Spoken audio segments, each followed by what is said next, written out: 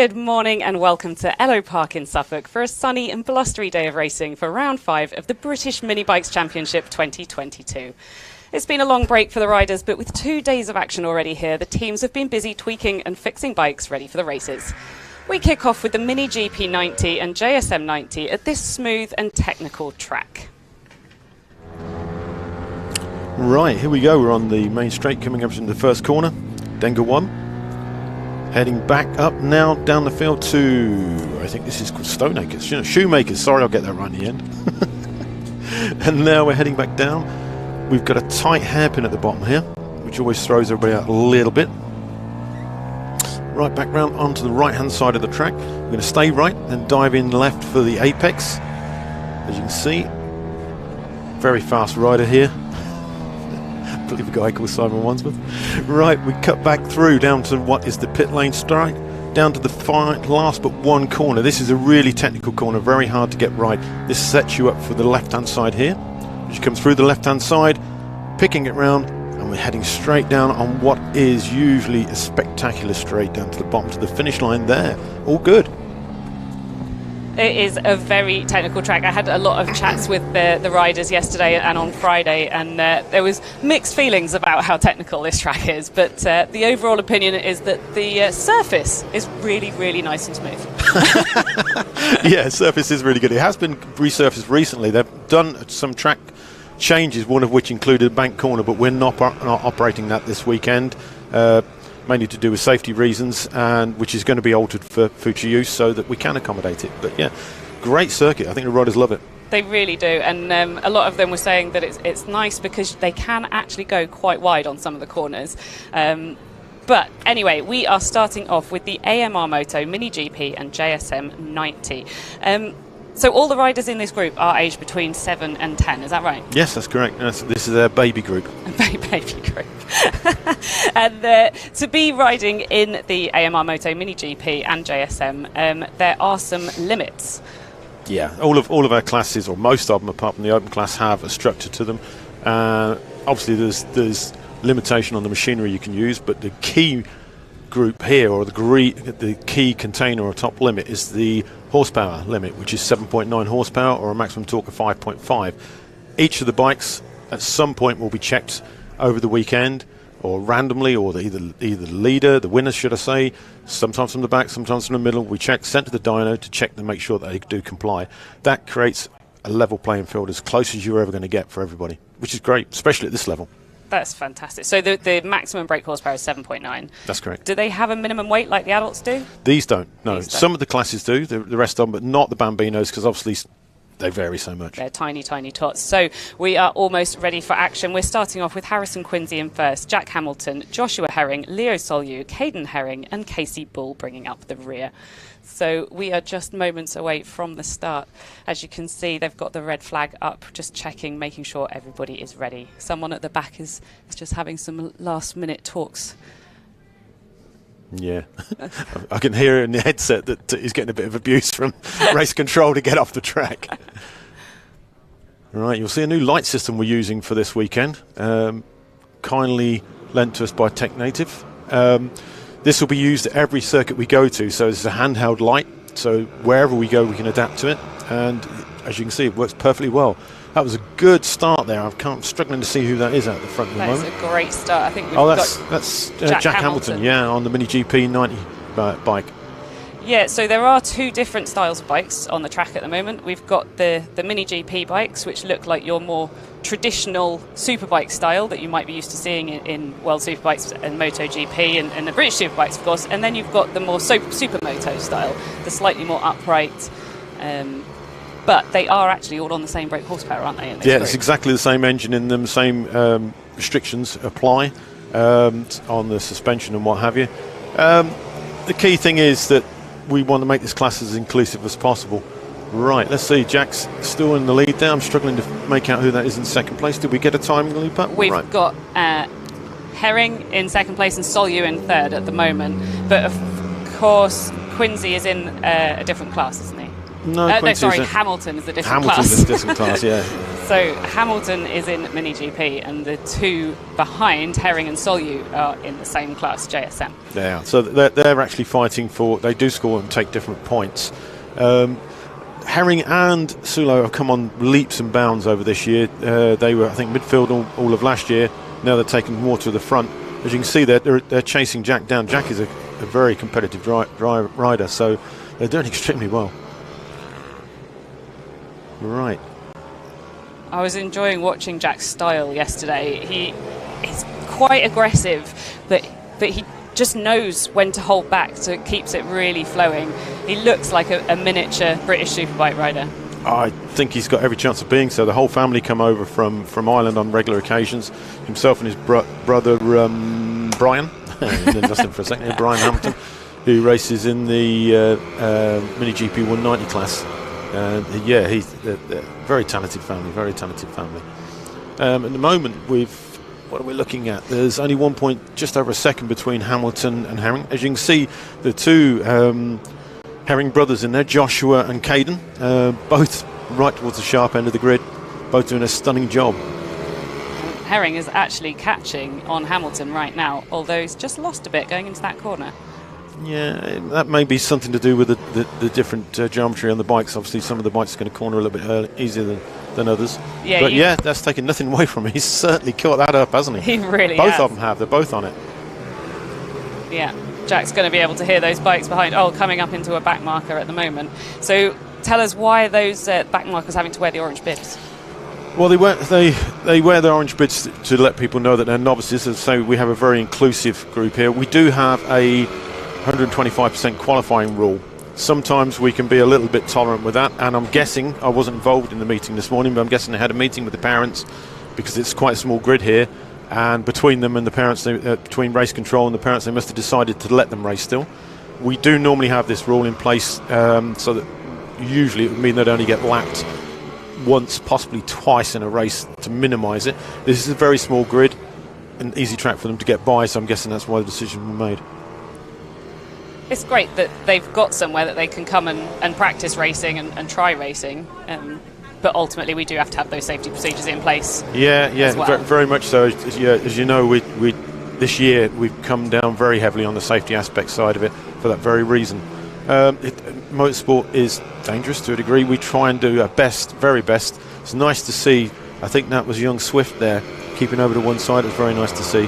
He kept off the racing line. They gave him plenty of room to come through. Just in the background there, we saw Solyu trying to make a move on Herring, but he's not quite made it. He's still right behind him, though. This is some great racing from 912 and 36. Joshua Herring and Leo Solyu. It's just shadowing each other, aren't they? You have a sneaky suspicion that Sulu's sitting there biding his time a little bit. I think so. I'd quite like to know also what happened to Harrison Quincy, who came off pole, but he's now all the way down in 6th. I'm guessing that he either had a bad start. I didn't actually see the start what happened with him within the start. Either he bogged under, or he may have had a little issue on the first corner. But it's certainly affected him, though, hasn't it? It really has. Oh, here we go with Solyu. Solyu's making a move. Oh, he's not going to quite make it, though.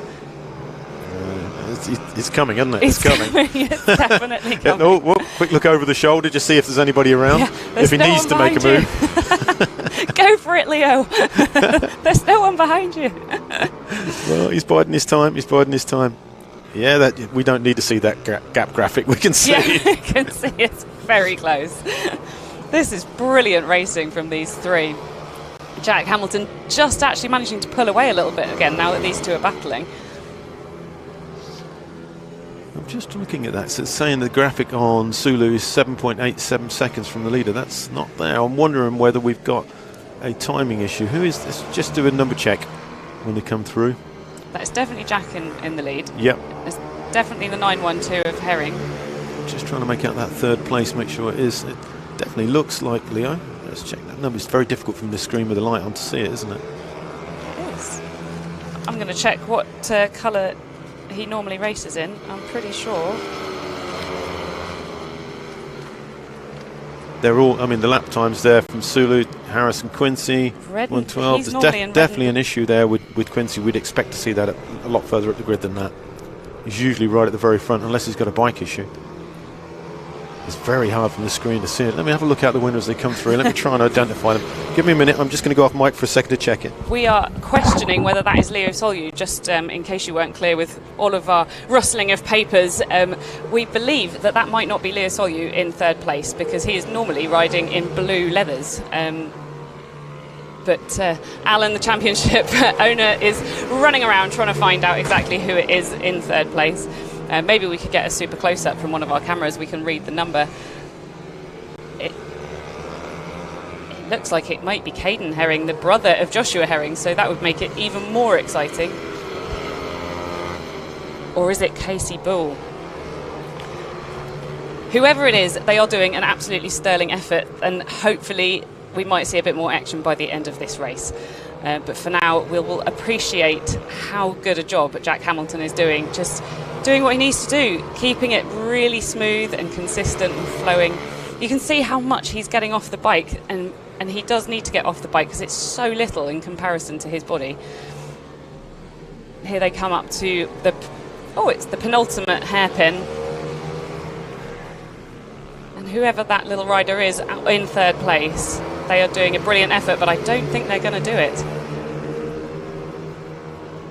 This is another back marker that we've got. Don't worry, we do not have a new leader. That is a back marker, just moving out of the way nicely.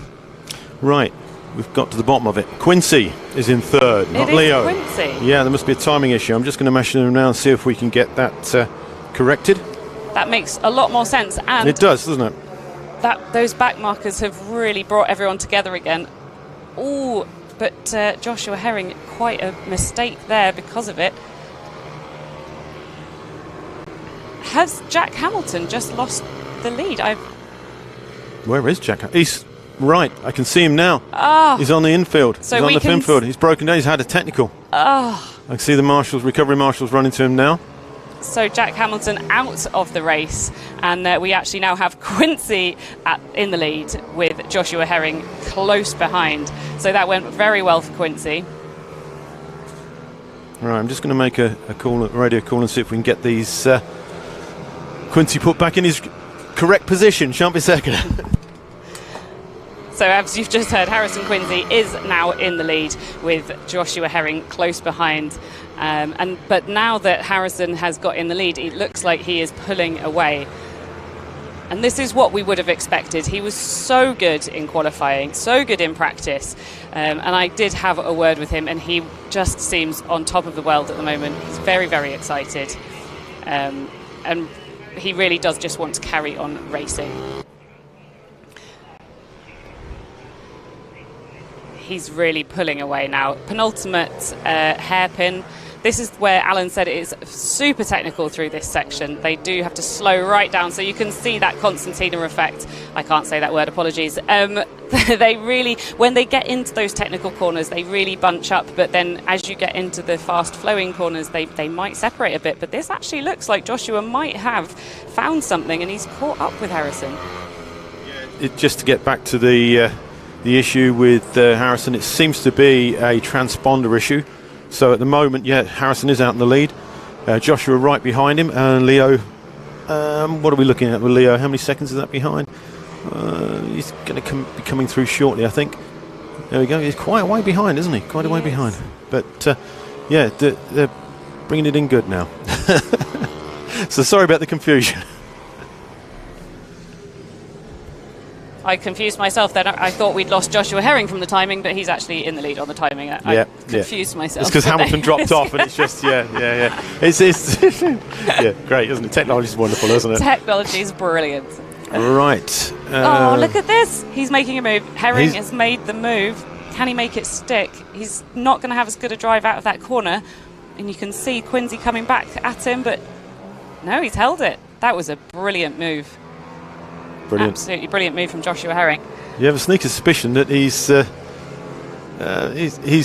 playing a game. No, playing a game is the wrong word. I think he's fully aware that Joshua's behind him, and I think he's defending as best as he possibly can. But it does look like that move's coming, doesn't it? It looks like it's on any minute now. It really does, and we are on our last lap, so they will be getting the checky flag the next time they come round. That is a beautiful corner there, isn't it? It's absolutely stunning. Yeah, it is. Look at this. Look at this. If it's going to happen, it's going to happen now. It has to, because the flag is ready. No, I don't think, unless... Oh, it's going to go to the line. It's going to be close, isn't it? This is amazing. Oh, look at that. Look at that. That's brilliant. What a fantastic race. So I put that as Joshua Herring wins, Harrison Quincy an incredibly close second, Leo Solyu third, Caden Herring fourth, Casey Bull in fifth. Sorry, Jack Hamilton was out. Casey Bull will be in fourth. He's still showing on the timing screen. So he may have got restarted. I'm not sure, but it looks like he did get restarted. There he is circulating around, so he did get restarted. So it looks like he did. It's saying fourth on the screen, but obviously we've got Quincy who's going to move up from that position. Indeed. So it's fifth in total, but he is in a class of his own, so points-wise he's still taking the win for his class. Brilliant stuff. So that's the end of the AMR Mini GP 90 Junior Supermoto 90 race. That was a bit hectic, wasn't it? That was a hectic start to the day, but that is what we want. We want close action, we want exciting racing, but preferably we would like timing to be correct. We do, and that's great to see as well, all that down in Parc Fermé, waiting for them to come in, and a round of applause when they do. If you're wondering, if you're used to tuning in with us and you normally hear the dulcet tones of Chris Cesora, Chris unfortunately couldn't make it today, so you're, I'm afraid, left with me. And me. Well, no, you're doing a brilliant job, but I'm just making it up as I go along. So am I. Don't tell anyone. Nobody will know. We're doing great. I didn't get to the bottom. Whilst I was out trying to sort that out with Quincy, I did ask the question to race control, although they couldn't. They were tied up as I was trying to ask whether Archie and Rex were out there, but at the moment I don't have an answer on that. Normally they wouldn't have been racing because they hadn't made the 25% cut-off. There must have been a reason for that. They wouldn't just let them out, so we'll no doubt get an update of that later on in the day. Yeah, we will bring you any information as and when we get it, and maybe they won't be out for the next ones. We'll see what times they actually achieved in that race. Yeah, I mean, I could see visually that they didn't make the 25% cut-off. I mean, one of the things we're trying to do, as some people will know now, I have a vested interest in Stratton Circuit and in the Midlands, and part of what we're trying to do there is bring on an academy to try and develop these young riders and give them more experience. I mean, Archie has been down a couple of times with us. Danny Webb's been down and helped out, ex-MotoGP rider.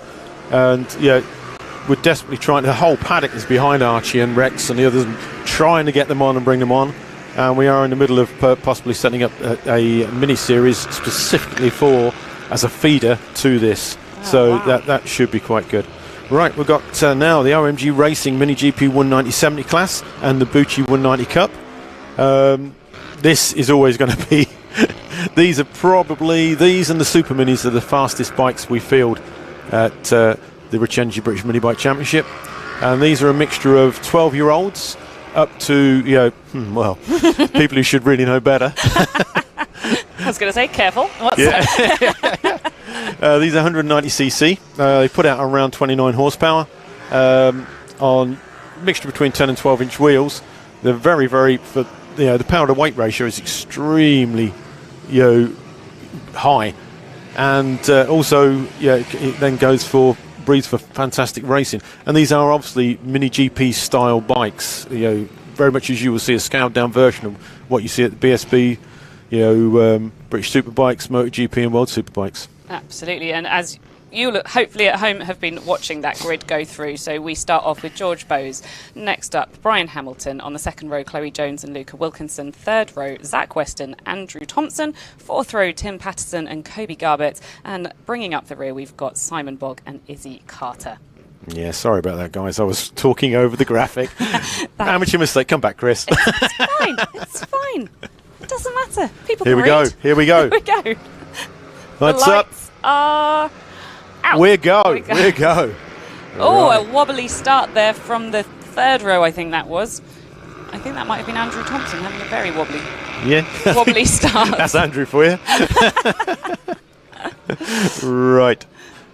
Let's see who we get out there. We're waiting for like yourself at home, for the timing graphic to come up. We've got a small screen to see here, so it's extremely difficult to see the numbers at first. So George Bowes should have crossed the line in first. That is George. That is George. That is George. George is a fantastic little rider. He's come through the championship for several years now. in junior supermoto classes, right the way up to the smaller mini GPs, and now on the 190s. He's definitely a rising talent, as you can see. As you can see. And I think that's Brian, Jack's elder brother, following him across the line now. Brian, again, he's small in stature, but he is actually classed as an adult in this class because of his age. We do have a drawing line from that. And then we have Luca Wilkinson up there. Now, Luca is a rocket ship. Absolute rocket ship. I mean, I'm not denouncing any of the others, but when you look at the age and the size of the young lad, what he comes up with is, I think, a stunning hit. And you're going to see, I think, he'll be taking it to him. And we have Zach Weston out there as well, our safety officer.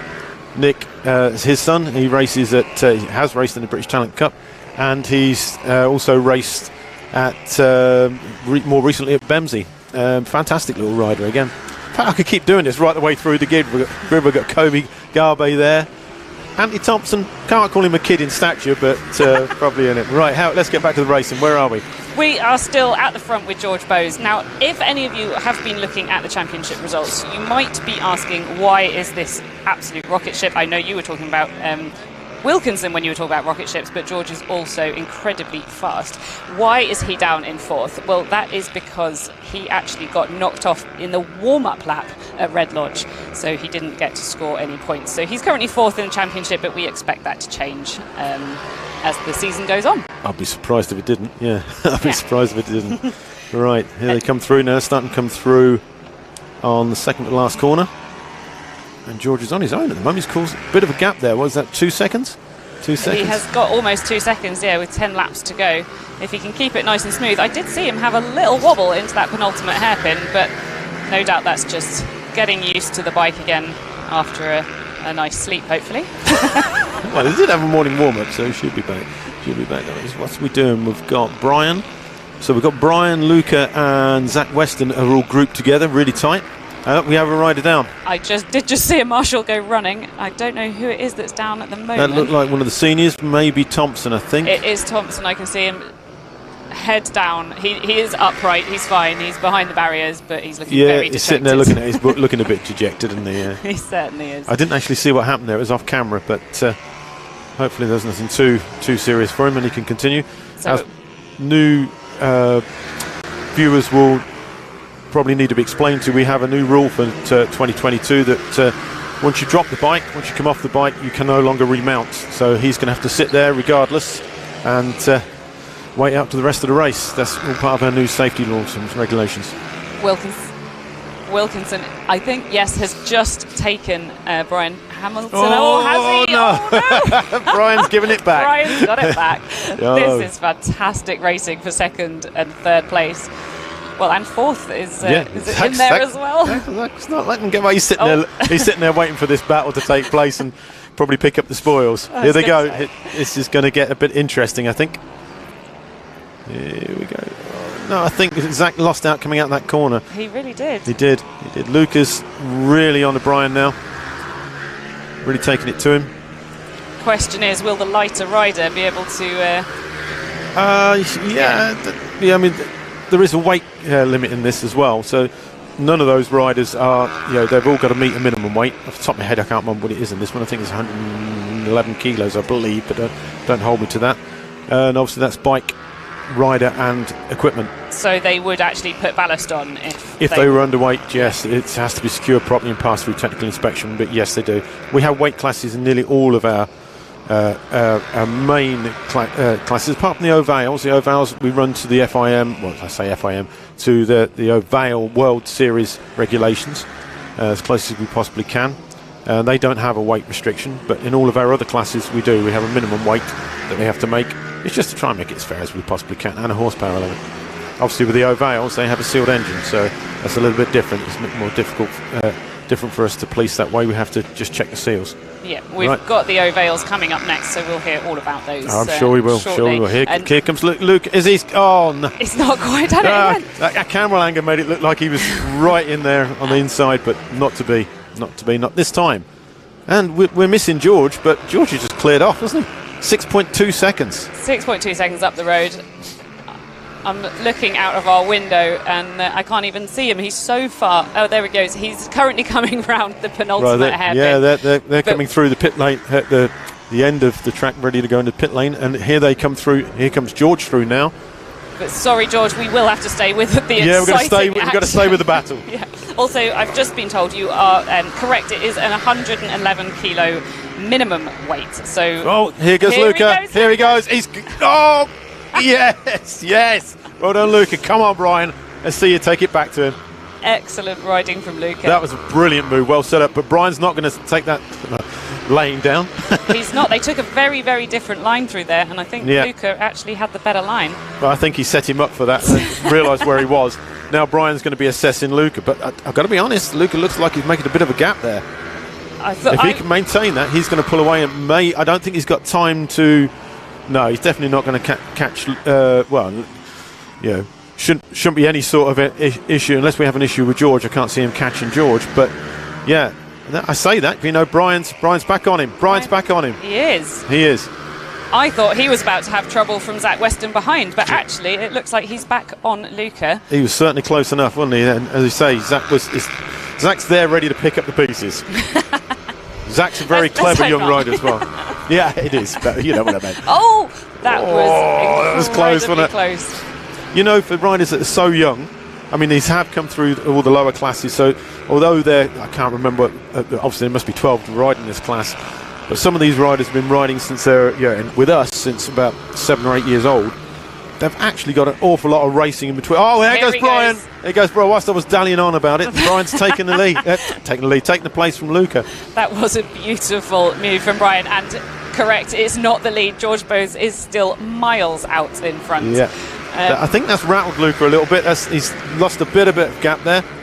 But do you know what? He's back on him. This is going to go on. I bet Zach's sitting there thinking, right, I'm staying back here for a bit, see what they're going to do. I think so, and I'm looking out of our window, looking further down the field, and there isn't another battle going on. And as I say, that one actually has just appeared. Yeah, I've just seen it. Yeah. But that is for last place. Well, so let's stick with this is guys. The dilemma they have trying to follow the battle. As most interest is the wrong word, but is nearer the front. Here we go. I think Luca's still trying to take it to him. I don't know if I missed something while I was looking for the other battles, but Brian does appear to have pulled a bit of a gap now. Just a little bit. Here we go. Across the line. The lap times are really tenths. Yeah. Do you know the lap times? Look at that. It's not much in it, is it? Between them. Easily, Luca's got that in him to bring that back. He has, although he just went very wide there at that corner. I think he might be trying to override. He's a lot quicker than me, so I shouldn't sit there and criticise his riding by any stretch of the imagination. But yeah, I think he's probably trying that a little bit too hard.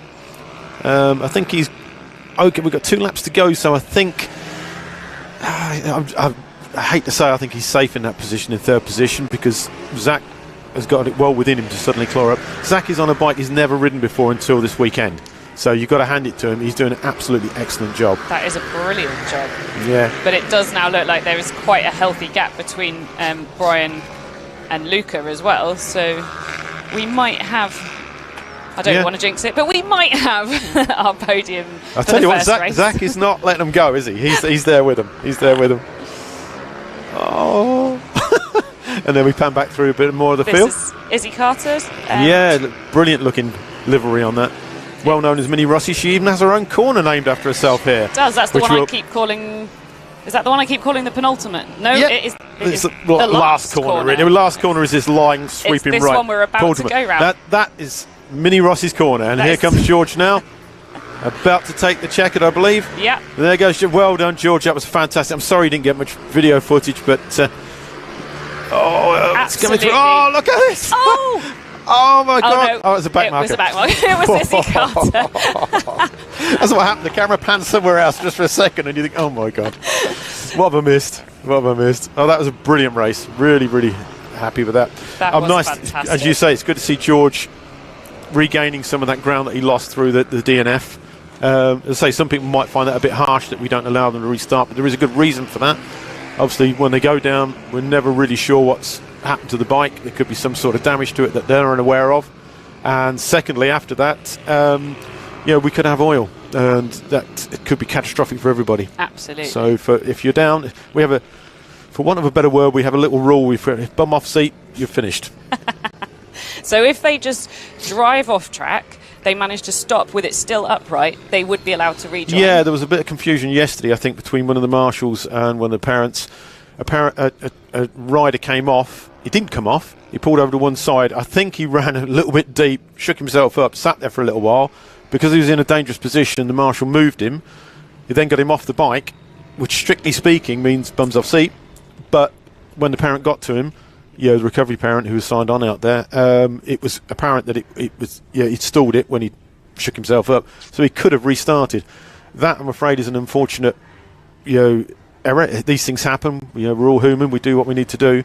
But, it's one of those things. The rules are in place to keep everybody as safe as possible. Absolutely, and one of those rules is that parents do get signed on. So you see an awful lot more people on track with these high-vis vests on during the kiddies' races. This particular track hasn't got a lot of infield, which is difficult. So when a parent signs on as a recovery marshal, obviously they're given a marshal's briefing and all the rest of it. They normally are appointed to a marshal post and they're under the marshal's instruction. Here at Ellough Park, it's really difficult to do. So we do try and ask them to spread out and control themselves. They're given the briefing as it. And also, if they do misbehave, i.e. they run onto a live circuit, that's something which should never happen, but if it did, then I'm afraid their rider would suffer the penalties from that. Right, we're now going into the Ovale 110 Cup. So these are riders aged between 8 and 12. Yes. And they are all on the same bike. Exactly the same bike. There's nothing different on any of these bikes. Same carb, same tyres, they're on the Pirelli tyres, same suspension. Everything is identical, sealed engines. This is a class that was brought to the UK some time back, which we ran a class for. It was never really successful. It came under the wing of the legend that is Peter Hickman. Peter, I've seen recently him getting some stick over things that are completely out of his control. Peter does a fantastic job and puts a hell of a lot of effort and also a lot of money into the Ovales, getting them where they are to this level at the moment. These bikes are all sealed engines. They come in after qualifying, they're checked into Parc Fermé again after race, and the whole idea is that everybody's on exactly identical equipment. And you can see the racing is always really, really tight. And as you can see, we now have our starting grid as well, so you just missed it. We've got Hudson. I've talked over it again, I'm sorry. I'll give you a whack next time. Yeah, smack in here, that would do the trick. Yeah. Hudson Cooper, Parker Cesari, Daniel Stevenson, Travis Shaw, Jack Hamilton, Sydney Marshall, Leo Solyu and Finley Hanna bringing up the rear. So they're just coming in now to grid up after their warm-up lap. One thing you'll probably notice that each of these have we run a staggered grid here. We have sorry, I've just been passed a note by the legend is Simon Bogg. I'll come for 160. I know what he means. He's going up to do a bit of commentary with us. Yeah, as you'll notice, we do a staggered grid. There's a marking on the grid position, which means each rider behind, so position 1 is over on the right, position 3 is over on the left, position 5 is over on the right. As you can see, that's a great staggered grid. It improves the safety levels immensely, especially because this is one of the most dangerous points. Right, they're ready. And the starter's orders, lights are up, and we go for the Ovale 110 race 1, the Ovale 110 Cup, and off we go. I think is Hudson taking the lead?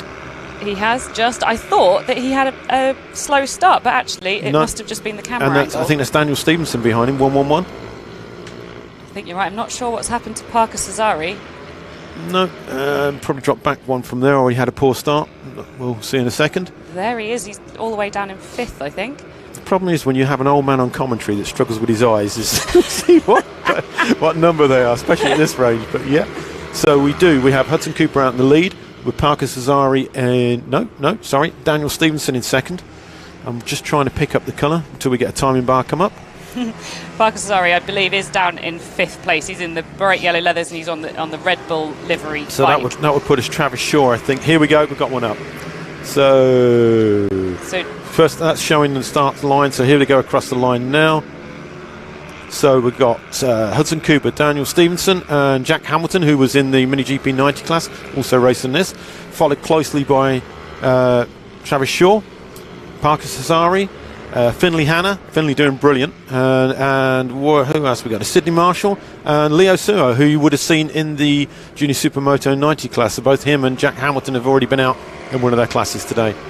Yeah, right. A lot of these riders are riding up to 3 classes. No. The only adult I've ever seen do that, I'm sure somebody will correct me on this, but the only adult I've ever seen do that and do it successfully is Richard Cooper. And came along and I said to him, "You're mental," but he's extremely fit guy and managed to pull it off. Right, here we go. So back to the front. Hudson Cooper with a quite healthy lead now away from Daniel Stevenson. Well, you remember me telling you about the rider that got pulled over and wasn't allowed to restart? Yep. That was Hudson. So luckily, his combined times were enough to put him on pole. So it wasn't drastic for him, but it would have been better if he could have got the remaining track time. Absolutely. Sadly, it didn't happen. But there we go. Right. And it's worth pointing out that some of these riders have had 2 days of track time because there is a Friday practice, but obviously some riders, they can't come on the Friday for whatever reason. They still have to go to school, or they might live too far away. So some of them have only had yesterday, and where they get 2 practices and 2 qualifyings. Yeah. Well, to be fair, it's school holidays, so most of these were here on the Friday. It's something we're looking at for 2023 is to possibly knock that on the head, so it's a 2-day championship strict and that's it, and restrict practicing at the event at the circuit for probably, it's still in talks, but probably 2 weeks before the event to make sure that everybody's on the same level, whatever. Right, here we go. I don't know if it was camera angle again, but it looked like Parker Cesari was trying to make a move on Travis Shaw. They're all certainly bunched together, those 3, aren't they? Jack Hamilton, Travis Shaw and Parker Cesari. There they are then. There they are, yeah. Parker is really close behind him. Hopefully the cameras will pick that up in a little while. Yep. But for now we stick with Daniel Stevenson. Look at that. Did you see that? The body movement over. Absolutely amazing. Yeah. They got it, haven't they? I mean, it's nothing that anyone my calibre could teach these anyhow, but I think some of the, I remember Danny Webb telling me that he struggles to teach them anything. Just keep up with them, let alone teach them anything. This is getting tasty, isn't it? Great racing. Very tasty. So we've got Jack Hamilton, Travis Shaw, Luca Shaw's brother, of course, and Parker Cesari bringing up this little 3. Who's Luca Shaw? Luca Shaw? I think I got that wrong, didn't I? It's a different Shaw. Oh, you might have a brother called Luca Shaw, but I don't think he races with us. Luca, if you're listening, well done. Well done, Luca. Brother's doing well. Don't know where I got that from. Maybe he does have a brother. Is he the one that wants to be a scientist? One of them I was speaking to wants to be a scientist. I think you made that up. No, I haven't. I spent a lot of time in the paddock talking to everyone. I saw. You did your homework, and that can be tell because I know nothing. I've been with these people for a long time. It didn't help, though. I just made somebody up, apparently. Right. I love that corner. That shot of that corner is brilliant. Right, now we come into penultimate, and this is what's called the last corner. Right the way through.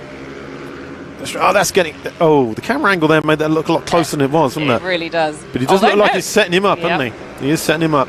He just went a bit shallow into that corner, possibly thinking he could take the inside line, but actually it's made Travis be able to pull a little bit of space on him. Yeah, he does look like he can turn a bit tighter and still maintain it. He's not losing anything turning in tighter, is he? Perhaps he's setting him up. I mean, this is what I say, that they're such a young riders. They've got so much talent. I mean, recently they've been on a track day that Ovale fund and put on, which is a free day for any Ovale rider, or especially the juniors. And at the most recent one, they had Richard Cooper, Lee Bob Jackson, and also Reece Stevenson. Here we go. Sorry to cut you off, but Parker just made the move. That was a beautiful move. Yeah, and he's going to hold it, I think. He's got it. Yep. Time is updated. Yeah, and as I was saying, Reece Stevenson, who races in the British Talent Cup, who's actually racing with us today in our 140 or 160 class mini bike. Family have been with us for a long time. They were giving them one-to-one training and groups and packaging. That's something that you just don't get elsewhere. This is part and parcel of what I'm saying with the Ovale. They really do go out of their way to try and bring these kids on. Yeah. I don't think Pete was able to be there. Obviously, Pete is extremely busy after the TT win. So you can't be everywhere. And World Superbikes and British Superbikes at the moment. Absolutely. Busy man.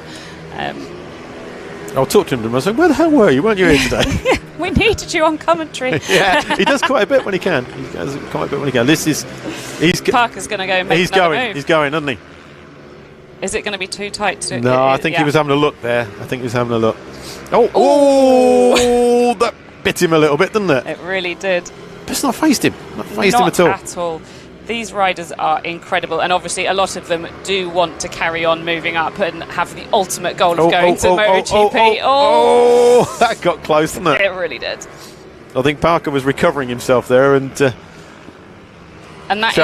thought, I'll have a look at that. I'll have a look. Yeah, that's one Travis of the corners. Travis has dropped right back. Oh, no, he's there. Sorry, I thought he'd got a bit of a technical there for a minute. Parker's not giving this up, is he? He's not giving it up.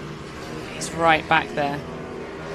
All right, let's see if that last lap was a setting up manoeuvre as he comes into corner one. They're coming around onto the start-finish straight now. This is where Parker's been looking tasty. If he's a little bit nearer, I don't think he is. Time. No. He's got 4 laps to go, though, so he's still got plenty of time. That's where it bit him last time, turning tight, but he's done it again, so it's obviously working for him, isn't it? It's obviously working for him. Jack's just concentrating on what Jack does best. He's just concentrating on getting his line right. I think he's the wrong side of him for that, unless he can get the cut back. It is, but he might just be showing him the nose and hoping he makes a mistake. Yeah, that is one of those corners where the riders can actually run really wide. They can sort of technically be off track. They can. I mean, what that camera doesn't show you is there's quite a dip. That curb undulates and it can shake you up a bit. So if you do get off, it sometimes can get a bit exciting. Yeah. Interesting, I think is the word I'd use. That's what I have my heart tablets for. Right, here we go. This Parker, I still don't think he's quite close enough. Nope. I think he could do with staying a little bit. Again, who am I to say? But I think he could do with staying a little bit in his wheel track, coming out that last corner to give him the momentum up to take the tight line. But I think Jack's got this covered. Speculating is what commentators do, though. Yeah. Especially in my case, because these kids I'd be a mobile roadblock for these lot. It's very rare, usually are when I do venture out on circuit, which is rare nowadays. Never have the time. Right, anyhow, that's my moan. We can only do our best with speculating with the lines and what's going through their heads. Right, this is looking. He's definitely weighing him up. He's got 3 laps to go. We should just point out that Hudson Cooper is still out front. Well, as the graphic says, he's, what is that, 3.5 seconds? My eyes have shot. 3.37 seconds out in the lead. I'm sorry, the camera, you can just see him in the camera shot there, I think, just for a second. That's not a bad thing. I'm sure he'd be pleased to be out of camera shot for the moment. I'm sure we'll go back to him on the last lap. We like to see Daniel's not, it's 10 seconds that Hudson's got on this group that we're concentrating on. Good point. I thought we were looking at second and third, but we're not actually, are we? It's third, fourth and fifth, And you know what? I still can't make out whether Parker's got that there. I keep thinking he has. I think he's not playing's the wrong word, but I think he's waiting for his time. But I'm not sure. Jack might be just saying, on the last lap, I'm coming across that line. Yeah. Let's have a look. Whoa, that was a dive up the inside if ever I've seen one. Jack didn't see that coming. I think he was waiting for it at the end of the straight. And Parker took it way early. Did a brilliant job. Right, let's see what they got. This is where we find out whether Jack was guiding his line or whether he's got it within him to keep up with Parker. Absolutely. That did bring Travis back into the mix as well for a little while, but I think these two are just a little bit faster. There's Daniel. So out his own in second place. Yeah. Bro, Hudson's not getting a lot of time at all, is he? Back in that group again. It's difficult when there's such exciting racing going on. We quite often get that, little Johnny didn't get much footage, but we have to concentrate on what we think is the most interesting thing for the viewers, not just the people at home that are watching their particular child. We are on the last lap though, so there we go. Here we go. I'm just trying to find. Here we go through now. So I think we're not actually on the last lap because Hudson Cooper has gone across the line and he didn't get the checkered flag. So I'm afraid that last lap graphic is incorrect. Apologies for that. I have no communication with him, so I've got no idea what's going on from there. So we will stay with the racing until we see anything otherwise. We are with third and fourth place. Parker Cesari. I think they missed the last lap board by the looks of it. Ah. It can quite easily happen when there's radio traffic between marshals. The start line misses it because it doesn't get the call. Yeah. If you get 3 or 4 marshals trying to call something at the same time. So it does look like It looks like he's getting ready to do something. I'm watching the start marshal, not the screen. So no, he's going to put. Yes, he is about to put the flag out. So we were about to see Hudson Cooper go. There he goes. The Hudson gets a fantastic win. Well done, Hudson. You did brilliant there. Daniel coming through in second, and then these 3. Where are we? We've got Parker. Parker's going to get it. I think Parker's still in third. Yeah, he is. Yeah, here comes Parker. And that's Jack behind him. And then is that Travis? Travis Shaw. Well done. That's a fantastic race, wasn't it? Between those 3. Saying nothing for taking anything against Hudson Cooper and Daniel. I mean, they did a brilliant race and they pulled a massive lead. But those 3, that race between Parker, Travis, and Jack was just outstanding. Brilliant race. Brilliant. Absolutely fantastic. Hudson Cooper was somewhat in a league of his own on that one. Yeah, he was. A bit like George was in the first MiniGP race. I'll investigate what happened with that on the Flag Marshal when I get a chance, which will probably be this evening. Everybody goes home and they think it stops for them, but we have loads of paperwork to do and loads of investigations to do before we can issue final results. Right. Now, let's get a breath back. This is now the Motor Oil's Ovale 160 Cup. Almost. We've got a few bikes still on track, so obviously we can't let the next class go out while they're still. No, but they're up next. The 110s, but the Ovales are up next. We've only got 3 riders in this class. We've got Tyler Humphreys, Wilson Dilks, and Thorley Trevorrow. Now, yesterday, Thorley actually had quite a crash on the hairpin. He did. But I believe he's okay. And he's fine. He's been passed medically fit. Otherwise, he won't be out there again. Yeah, no, it was a bit of a whack. But, in fact, a massive high side, wasn't it? I didn't actually see it, but I was told about it. And obviously, we don't film on qualifying, so we don't get any footage to see it. But, yeah, I think it rang his bell a little bit. But he has been checked out by the medic crew. As you see, we've got 2 ambulances and a recovery here, and the paramedics and technicians. And obviously, our race director is a medical officer as well. So we're more than over safety-fied. Wrong word, but you know what I mean. It's a brilliant word. Right, well, let's go with it. Okay. Safety-fied. Right, this Ovale 160 class has been depleted just recently. I think there's been so much confusion. It's a long story, which I'm not going to bore anybody with, but it's through no fault of their own. I mean, Ovale UK. I'm not going to talk over the starting grid. You go with it. Okay. Well, it's a very small starting grid. So we have in first place Tyler Humphreys. He was looking absolutely incredible yesterday. Wilson Dilks, who is the current leader of the championship, and Thorley Trevorrow, who we were just talking about having had a particularly nasty crash yesterday, but thankfully is okay. He actually crashed on that corner that you can now see. Right, if I just need to interject, I've just had a message come through. We've had somebody a medical incident in the paddock, nothing to do with racing. So we've taken one of our teams off for the moment. We're now going to have a rejig around to get one of the other medical teams in place so we can commence racing. Haven't really got any more information for anybody than that at the moment. I'm just trying to figure out where it is. What I will do is I'll go off air for a second and I'll go and investigate and I'll come back with some news. Lovely, thank you. We will just take a very short break while this medical incident is taking place. And just a reminder that is not a rider, but obviously we need to make sure that person is okay. And if an ambulance needs to go, then we'll have to wait for an ambulance to come back. So we will be back with all the action very shortly.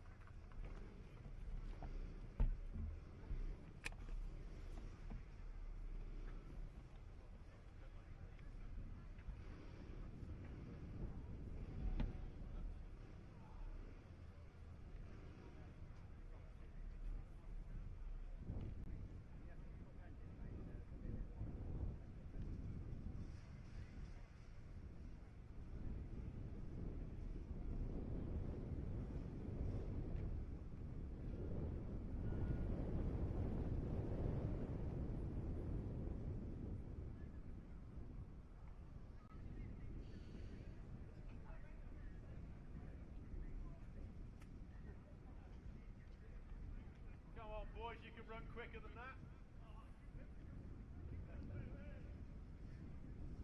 You know well he was going to trip over that tyre and go face plant somewhere, weren't you?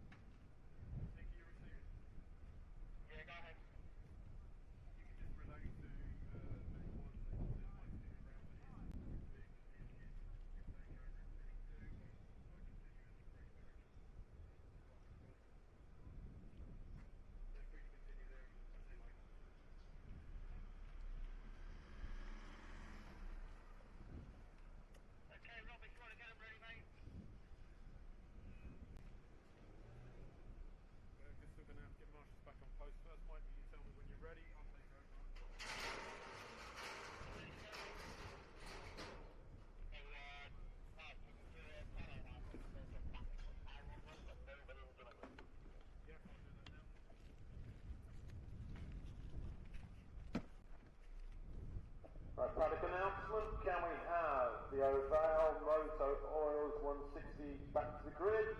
We will be doing warm-up laps. If you could just come back, please. We now have medic support. I will take over as clerk of the course. Rob, let me know when you got back in the grid, and then we'll get formed up from there.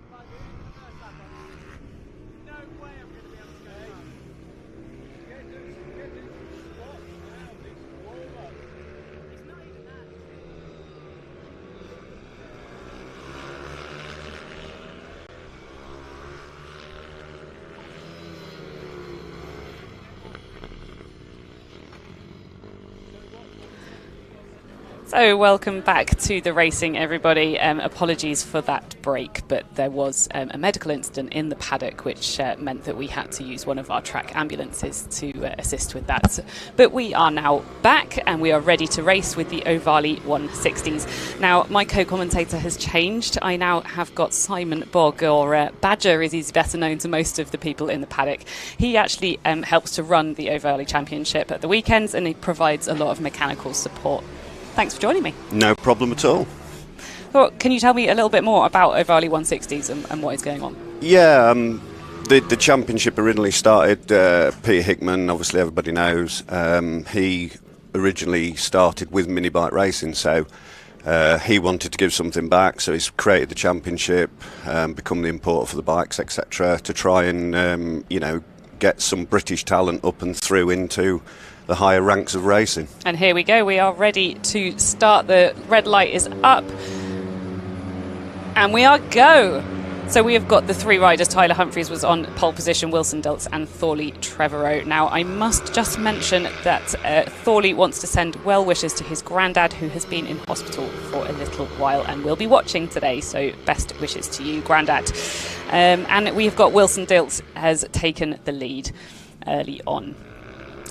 Jumped straight in, Wilson, hell of a rider, just incredible for his age. Unfortunately for Wilson, with his age, he can't actually compete within the FIM Championships, although he would be well up there. Real talent. Yeah, so this FIM Championships, they actually get the chance to go and compete at the World Championships in Valencia later this year. That's correct, yeah. So if they came first or second place in the championship, they would be allowed to go to Valencia. However, Wilson Dilks is leading the championship, which means that he will not get to go.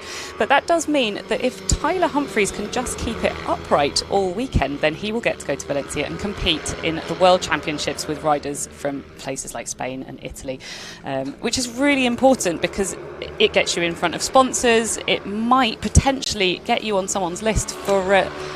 Yeah, I mean, it's actually at the MotoGP, so you've got, all the big stars are there, everything, all the important people within racing are there, so it's a fantastic platform for these kids to show off their talent and hopefully pick up some good contacts for their future. Yeah. And Wilson is secretly hoping that if he does take away the win of this whole championship, that they might let him go as a VIP. Yeah, I think it's been mentioned a couple of times that the kid really deserves the chance to just be out there supporting his friends.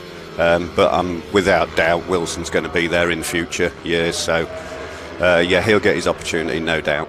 Yeah, so it's worth pointing out that the reason that he can't go is because of his age. So this category is actually for ages 10 to 14, but Wilson is so good that he's actually been given special dispensation to race in this, even though he's not quite old enough.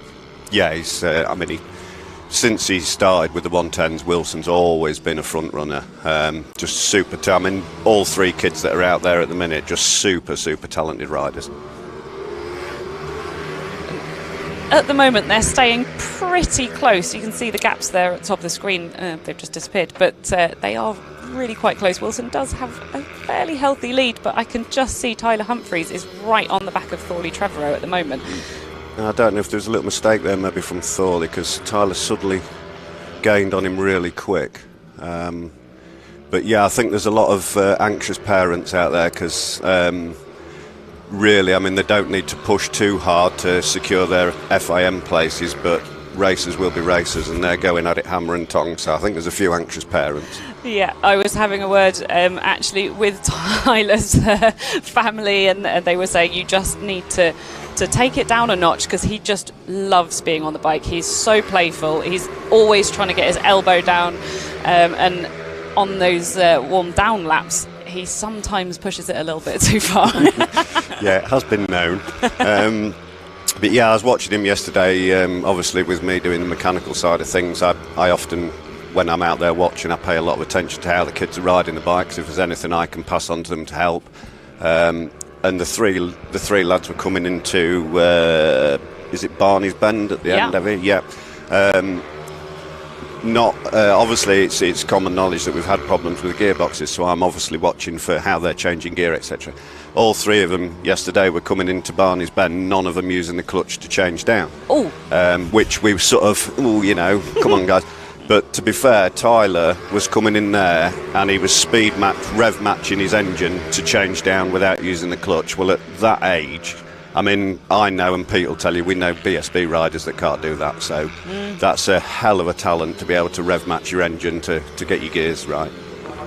They are absolutely incredible. I mean, look at the lean angle that Thorley was getting round that corner. Yeah. Thorley's a bit of a favourite for a lean angle. He loves to get roll. Oy. Yeah, just had a bit of a high side there, so he's pushing hard. He is pushing really hard, and it was actually a high side that he had yesterday in the last practice session. Yeah, there's no half measures with Thorley, and if you watch him now, he will not. He's like a little tenacious, he won't give in. He's going to want that place back from Tyler Humphreys, that's for sure. Yeah, they've made for real good racing, these kids. They never give in, never back down. And they really do look like miniature World Superbike riders, don't they? Yeah, when Adele and myself first came involved with Ovale, it's just really funny to watch. It's like they've took the MotoGP and washed them all and shrunk them all. It really is. Yeah. I mean, the lean angles that they're getting around some of these corners is incredible. I'd love to have some of those very fancy graphics that they've got on MotoGP, which tell you exactly. the angles and everything. I was going to say, we go to quite a few shows and things with the bikes, and people look at the bikes and they go, kids' toys, and we say, no, come along, see the kids, and they come along, and I 100% guarantee everybody that's ever been, their jaw just drops to the floor and they go, oh my God. And it's like, they're incredible. They're getting so far off the bike, which of course they have to do, otherwise the bike would hit the floor before they did. And the bikes are actually the geometry of the bike is based on MotoGP bikes, so the more aggressive you ride the bike, the better the bike performs for you. So yeah, I mean, the kids have learned, over their time that that's how they've got to ride them to get the best out of them. So yeah, they're not doing it for showboating, they're actually doing what they're supposed to be doing. Yeah. And we're watching Tyler Humphreys at the moment, who is actually trained by Rory Skinner. So that's why his style is looking so good right now. Yeah. Well, I mean, the proof's in the pudding with the championship that we're running here alongside B&B. The sort of blue tick riders that we've got involved in helping out, that just proves how good it is and how much talent this country has actually got. Absolutely. And hopefully we will see some of these kids going through the ranks. And they are truly dedicated to this sport, because Wilson Dilks has actually designed a track at home and built it himself for his electric bike, and he's out there every evening, come rain or shine, with his friends. I mean, all the kids, all the 110s, the 160s, they all train and train and train, and they absolutely live for it. So yeah, it's fantastic to see the dedication. I mean, we've got two riders that came through the lower ranks, the 110s, 160s, Harley McCabe and Reece Stevenson, both here at the weekend, both front runners in the British Talent Cup. So yeah, I mean, there's some real cracking talent out there.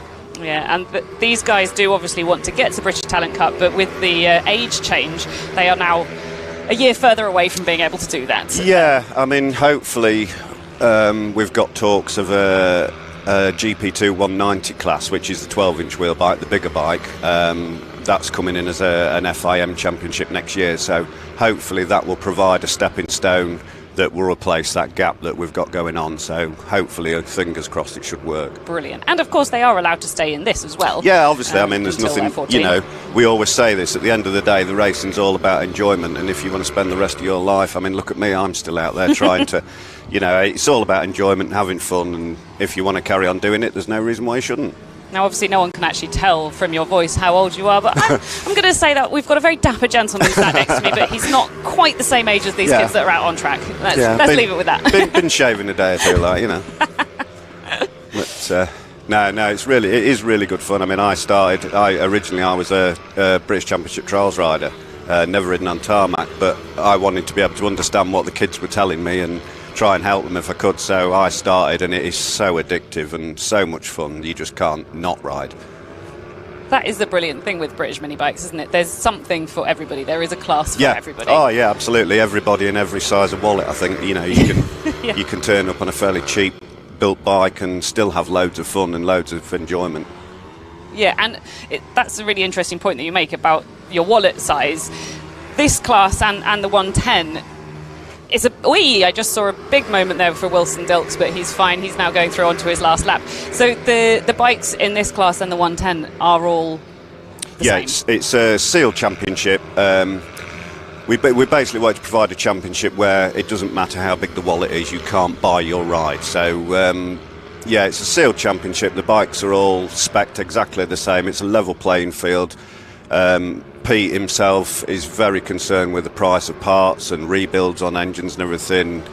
Keeps the prices really, really down to try and make it economically viable for everybody, especially in the current climate. Oh dear, is that Thorley down? Thorley. So just off camera at the moment, just so that you guys all know, Thorley has had quite a large crash on Climbers Bend.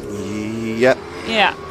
Clinton's is Clinton's Bend. So just while we follow the action, Wilson Dilts and Tyler Humphreys coming across the line in first and second place. I know how that feels because I've actually crashed there and it comes up very quick.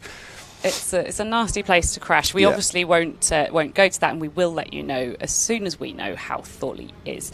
But for now, let's stick with the championship leader and the winner of the first race, Wilson Dilks. Yeah, well done, Wilson. Just incredible. He was out front by about 3 seconds, I think. Yeah, I mean, he controlled the race from start to finish. Really good ride. Really good ride.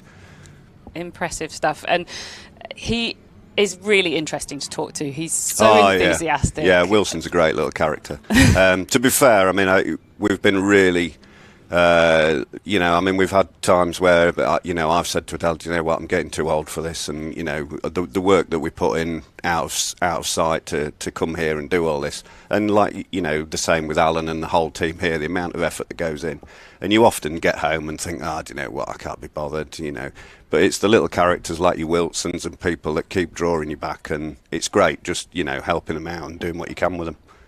It is incredibly inspiring to go around and talk to them. Oh, they're brilliant. They're absolutely brilliant. The energy and, it's fantastic. Yeah, we've got some funny little characters. Yeah, we are sadly under a red flag because Thorley Trevorrow has crashed on the final lap. Just while we're under that red flag, we will just take a break out of respect for Thorley and for all the marshals while they do their hard work, and we will be back with you shortly.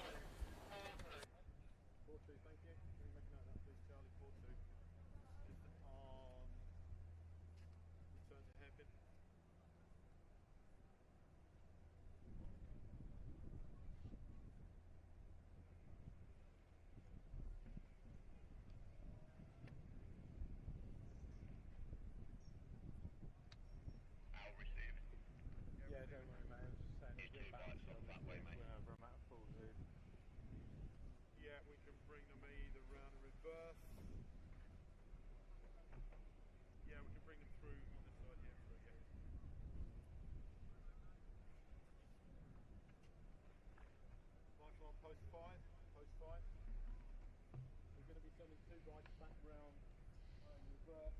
Well, we're going to cut through and back onto the first or last corner, and then we'll move to you in this direction.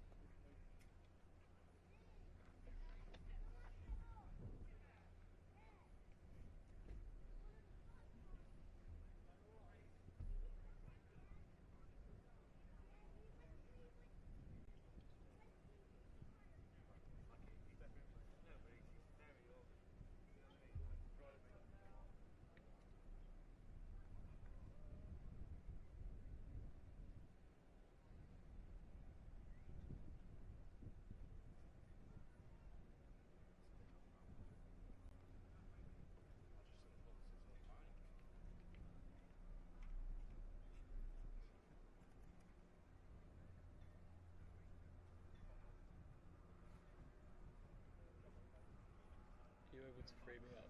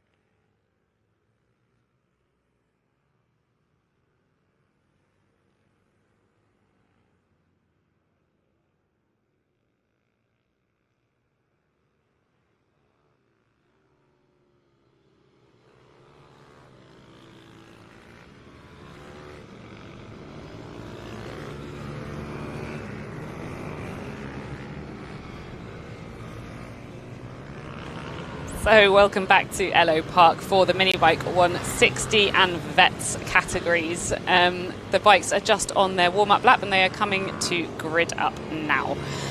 So first on the grid we should have Harvey Lathrop and Simon Wadsworth. Simon Wadsworth actually had a mechanical before warm-up, so this is going to be the first time he's on track today.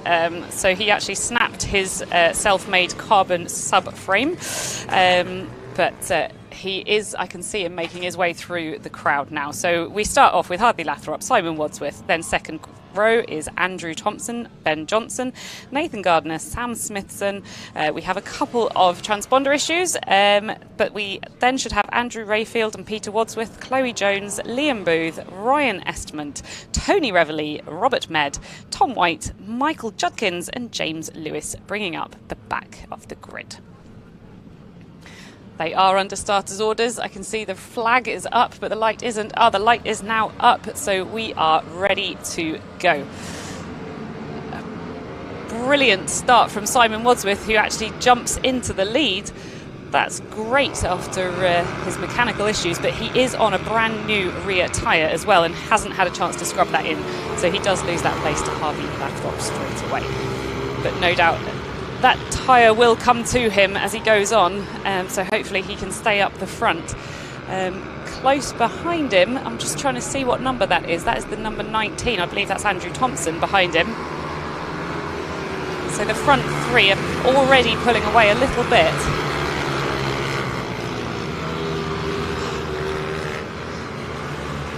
So the bike out in front, number 222, is Harvey Lathrop. He is the leader of the championship right now. He actually describes riding a motorbike in this championship as a hobby. He wants to be an electrician, so he's doing very, very well considering this is just a hobby.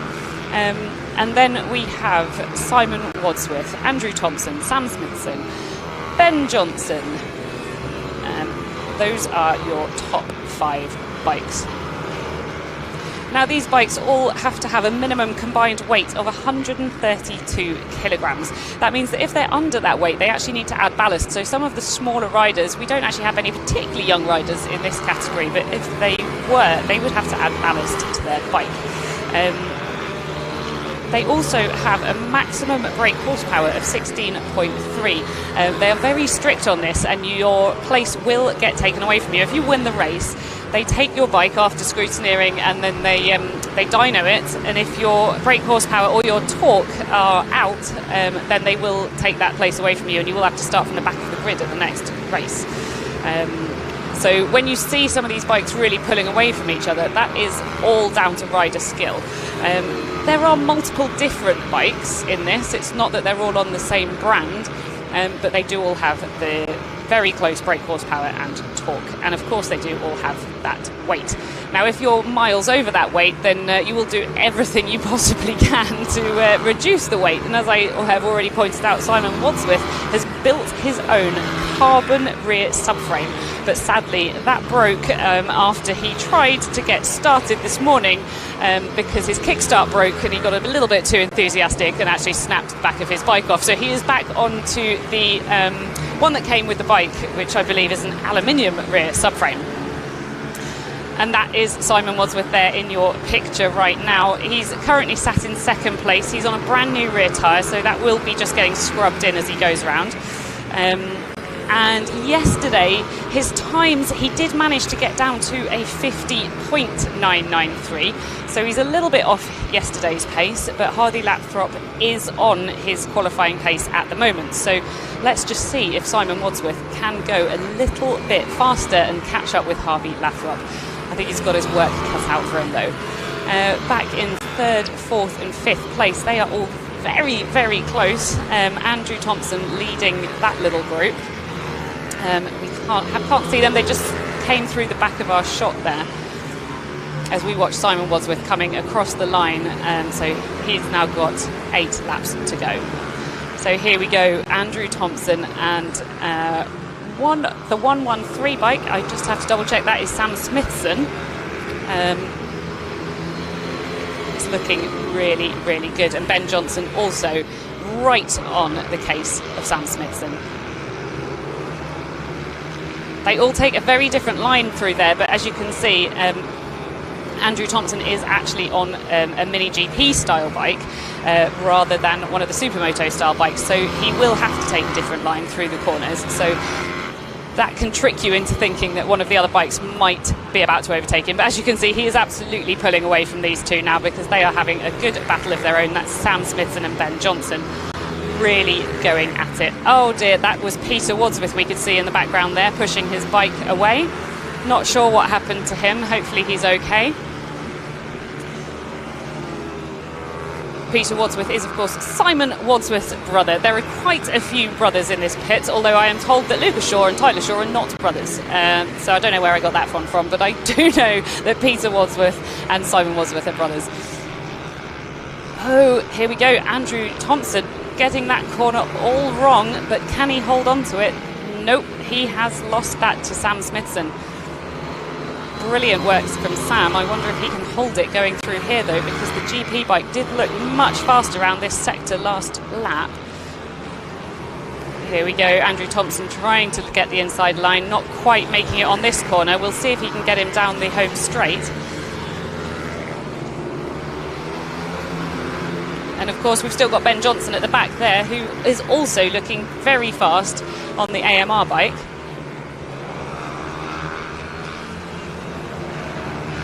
This championship is sponsored by Pit Bike Spares, but like I said before, they are allowed to ride pretty much whatever they want in this category, so long as the brake horsepower doesn't exceed 16.3. Oh, wow.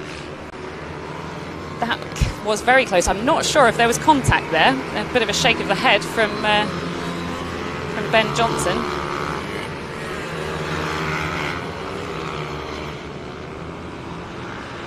Andrew Thompson has been pushed right back. That was a little stoppy into the hairpin.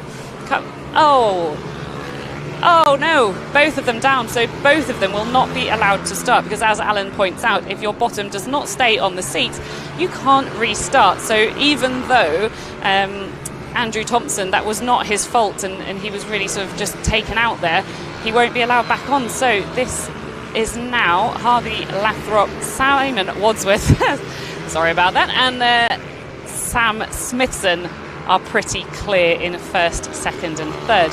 So then our next interesting action is actually down in fourth and fifth with Nathan Gardner. And someone I don't have on my list, that's interesting. Or maybe that's Chloe Jones, so she made it all the way up. That's an excellent ride from Chloe if she has. Right now we are riding with Harvey Lathrop in first place.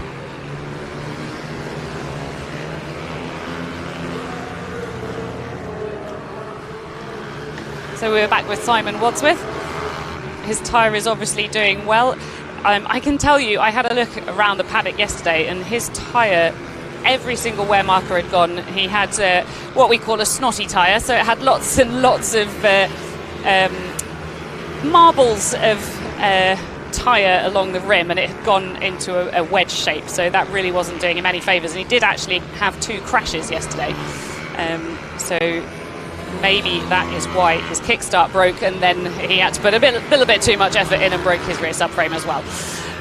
But that is all speculation. But I do know this is a brand new tyre that he's got on at the moment. It's looking fairly comfortable, just metronomic through those corners. That is where Alan was saying it's the most technical part of the track, but Simon making it look pretty easy. He looks quite relaxed. Although he does have Sam Smithson right behind him there, coming across the line. It looks like Sam might have found a bit of pace. Still got about a 1.5 second gap between the two of them, but it does look like he's catching ground on Simon at the moment. 3 laps to go. Simon might be safe. But there is a 6-second gap ahead of Simon to Harvey Lathrop, so it looks like Harvey is safe in first place. These are back markers, but they should move out of the way off the racing line for Simon to go through cleanly. You can see the bike of 711 Lewis just having a look to his right and left to make sure he wasn't going to get swamped by faster bikes. These guys really know what they're doing. They're not silly. They do move out of the way of the faster bikes, but sometimes, particularly down a straight, if there has been a big group that have been battling, you might actually end up with a bike on both sides of you. So that is why he was just taking a good look either side, making sure he was clear of those faster riders. So we're back with Harvey Lathrop at the front. He's just about to come around, in fact, for his final lap, so he'll be getting the last lap board on this go. So we'll stick with him across the line and watch that happen. So there we go, just to the left of your shot, you could see that the board came out. We are going on to our last lap.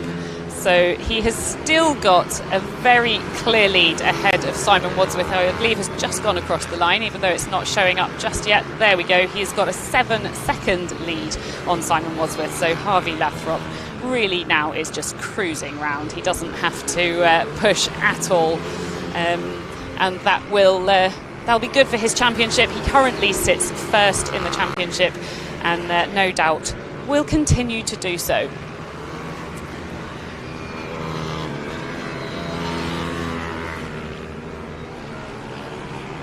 This really is just a parade for him now as he comes through this tight and technical section at Ellough Park, ready to cross the line, get the checky flag. Well done, Harvey Lathrop. That was a sterling ride. Followed not so closely, but still a brilliant ride from Simon Wadsworth and Sam Smithson, who was very close at the end there. That was Med just crossing the line. He's actually down in 10th place, but because he's been lapped, he will get the checker flag as well. So that's the chap in red at the back there.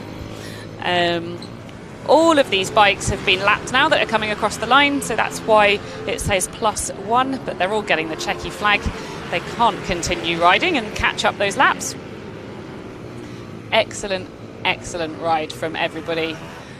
And we will try and find out what happened to Peter Wadsworth, who we saw pushing his bike off quite near the beginning of the race. We'll try and find that out for you as quickly as possible. As we watch Harvey coming into Parc Fermé, he'll have his bike checked over, and they might choose to put it on the dyno as well. There's Simon Wadsworth joining him from 2nd place.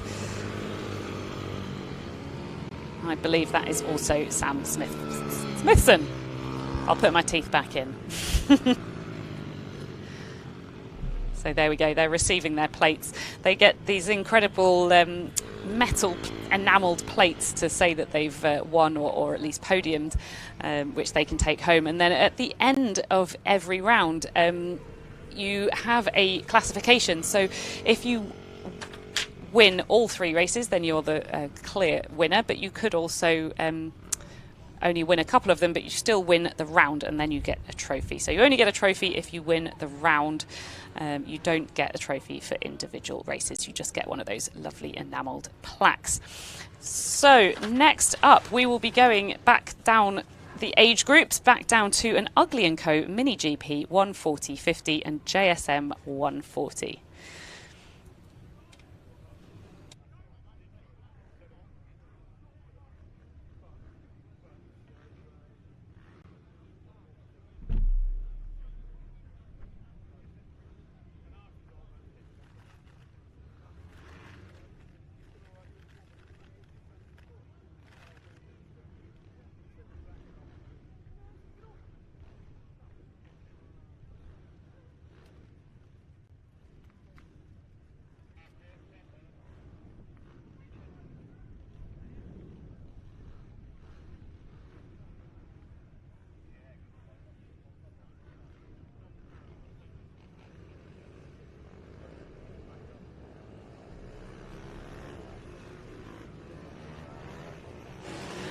Okay, so we are back with the action for the Ugly & Co. Mini GP 140/50 and Junior Supermoto 140. We just have a short break in between each races just to make sure the track is clear. And of course, for this race, we are back with junior riders who are aged between 9 and 14. So their parents or their team managers are allowed to come out onto the grid and give them a little bit of support at the start. And obviously we need those extra marshals around the track as well. But we are back with all the action, and shall we take a look at who has qualified in first place? So Thorley Trevorrow is on pole position with Wilson Dilks in second place. Second row we have Tyler Humphreys and Luca Wilkinson. Third row George Bowes and Parker Cesari. On to row 4 we have Travis Shaw back out again, and Hudson Cooper, Joshua Herring, Sydney Marshall, Jack Newton and Daniel Stevenson. And at the back of the grid, I believe there is another row at the back of the grid. There is. It is Harrison Quincy and Finley Hanna, Brooke Champion and Tyler Swift. I'm not sure if Brooke and Tyler have made the 125% cut-off or not. We'll wait and see if they line up. At the moment, I can see Harrison Quincy coming in at the back, so I believe that Brooke and Tyler might not actually be racing. So they are on the grid. They are under starters orders. They're just getting their last checks from parents and their teammates. They do have to be able, so in this category, they're between 9 and 14, but they do have to be able to actually control the bike themselves and do the start and finish and stop all on their own. So the parents aren't allowed to actually stand with them while they do the start. They're under starters orders. Here we go. The light is on.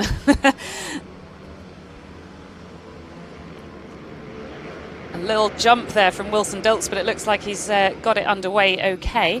Tyler Humphreys and Thorley Trevorrow. Lovely to see that Thorley is back on the bike and okay after that rather large accident in the race previously. So it looks like it will be a race between those top 3 from the Ovales. They are back in action for the Ugly and Clow Mini GP 140 and JSM 140. They are all on Mini GPs. I'll just look out of my window and see if anybody is on a JSM.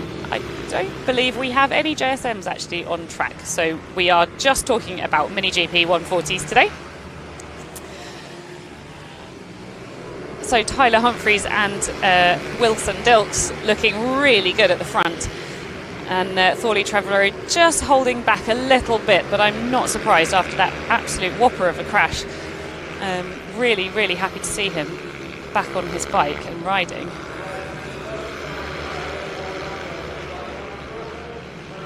Wilson Dilks' action is absolutely incredible. It almost looks like he's having a little lie down on the track. The angle is incredible. It looks like he can't take a breather like he could in the Ovales though, because Tyler Humphreys is right behind him. There's currently no gap showing between them because they're so close. I think when they come across the line there will be a gap showing between them and Thorley though, who is in third place. Wilson Dilks has actually been racing since he was 6 years old. He started off on a mini moto and came on to the Ovale 110 and actually won that last year. But I think this is his first year in the... No, he did this last year. He came 4th in the championship last year. So Wilson Dilks currently leading this race and the championship in just his second year in this championship. There is a minimum weight limit again on these bikes, so it's 101 for this category, so they can be a bit lighter because obviously the riders are quite young, between 9 and 14. If we had the junior supermotos, then they would have a minimum seat height as well, but we don't actually have any of those on track today. We've just got the Mini GP 140/50 class.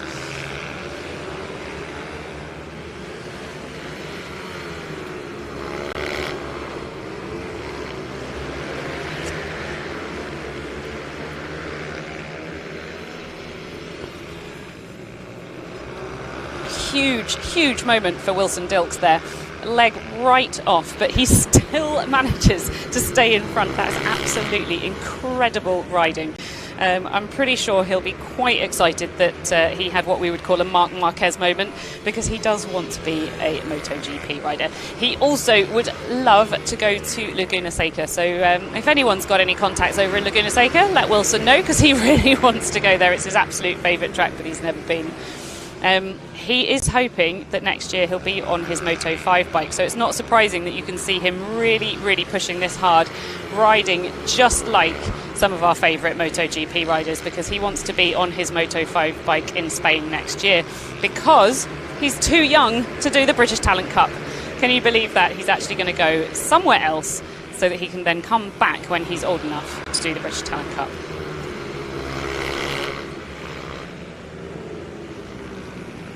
We mustn't stop talking about Tyler Humphries as well, though, because he is also an incredible rider and is really, really, really pushing Wilson Dilks now. This could go to either rider, I think. Let's just hope they both keep it upright after the excitement from that previous race. Tyler Humphries is looking, is he going to do it? No, he's not quite there. Wilson Dilks had to have a good look, though, because he knew he can obviously hear Tyler Humphries is there.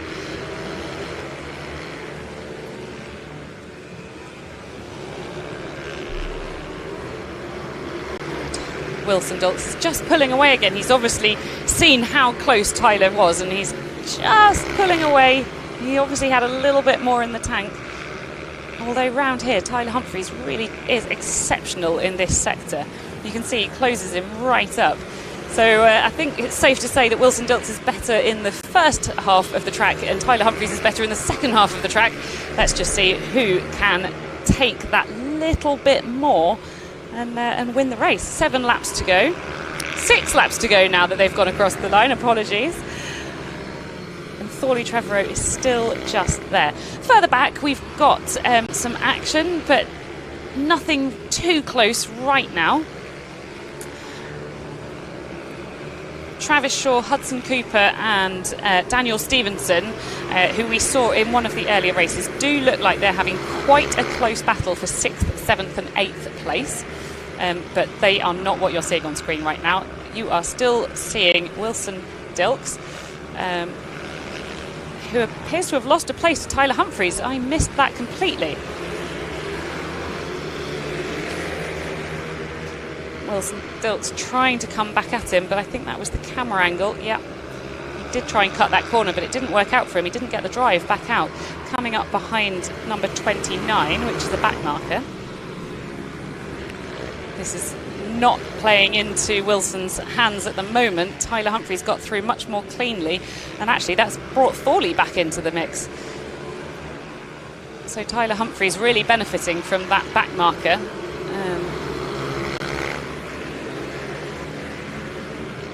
But Wilson certainly won't let this go, and they do still have 5 laps to go, so still plenty of time to catch back up. Tyler Humphries is sitting second in the championship, so he is really going to want this win so that he moves up in the tables. But of course, there are still 2 more races to go this afternoon.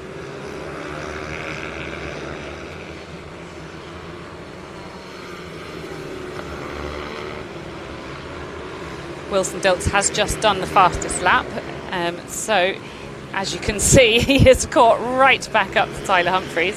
This really could be anyone's race. Lovely to see the Scottish flag there on Tyler's knee sliders. If you're new to racing, they all have to wear these plastic knee sliders because, as you can see, they're really throwing their knee down onto the ground. And if they didn't have those plastic knee sliders on, they would go straight through their leathers in just a couple of corners. So Tyler coming all the way down from Scotland for this round on his Vision Track Mini GP. 3 laps to go, and we still have Tyler Humphries, Wilson Dilks and Thorley Trevorrow at the front. Thorley Trevorrow really seems to have actually found some pace here. Could he cause some issues for Wilson Dilks, or indeed Tyler Humphries?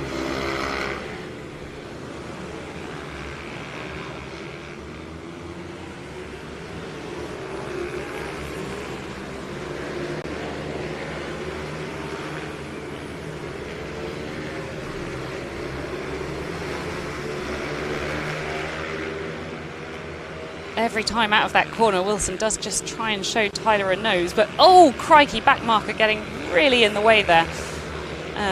So I just need a moment to catch up with what happened there. I think Tyler lost out. Yes, Tyler has dropped back to 3rd place. And if I'm right, Wilson Dilks is in 1st, or is it? Nope, Thorley Trevorrow has really benefited from all of that. So Thorley is in 1st, Wilson Dilks in 2nd, and Tyler Humphreys in 3rd, I believe. But bear with me because we can't actually see them all 3 at the moment. We are with Wilson Dilks.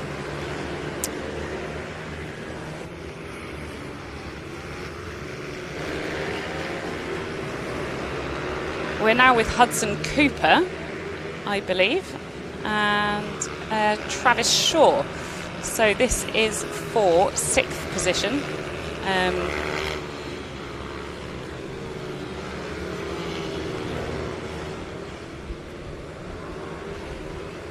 We are on the last lap, and Thorley Trevorrow has just done a fastest lap, just so that you know. But we are riding along with... Oh, we are riding with Thorley, apologies. So Thorley really winning out from that back marker getting in the way of Tyler Humphreys, who they did actually come together at one point. So Thorley Trevorrow leading the Ovale & Co Mini GP 140.50 and coming across the line to win.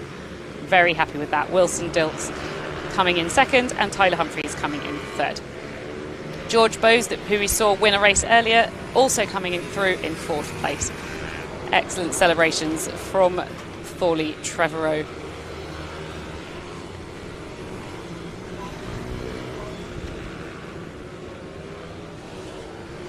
What a race, what action.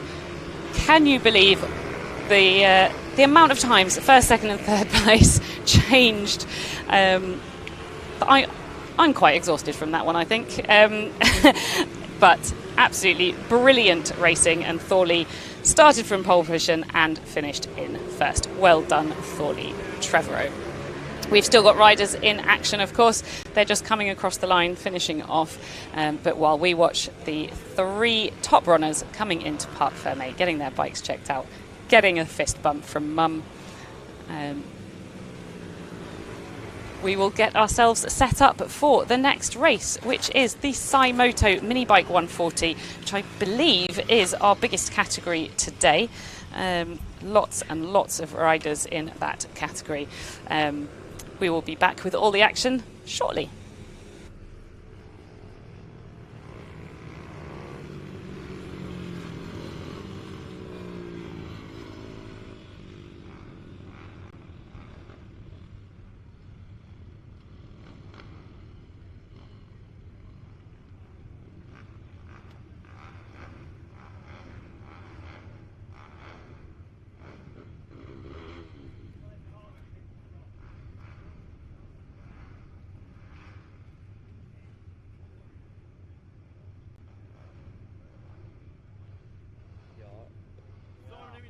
That Mike's just going to bring his vehicle back through.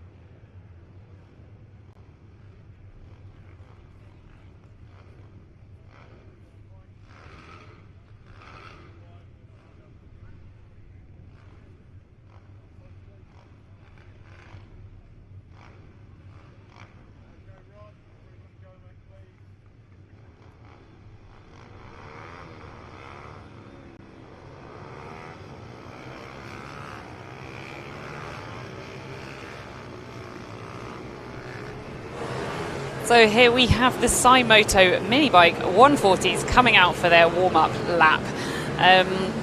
I have a little bit of information for you on this one. We are missing our 4th place in the championship, Michael Med, because his wife Nikki has just given birth to their first baby, daughter Annabella. So congratulations to Michael and Nikki. But that does mean that there are places to be won in the championship, and people could move up. Everything could change. Everything will change, in fact, because he's not here. So we have got around about 20 bikes on track for this one. Like I said before, it is one of our biggest categories, and championship leader Ben Lord is also on pole position for this one. So Simon Wadsworth is running in this one as well. He is 3rd in the championship, but actually he's going to be 5th on track because he had a particularly nasty crash in qualifying. So we will see if he can move his way through the field or if he will stay back there. As they're lining up, we have got Ben Lord on pole position, Ryan Warrington, Harvey Lathrop, Rhys Stevenson, Simon Wadsworth, Ben Johnson, Sam Smithson, Nathan Gardner, Andrew Rayfield, Tommy Almond, Stephen Humphreys, Peter Wadsworth, Liam Booth, James Sidebottom, James Clark, Gary Jacobs, Tom Wise, Tommy Chapman, Kai Abassi, Liam Trinder, Daniel Cliff, Paul Clifford, Tom Swift, and at the back, Nick Jurek. So they are under starters orders. We're just waiting for the light. Hopefully we will see that. I'm not sure why they're being held so long. It looks like we've got all riders, but maybe someone's out of place. No, there we go. The flag is down. The light is on, and we are almost ready to go. Oh, big wheelie there from bike number 254. Simon Wadsworth does jump at least 1 place. And looks like Alan is back with me. Hello. Did you miss me? I did, yes. I'm sure the audience did as well. That was a bit interesting, wasn't it? Listen to me the whole time. So. Yeah.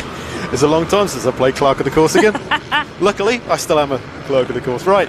Okay, where are we? This is Minibike. This is the SY Moto Minibike. Yes. 140, right. It is. And Ben is up front in the lead. What's his name again? Ben what?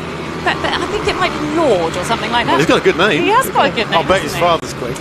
I bet his father's really, really nice. Yeah, right. Tell him pays your bill, go Right. Oh, I just got stung by a wasp. That's unpleasant. You did or he did? I did. On my back. Ooh. Got it. You all right? Yep. Ben Lord is out front.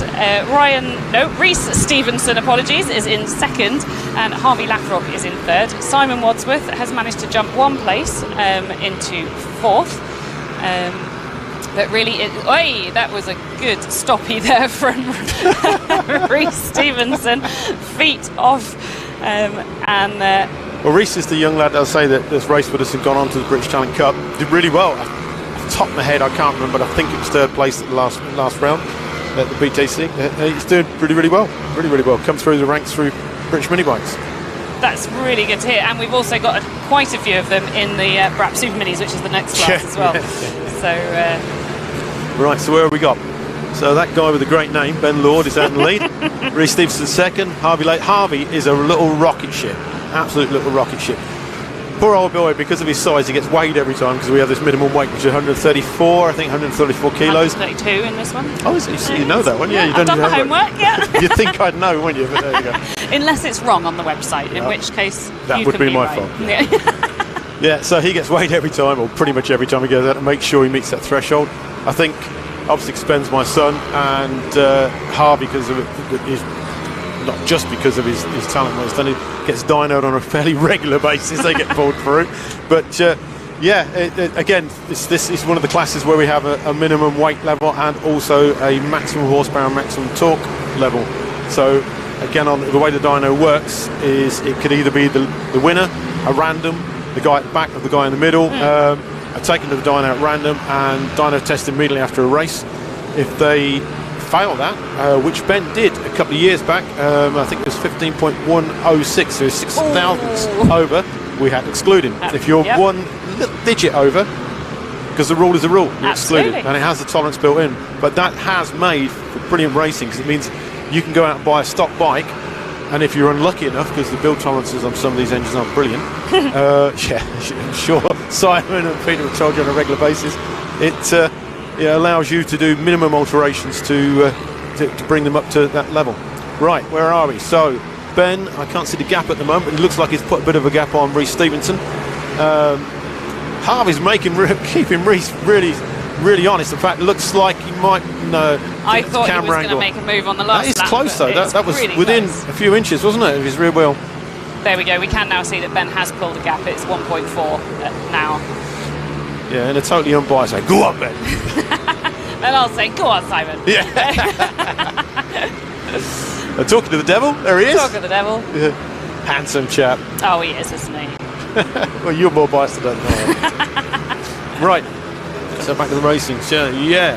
And we've got Pete there as well. Is Pete in 5th? No.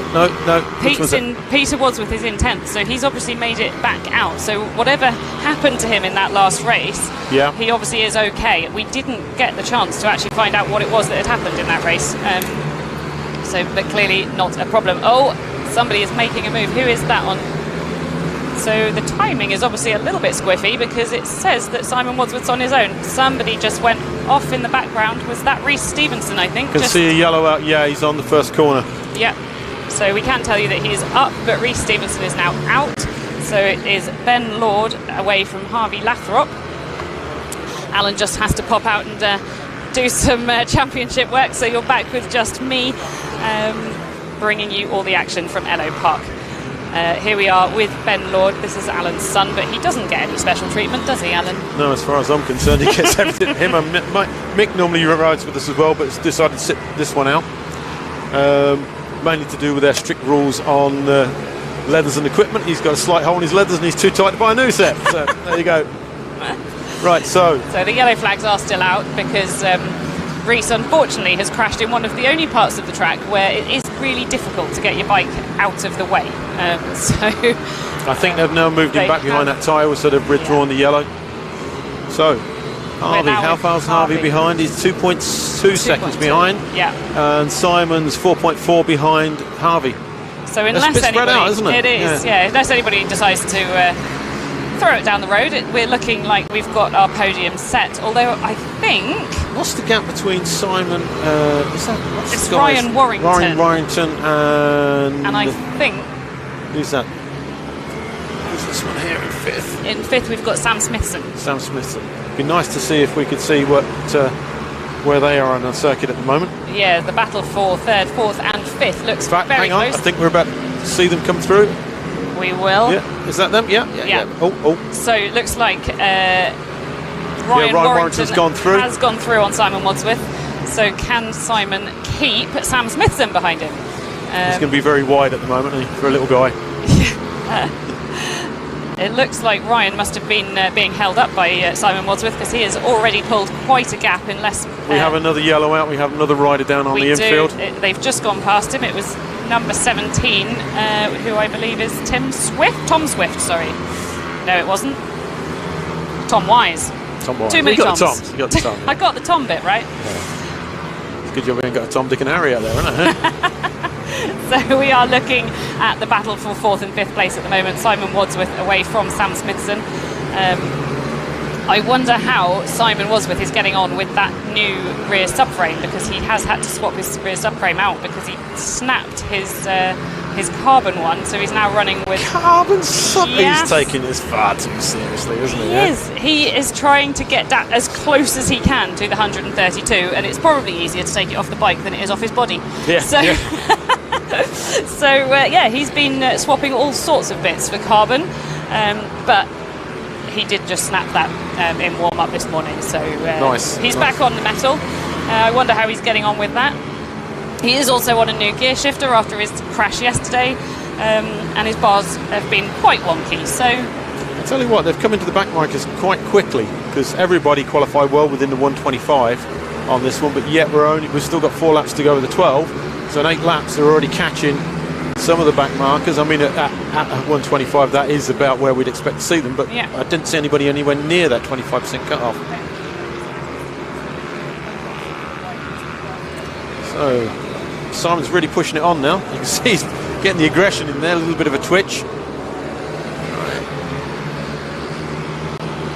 I like the fact you've gone for the clip-on variation rather than the usual supermoto style. Unusual. Yeah, that is true. So Simon used to race, he's raced both Hondas and Kawasaki's. So he's used to that style of bike, and he just preferred the lower clip-ons than the higher supermoto style. He just likes being an oddball, doesn't he? He likes to stand out. Yeah. Oh, Ben getting really caught up behind that back marker, gesticulating slightly, but I can understand that. And he's still stuck behind him. See him gesticulating. He'll be reported to the clerk of the course if he does. Well, it wasn't one of those. Right. It was just a hand. It wasn't saying he's number one, was it? No, it wasn't. It was a frustrated wave, I think. Let's call it that. I hope so. He's firing him. Oh, there's a rider down. I don't know which corner. I don't know where they were, and I think it's the one for the hairpin. The rider is up. He's pushing his bike away to a safe space. So I'm expecting that yellow to come in very shortly. Yeah, so we can actually see almost all of the track from where we are in the commentary booth, but we do try to only focus on what you guys can see. But just so that you know, we will bring you all of the action from the track as well. So if a bike goes down, we'll let you know if we can see it.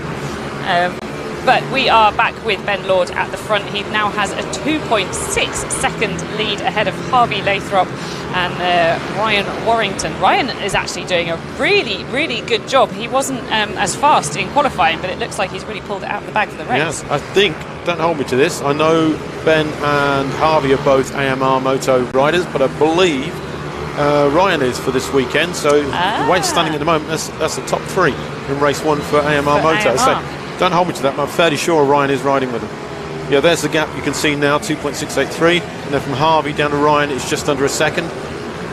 That's pretty close, well, for the second to third.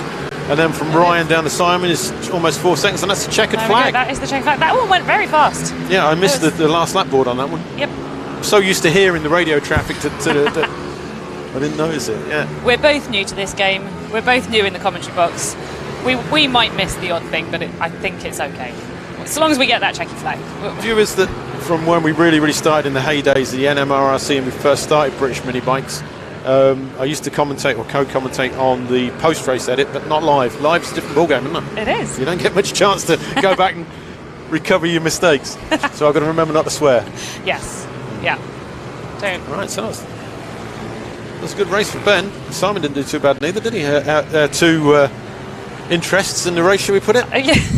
And I'm pretty sure he did manage to keep it ahead of Sam Smithson, so he would have been in third place. So that's a brilliant finish for him, which shall keep him currently in third place in the championship. Right, so we're now about to go to a lunch break. Are we not going to Super Minis? Oh yes, we've got Super Minis for. Oh, you'd think I'd know, wouldn't you? Yes, we've got the Brat Bike Super Minis next. Shall I go out and do the Marshall? Shall I Clark for a little while? No. I think you do a better job than I did. Right, I've just got to notify everybody that's the case.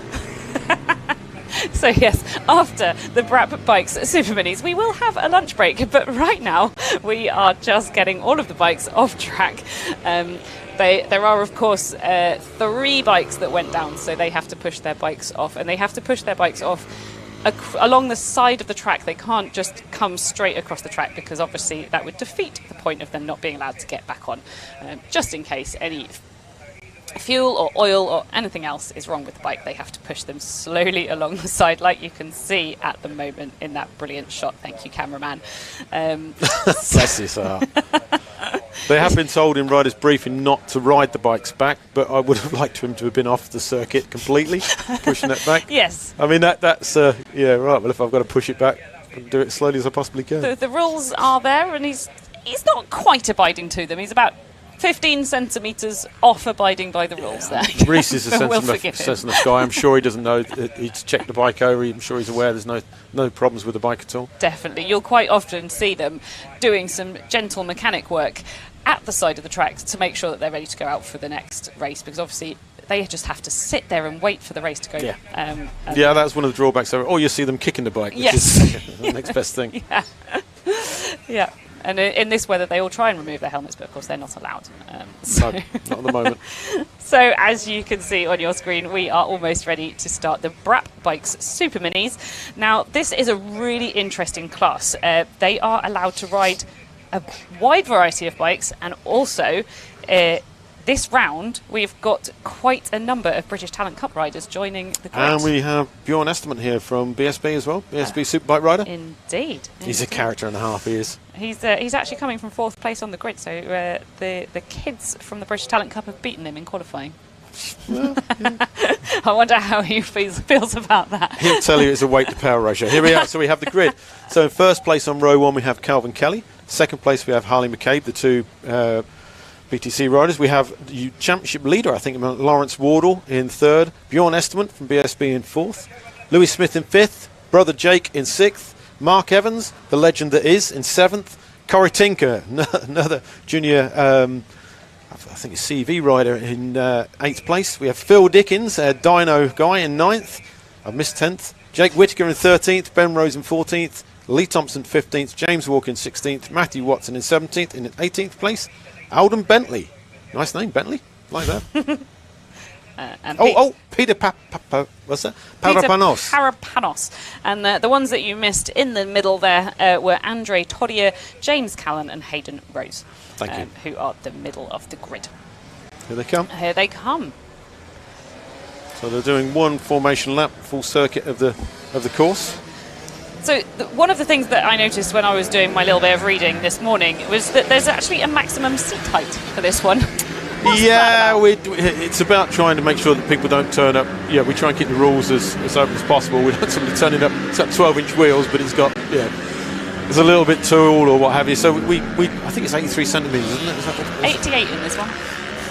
I'm so sorry. I should lead with that, shouldn't I? Yeah. There's a maximum seat height of 88. This organiser knows his own rules. Yeah. You do have an awful lot of rules to remember. This is why I wrote them down. An awful lot of people to remember. Exactly. Anything else. We'll forgive you. Thank you. Sorry. I need it, especially at my age. I forget what happened yesterday, let alone what the rules were. Yeah, the whole idea is to try and keep this. It is an open clash. You can spend as much as you want. I can say that there's plans to change the regulations in this. We're talking through now, so that because we have some 190cc pit bike style engines in here at the moment in the same class, we might allow them to take their own points to a separate championship. Still race in the same class, same thing, but take their points to a separate championship. The reasoning behind that is the fact that that they're usually a little bit down on power from some of the other classes. And anyway, as I say, we're in talks about. See, Corey Tinker's hair sticking out the back. Yeah.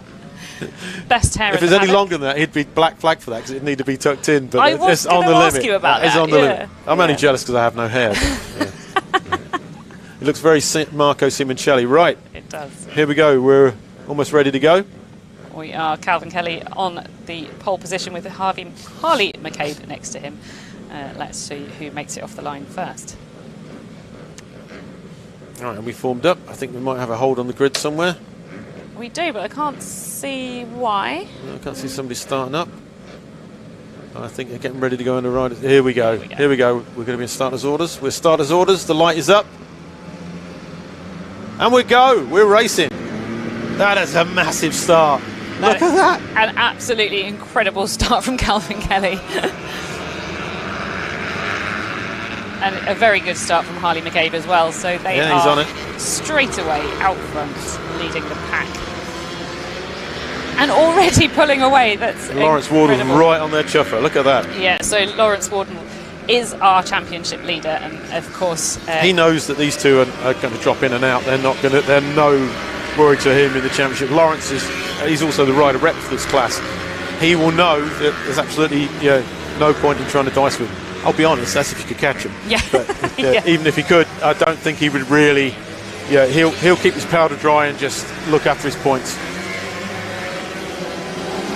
Right, coming down the start, finish straight from lap 1. Yeah, so we have Calvin Kelly, followed by Harley McCabe, Lawrence Wardle. Is that Louis Smith? Mark Evans, the legend that is, he's doing really well. Then Jack Smith and Corey Tinker. Corey Tinker up there. And there's Andre Tadeas. I hope I've told that. Tadea. Tadea. Oh, I need to get that right, don't I? I need to get that right. They do. at the moment they're still quite bunched up. These two pulling up, but behind them I think we've got quite a group together. Mark Evans, Jake Smith back to Jamie Callum. They're quite group tight together. These two at the moment are starting to pull away from Lawrence a little bit. As I said, I don't think he'll worry too much about that. He'll be more worried about the rider behind him, who will take points away from him. Obviously, he'd still rather win and take the maximum points, but he's a wise old owl. He won't try too hard. He's not going to risk it because these guys aren't actually going to affect his championship. So no, yeah. not at all. Well, a minimum amount of impact on his championship. Indeed. Right. Whereabouts is Jake Whittaker sitting at the moment? He's down in 10th, is that? Down in 10th, so he's not had a very good... Oh no, he has actually had a good start, but he's currently 3rd in the championship, so I'm not sure what happened there with his qualifying time. You only have to have a couple of bad runs, and obviously it's going to knock you back. Obviously the qualifying is split over 2, quality 1 and quality 2, and you take your fastest time through into qualifying. But the beauty of this year is where you finish race 1 is where you start race 2, where you finish race 2 is where so you can recover from a bad qualifier. That's with the seniors. With the junior classes, you start obviously race 1 where you qualified with merge time for quality 1 and quality 2, but then it's based on your lap time that you do in race 1. It's more mirroring what happens in BSB. Yeah. It's to try and keep the juniors, because some of these juniors are going to progress through into BSB, BEMSI and what have you. It's to start guiding them now as to what they can expect when they get through, so they're not completely novices when they get there. And let's face it, you can't class these two as complete novices. They're in a they're awesome. Yeah, they are doing incredibly well. I'd probably take it to them if I was out there, but definitely, yeah. I'd beat them on my push bike. Yeah, I do have an e-bike, so that might help. Right, where is Lawrence at the moment? He's 3.8 seconds down from Harley McCabe. Yeah. Harley McCabe, I'm not sure, Kelly. I know Harley's a British Talent Cup rider. I'm not sure on Kelly. I'll be able to get that information for you in 2 ticks. So Calvin Kelly, this is his first round. He crashed in Friday practice, but clearly that didn't slow him down. And he is actually a British Talent Cup rider as well. Still I recognise the name. It's his first year in road racing, but he did do motocross for 8 years and is actually 5 times British champion. Well done, well done. He's got a good pedigree behind him then. Yeah, yeah. What have we got? Do you know what?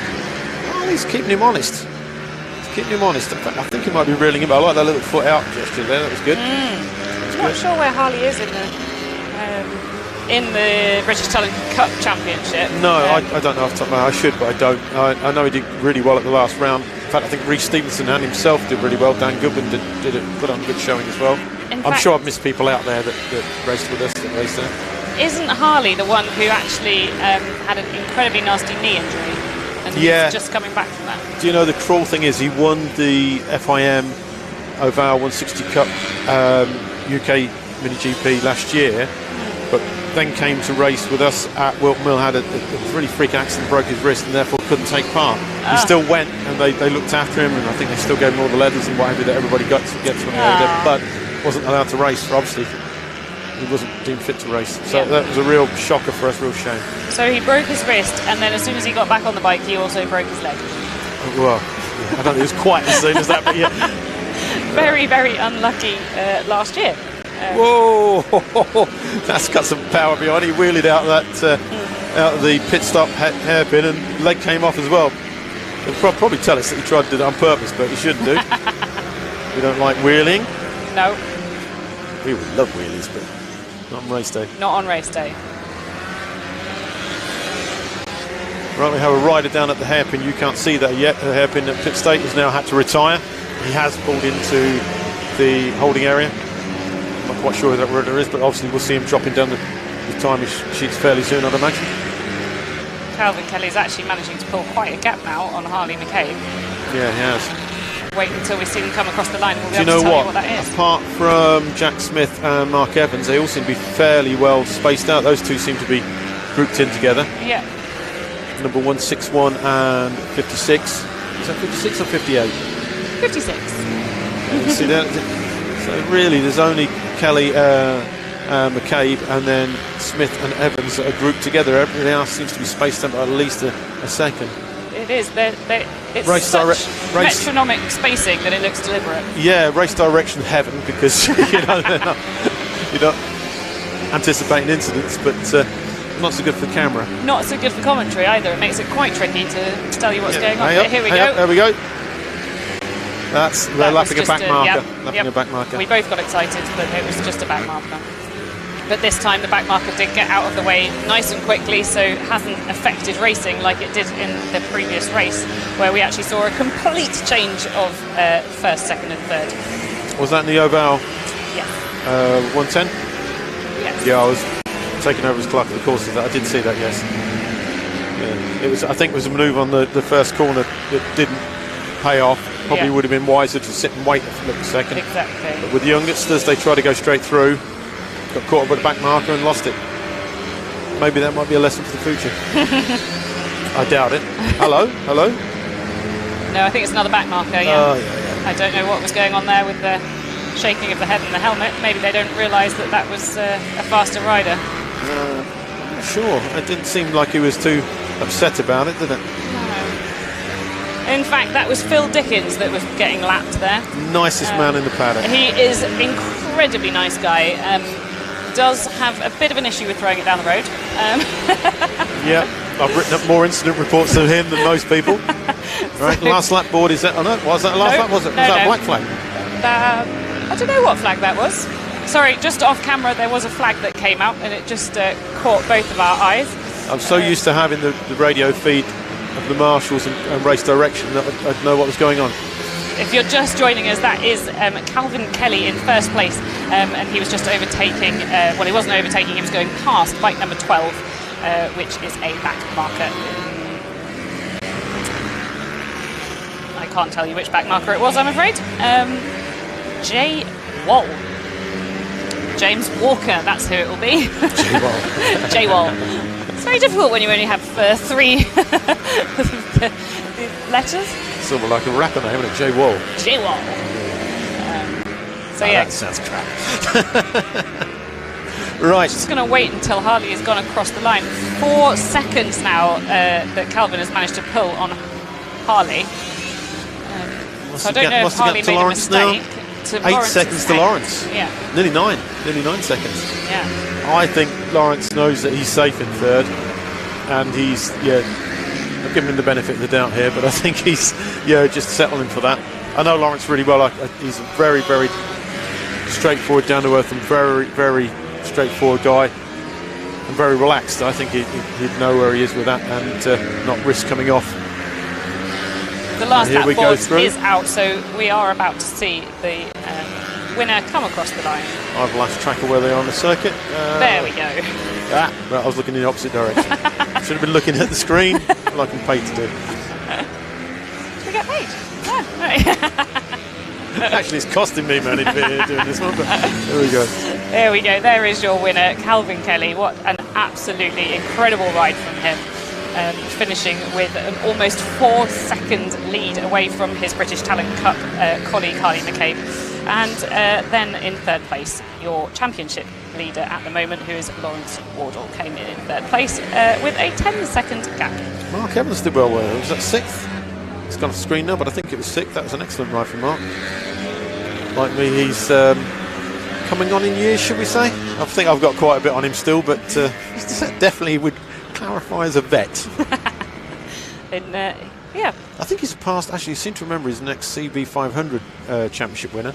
He's no slouch, as you can see. Well, for obvious reasons, he's one of our fastest classes and he's finished 6th in race 1. But he's got a huge amount of experience, I believe, in most racing. Yeah, two-wheel racing anyway. And of course, once they are over the age of 40, is it? They can take part in the vets, which run at the same time as the Minibike 160. 160, yeah, they just take the points to it if they wish to do it. We used to have a massive class of that. That sadly died off. I think it's through lots of things, but most people used it as a second class. The problem was we haven't got the time in the day to keep that, and obviously the second class are only paying half the amount of money. I'm sorry, but economics does come into it sometimes, and we have to break even. We can't do this for nothing. Absolutely. So we have people like Livestream to pay. Extortionate fees. Maybe they just don't like being called veterans. Yeah, Maybe we'll call them what can we call them? What's a better word for old gits. old geezers? Right, I believe we're going for lunch Yes. now, aren't we? So We are. We will be back with all the action in about half an hour. I look forward to it. Hopefully I'll be able to, as things go well, continue in here with you. We'll bring in some other guests, I think, as well. I'll try and rope a few in. Brilliant. We'll see you then.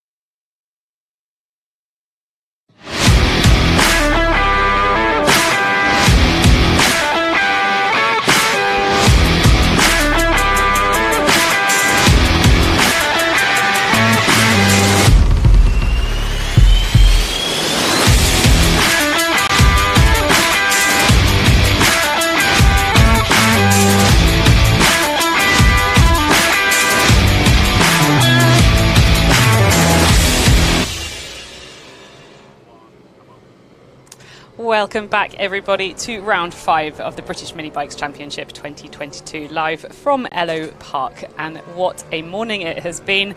Can't wait to get all the action underway. I am here with Alan Lord, the owner of the championship. Yeah.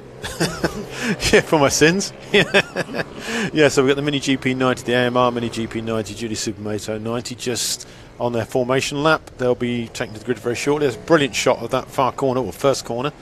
You'll see on the right hand side where the parents who are signed on as recovery marshals will be lining their riders up, and then they will clear the grid ready for the start. So on row 1, in the first place we have Leo Sulo, in second place we have Joshua Herring, third place Casey Bull, fourth place Jack Hamilton, fifth place Caden Herring, and sixth place a mystery transponder. I know what that mystery transponder is. In the last race we had 2 transponders going round on one bike, and that was Rex, who's no longer taking part. The 2 non-qualifiers are now not allowed to race in this race too. We gave them the benefit of the doubt, but it was too much of a difference between them, so we had to pull it. Yeah, we do obviously have those safety protocols in place, so if a rider is particularly slow, they can't carry on. Yep, we're under starters orders. The light is up, and we're racing. This is race 2. Big jump off the start there. Not a jump start, but a big wheelie off the start there. Pick your words carefully. I'll have parents writing it. That was a jump start. They said in commentary. Apologies, I didn't mean it like that. He did a wheelie off the line. That is Jack Hamilton, who has gone straight into first place.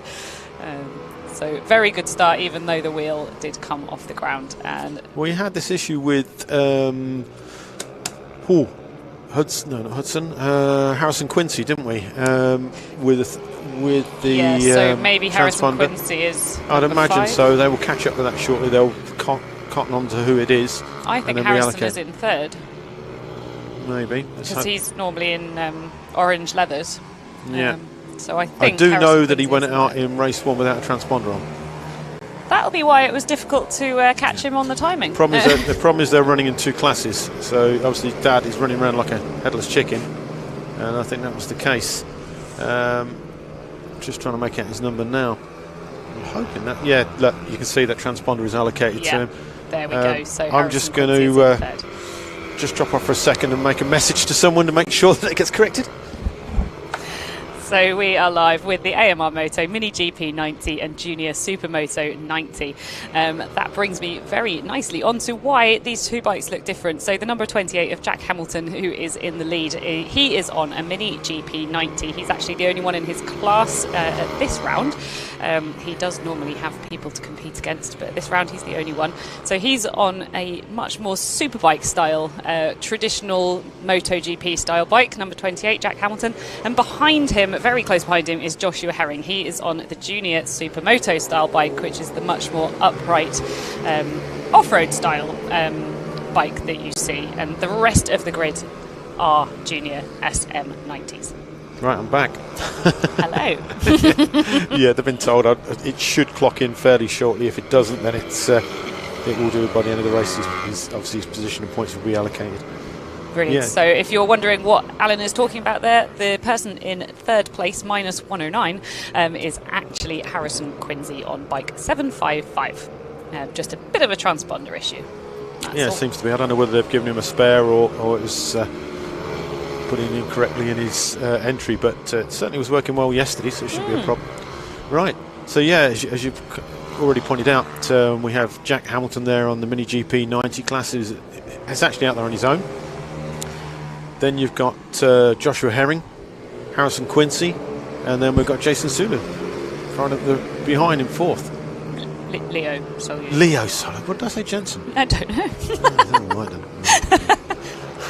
It's fine. It's very warm up here in the commentary booth. We might get a few things wrong. I think we're both a bit, with me, you definitely will. Both a little bit frazzled. By that she means heat, not hammered. Right, here we go. Oh, look.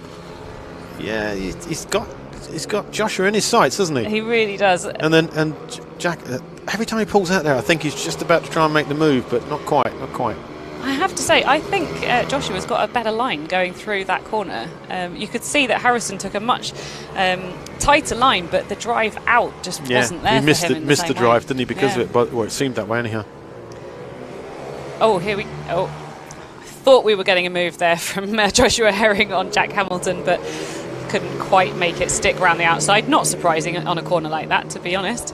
And almost side by side down the line, Joshua Herring and Leo Solyu, but Joshua Herring does just take that. Again, we're seeing a very, very different line from the two JSM riders. We'll see how this plays out over the next few laps. This is really interesting stuff. Well, this class is sponsored by AMR Moto. Relatively new to the paddock. I think they're based originally around the Stomp bikes, and they then produce various different formats of the supermoto style. The owner is a guy called Andy Merrin, really nice guy, very passionate about the sport, and it's nice to have him on board and helping support some of these junior riders, which is, let's face it, although we cater for all classes, we do, we want to see these juniors coming through. This is getting quite tight. Jack's not pulling it away at all, is he? No, They're he's with not. him. They're with him. It seems down the straight. It just gets out that corner a little bit better than they're all on him over the braking again. Again, I think that's the concertina effect more than the actual. Was that a defensive line, do you think? I don't know. I couldn't work out if that was just camera angle or if that was. I don't know whether he was trying to line Jack up, and that became then defensive against Harrison. Yeah. But Harrison's certainly looking there way through. He's pulling that tight line there, but I don't think he's close enough to make that work on the next left-hand side. No, absolutely. We'll see here. But Harrison definitely seems to be not there. I was going to say take the tight line, but he doesn't. No, he's definitely lost a bit of ground now. Yeah. I do love that corner. That shot of that corner, I think it's great, especially with the young riders there. I thought he got the slingshot. Now, don't forget that Jack Hamilton and Joshua Herring are actually in two separate classes. So although they really want the win on the track, they will actually get the points for their respective championships. Yeah, they will. They'll take different points to different championships. Yeah. So, as you say, everybody wants to win. But as it stands at the moment, Joshua will take the win for Junior Supermoto 90. Yeah. I'm sure Harrison's going to have something to say about that. And Jack Hamilton will win the Mini GP 90 unless he has a mechanical or pulls over, because he is the only Mini GP 90 out there. Yeah, and of course he did have a mechanical in the last race. Was it in the last race or was it in Mini GP? Ooh.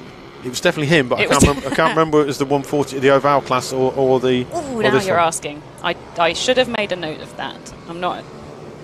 Yeah, a lot's happened since then. A lot's happened since a very short day, but yeah. Right. It seems to have settled down a little bit, doesn't it? It does. 6 laps to go. Let's see how it's. This new format of morning warm-up and 3 races, we did plan these to be shorter races, but they tend to be pretty much bang on what we was doing before. So this new format does seem to work, and it does give us a little bit more buffer to cope with red flag incidents. Now I've said that, as obviously it's going to be the kiss of death, but yeah, it seems to work very well. And from what I can get from the feedback from the riders, they much prefer it. Now, is this one of the classes that is done off so their starting grid position? Is this done off lap time, or is this? This is off lap time. Yeah. Not off of their finish result. Yeah. The seniors, don't ask me why it's separated out. I don't really know, but no, we made the decision based on good feedback. But seniors is based on where their finishing position is in each race, and the juniors is on their fastest lap in the race. I do know the reasoning why. The seniors, it was easier because there's more of them, and they're a little bit harder to get information over. And the juniors, it was to mimic BSB and other races, so that obviously as they go through air ranks and progress up, if they do leave us at 14 to go to British Talent Cup and what have you, they're used to the format. So on the race that Jack actually didn't able to finish, does his fastest lap still count? His fastest lap counts, because that's the point. Yeah. We don't want a child, say there was last year when we had like the Ovale 160 FIM Cup races, you can get 22, 23 juniors on the grid. If somebody DNFs in race 1, it means they will start from the back of the grid, and you've got a fast kid coming through slower kids. So it's done. It still can happen if they DNF in their first lap before they put a lap time in. Of course. Then they're still going to start from the back of the grid. At BSB, they have a rule where they can only drop 6 places. The only problem with that, that's a little bit. We're not at that level. We don't have that sort of infrastructure and staff here to calculate that and do that and get it done in the time that it takes. So yeah, we have to stick with what we've got. But it's working. It's working well. It's working well, and it does mean that people like Championship leader Jack Hamilton It's that camera angle, isn't it? Yeah, it Every really time. is. Do get to still compete at the level that they are meant to be competing at, even if they have a mechanical. Exactly, yeah. Exactly. Or if something happens in qualifying, they can then put in a blinder of a lap on the first race, and they can start the second race. Well, that's higher up the the same grid. with the seniors. If they only want to do the Sunday, because we don't do quite that. Oh, I thought Harrison was through there. If they don't want to do the Saturday, they can do. Obviously, they'll start from the back of the grid from race 1, but when they finish race 1 as well, they'll start race 2 and so forth. So they can recover from that. Last year, we kept it so that you could qualify in the morning warm-up because we had a backlash from people saying, oh, we just want to do the Sundays. And then all those people that talked about that didn't turn up. Oh. So we decided to do, well, let's do what's simple. Right. So this is our top 3. We're still Two laps to looking go. at Jack Hamilton, Joshua Herring and Harrison Quincy. I A think- really tight battle. Oh, it's that camera angle again. I really thought we were going for it this time. It got a bit hairy, didn't it, at least? It did, but then he loses the drive again because he's taking that much closer line. Yep. Tighter, sorry, not closer. It's difficult to weigh up whether Harrison's actually got this and he's just looking at where he can go for, or whether he's just trying and it's not coming off. I think Yeah. it's probably the latter, to be honest. He definitely has better entry speed. Yeah, and I think than Joshua's just holding him. I think Joshua's riding a little bit defensive. Oh, that's close now. Oh, it is. They're going to get the last So little lap board this time round, I guess. Yeah, I'm looking out the window. They are getting the last lap board. Yep. Just So, about to see it on the left of the screen. Harrison, there. if you're going to do it, you've got to do it this lap.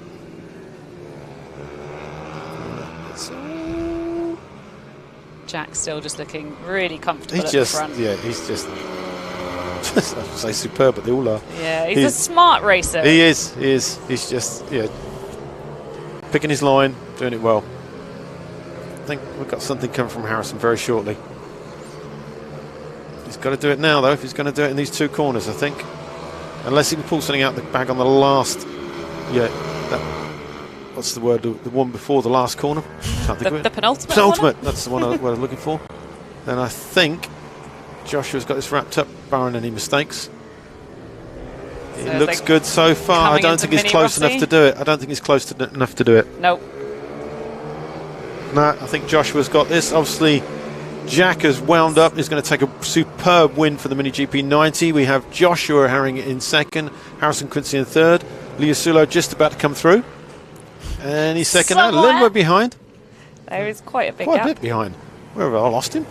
He's Oh, just here he coming comes. into Mini Rossi corner now. Yeah, we can see him coming around the corner. There we go. I think he got locked and left on his own and decided to settle for that, I think.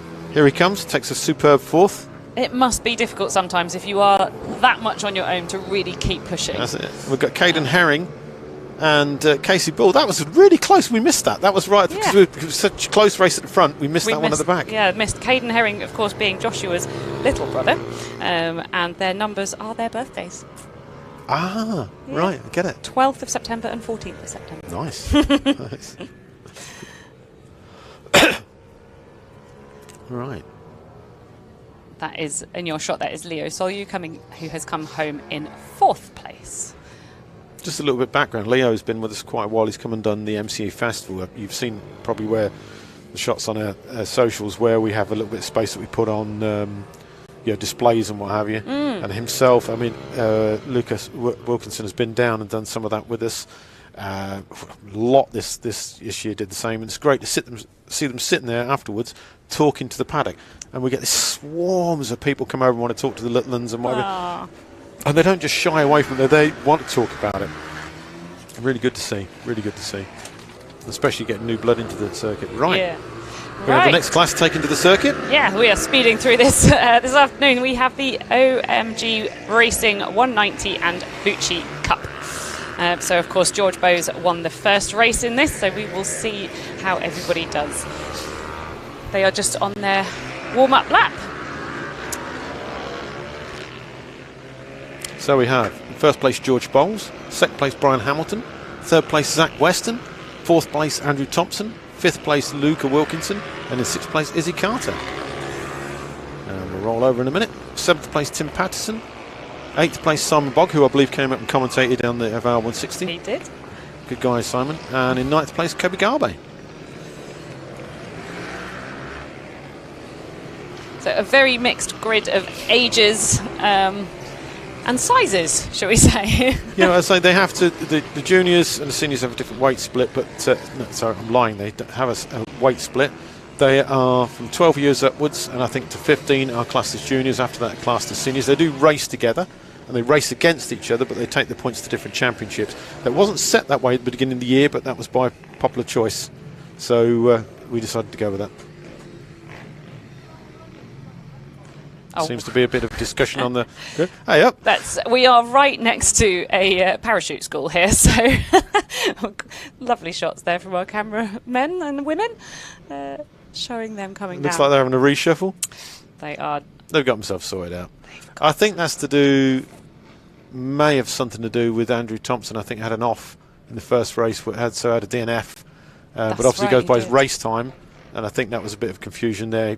Being a senior, perhaps thought that he was starting in his, from the back. I'm not sure. Of course, because although I'm we making have excuses seniors, for him, I don't know. Yeah, I mean, fine. They're all lovely people, so we'll make excuses for them. But of course, because it's a junior race, even the seniors in the race go under the same rules. Right, they're under starters' orders. Light is up. And we're racing. We're off for race 2 of the OMG Racing Mini GP 190 and Fuji Cup. Brilliant I think George managed to hold that, didn't he? He did. Oh, just. It was he might have just lost it. Lucas, sneaky little so-and-so's pulled up in the inside. Brilliant start from Luca see where we go Wilkinson. from here. And who have we got in third? Is that Brian Hamilton? It's Brian. So the same 3 that we had in the first one, wasn't it, really, at the beginning? And Zach in fourth. I think it's pretty much, it's just a little bit of shake round. We're going to see when Luca goes across the timing, Luke will see that update, unless obviously George Rio takes him by then. But it looks like Luca's got the hammer down. It really does. It does. Oh, a little bit wide there, Luca, but that might protect you for Mini Rossi there. Right, we're through the last corner, down on the first straight. And yeah, so we have Luca Wilkinson, although the time screen, there we go. Luca Wilkinson is now in the lead with George Bowles, Brian Hamilton, and then Zach Weston. Then we've got Kobe Garby, Simon Bogg, Tim Patterson, Andrew Thompson, and then bringing up the rear, Izzy Carter, who that corner's named after, Mini Rossi. Indeed, yeah. I think the family live very close to this, and they do an awful lot here with Ellough. I'm trying to think of his name. Oh, I can't think of his dad's name. I've been speaking to him just recently, but Jay Carter. But he has a print and design company, and I think they do quite a bit. Oh, there goes George up the front. Bowes. He's made that stick. That was a stunning undertake. I was talking and missed it at the last minute, but yeah, that was brilliant. Brilliant move. George has stamped his authority there, hasn't he? He really has. And he already looks like he's driving away a little bit. Yeah, he's got the hammer down now, hasn't he? Certainly has. Brian Hamilton just doesn't quite have the same pace as these 2 front runners at the moment. No.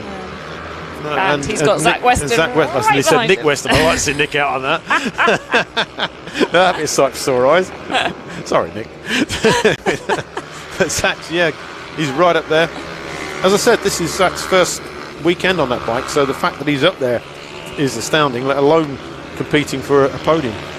Yeah, that's incredible, isn't it? It is. And there's only 1.4 seconds between George Bowles and Zach at the moment. Then down to 1.7, or is that 1.7? No, 3.7 for Kobe Garbe. As you can see, the gap showing you there. Also, not only is he on the bike for the first time, it's actually a borrowed bike, which he is going to have to give back at the end of this weekend. He's borrowed it from MIR Mini GP 190, thanks up to Zipped Up Racing. Yep. Big shout out to them for letting him use it. Yeah, that is incredible stuff. Right. So, yeah, George. Where's the gap now? Can't quite see that from here. But you can see on the screen, I think George has got control of this now, barring some mistakes. Yeah, I was just about to point out the same thing, that his lap times has come right down now. Zach's really got, well, I think he was riding defensive when he first went past Luca. Then I think he just got the hammer down. Right, I think there's going to be quite tight between these two. Yeah. Yep, so we are looking at Brian Hamilton and Brian's Zach doing Weston. a 49.6, Zach doing a 49.7. So a little bit slower that time round, but not a huge difference. Nothing that Zach can't pull back. Just We're back with George Bowes now. This is your leader. You can see the gap there, can't you? You really can. Yeah. Look at the effortless style.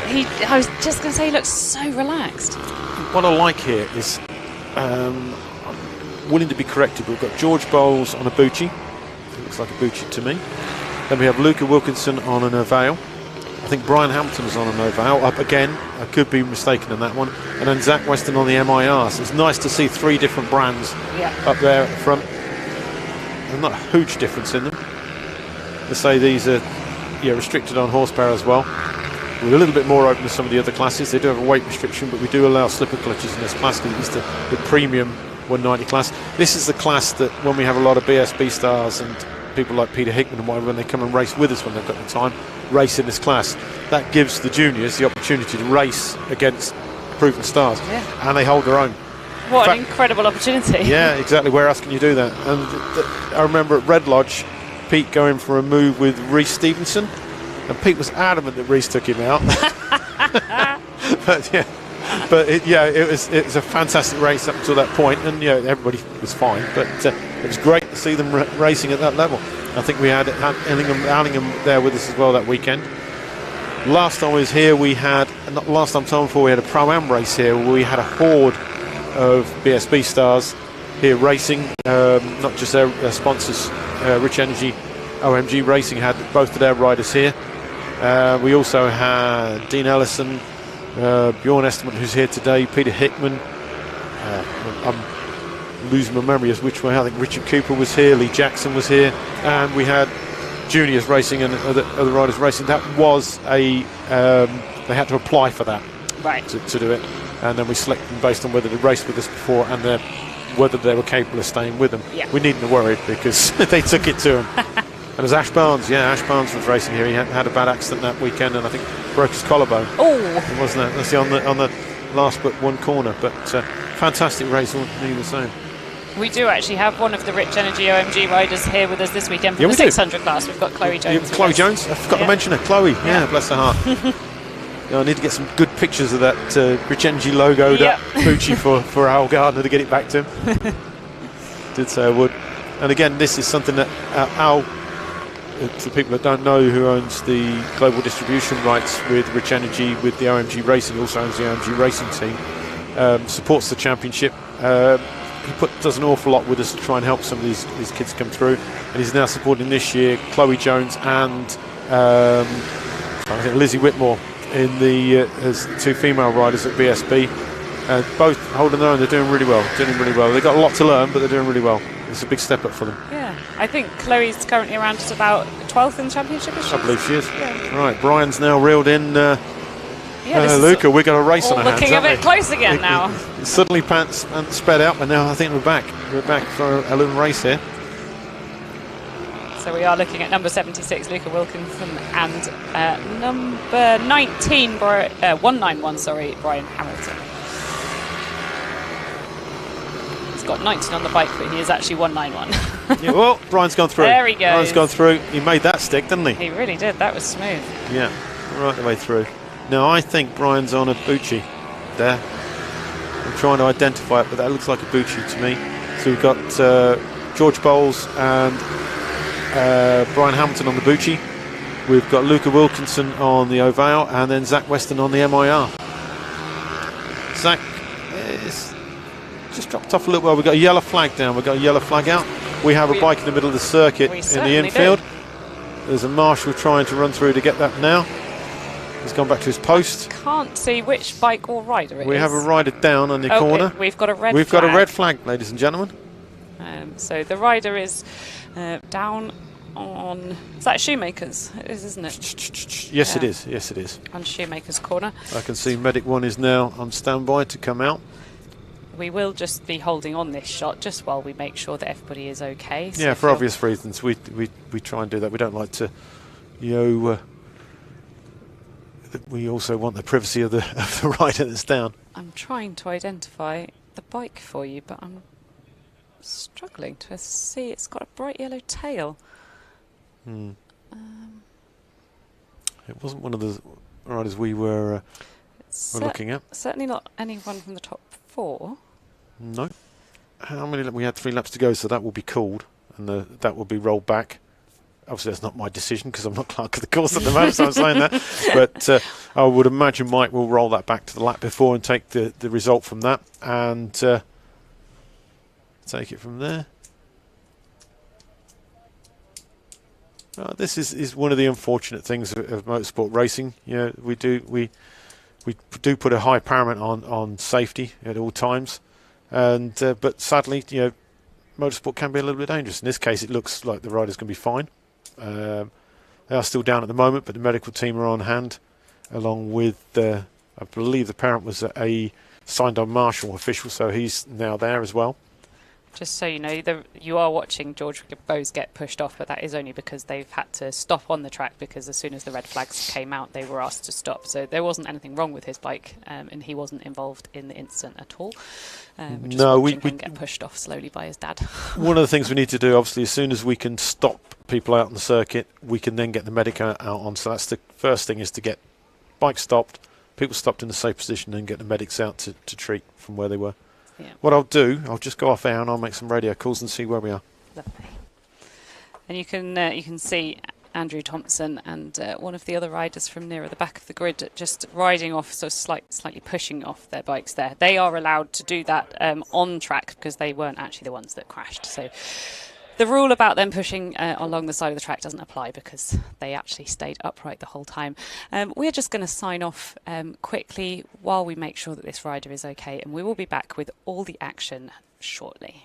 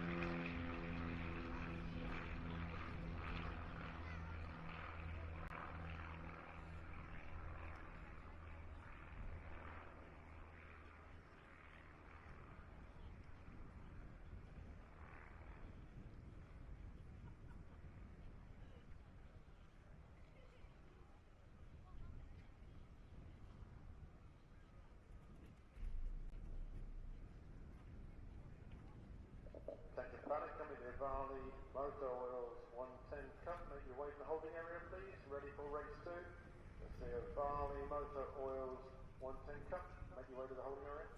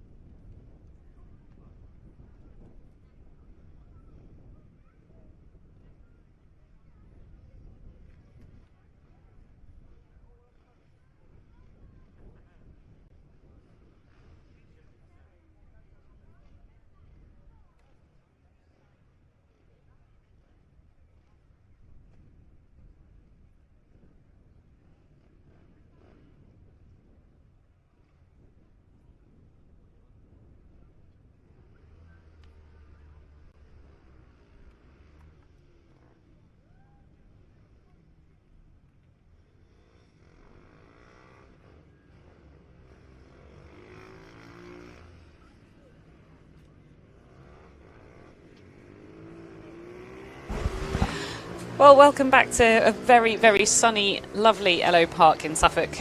We are about to kick off again with the Ovale 110. We can let you know that the rider is A-OK from that previous incident. Yeah, it's rider little Izzy Carter, the rider that the Mini Rossi corner's named after. Of course. Yeah, bless her heart. She went down, but she's fine. She's up and about, walked away on her own basis. Bike recovered, and track was treated because we had a little bit of spillage. So they're gone out for their warm-up lap now, and we're all ready to rock and roll. This should be a really good race. So, in first place we have Travis Shaw, second place Hudson Cooper, third place Jack Hamilton, who we've just seen in the 90s, fourth place Leo Silla, again who we've seen in the 90s, fifth place Sydney Marshall, and in sixth place Daniel Stevenson. And in seventh place Finley Hanna. Oh, I missed the eighth. Parker Cesari. Parker Cesari. Oh, sorry, Parker. So yeah, this is another of the junior groups, Ovale 110, sponsored by Motul Oils, and these are all aged between 8 and 12. That's correct. That's correct. As I say, the sealed engines, all on exactly the same bikes, different livery. Obviously, they're free to do that, but everything else on the bike has to stay exactly the same. Roll-ups, as I said, sealed engines. They are checked periodically, but they are checked on the seals and the basic stuff after every qualifying and every race by the Ovale, the very efficient Ovale UK team, who do a fantastic job. Adele and Simon, a big shout out to them. When they first started that, I don't think they realised what it was like dealing with parents. That was a culture shock for them. but they realise what it's like now, and they're dealing with it really, really well. They do a fantastic job. Normally, I would be up in Parc Fermé for the end of this, just to make sure that, if anybody's got any issues, they need to report it to me in the first 10 minutes. Obviously, now that's going to fall over to Mike's control because he's clerk of the course for today whilst I'm up here. All right, we look like we're lined up, getting the last bit sorted out. They'll ask the parents to clear the grid. Usually the hardest bit is to get the parents off the damn grid. Yeah. Don't quite have the foghorns. No, well, we have a whistle actually. At karting, we have a big board we stand up, which said, because some people might know we run a karting championship as well, which comes up saying clear the grid. But we still have two parents standing there at the moment. Don't know what that's all about. We do. No, it looks like we're ready to go, I think. Come on, parents, clear the grid. See what I mean? Yeah. Still for the last minute. They know, so then they wait to that minute to do that. I understand that. I mean, I've got kids who had kids at that age racing. Right, here we go. We're in the starter's orders. Light is up. Light is up. And we're racing. Another huge start from Hamilton. He just can't keep the front wheel down, but it doesn't seem to matter because I think he's managed to gain another place. So interesting. Is that Hudson taking the lead? It's Hudson Cooper in the lead, yeah. Got light on the screen. I'm struggling to see that. Mind you, I was struggling to see it. So it makes no difference. It is a bit tricky to see up here. We've got Daniel Stevenson in second place, and currently it says that Parker is in third, but it's not. It's just because they've not gone over another one of the timing things. So it is actually Jack Hamilton in third place with, let's wait and see. Yeah, it's Parker Cesari in fourth. Yeah, with this obviously we race on small circuits with karts. We don't have facilities like split laps. Some of them do, but very few of them. So we keep it just down to one loop, which is across the start-finish line, which is the most important one. That's what everybody wants to see. So yeah, you're right. Brian Hamilton is in third. As I think you're saying, I think we're about to find out. I think it's Parker Cesari. I think those places are going to swap in a second. Yep. Yes, they are. It is actually his brother, Jack Hamilton, in this one. Just in case anybody wanted to pick up on that. Sorry, Alan. Old man disease is skipping in again. All right, what have we got? Well, Hudson Cooper has already pulled a 1 second lead on the rest of the pack, but the rest of the pack is currently still pretty close, so we'll stay with Hudson for a little while. Got to give the leaders some airtime. Yeah, I'll have to say to him and his dad, if you want the airtime, you're going to have to back off a bit. That never going to happen, not with Hudson. It's hammer down everywhere. And look at that. Look at the style of this young lad. It's brilliant to watch. It really is. If you took that scale and moved it up, you'd think you'd been watching BSB, wouldn't you? Yeah, absolutely. Exactly. Look at that. Oh, shoulders out, head down, looking round the corner, not at the apex. Brilliant. The head right over his hand. Whoa, do you see that bump? That was a lot Daniel of Stevenson, jitter, yeah. Don't quite know what happened there. Doesn't seem to have phased him much, though, does it? No, it really doesn't. He's dropped back a little bit, but I think I would have done. I think I'd have got off the bike and parked it if that happened to me. A little bit of space actually forming between these three. Yeah. They were our second, third and fourth place, but now, I mean, they still are, but they're just quite separated, so we're not getting them all in one shot at the moment. As you can see, the gap there is up to 1.5 Yeah. between Hudson and Daniel. And then from Daniel to Jack is 0.5. Yeah. Yeah, but it's half a second between each one going down the grid, doesn't it? It's still close enough that we might not be finishing the race with these guys in this order. You can never guarantee that in this class anyhow, can you? Well, no. But Hudson Cooper is looking They great. smell a smidgen of a gap, they're going to go for it, aren't they? Yes. I nearly said something else, but it wasn't. Not family friendly? No, not really. But still very, very accurate. But yeah. Hudson Cooper's style is just incredible. Look how far he gets off the bike. Yeah, it's nice to see, but it's all controlled, smooth. Absolutely. I mean, these aren't the most powerful machines in the world. Power to weight ratio, these are only little 110s, which I think put out about 12 horsepower, something like that. Not a huge amount, but just the style. I love watching that sweeping corner through there. Look at that, downshifting, nice smoothly in, looking round the corner. Yeah, that was a brilliant camera shot to see how much these guys are having to do. I mean, don't forget, these guys are aged 8 to 12. They're not adult BSB riders, but they have to do all of the same stuff. Pretty much. These are 4-speed gearboxes, so they'll be race shifts. So I think they're all down. From neutral, then down. Yep. Fourth, and they have to come right the way back up again. But they have got gears. They're not non-geared They've got clutches. machines. They've got, unlike the Junior Supermoto, where it's a semi-auto, which means there's no clutch, and they just change gear and off they go.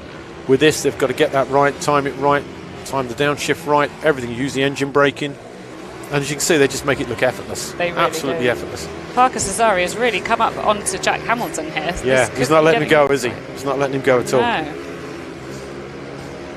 7 laps to go. He's definitely got time to make a move. Plenty. So 51.9 lap time for Hudson Cooper. Down to Sydney Marshall, 54, 3 seconds between those two, but up to Parker Cesari is 52.4, so not a massive difference in lap time between them. I think Hudson's easily got this in control at the moment.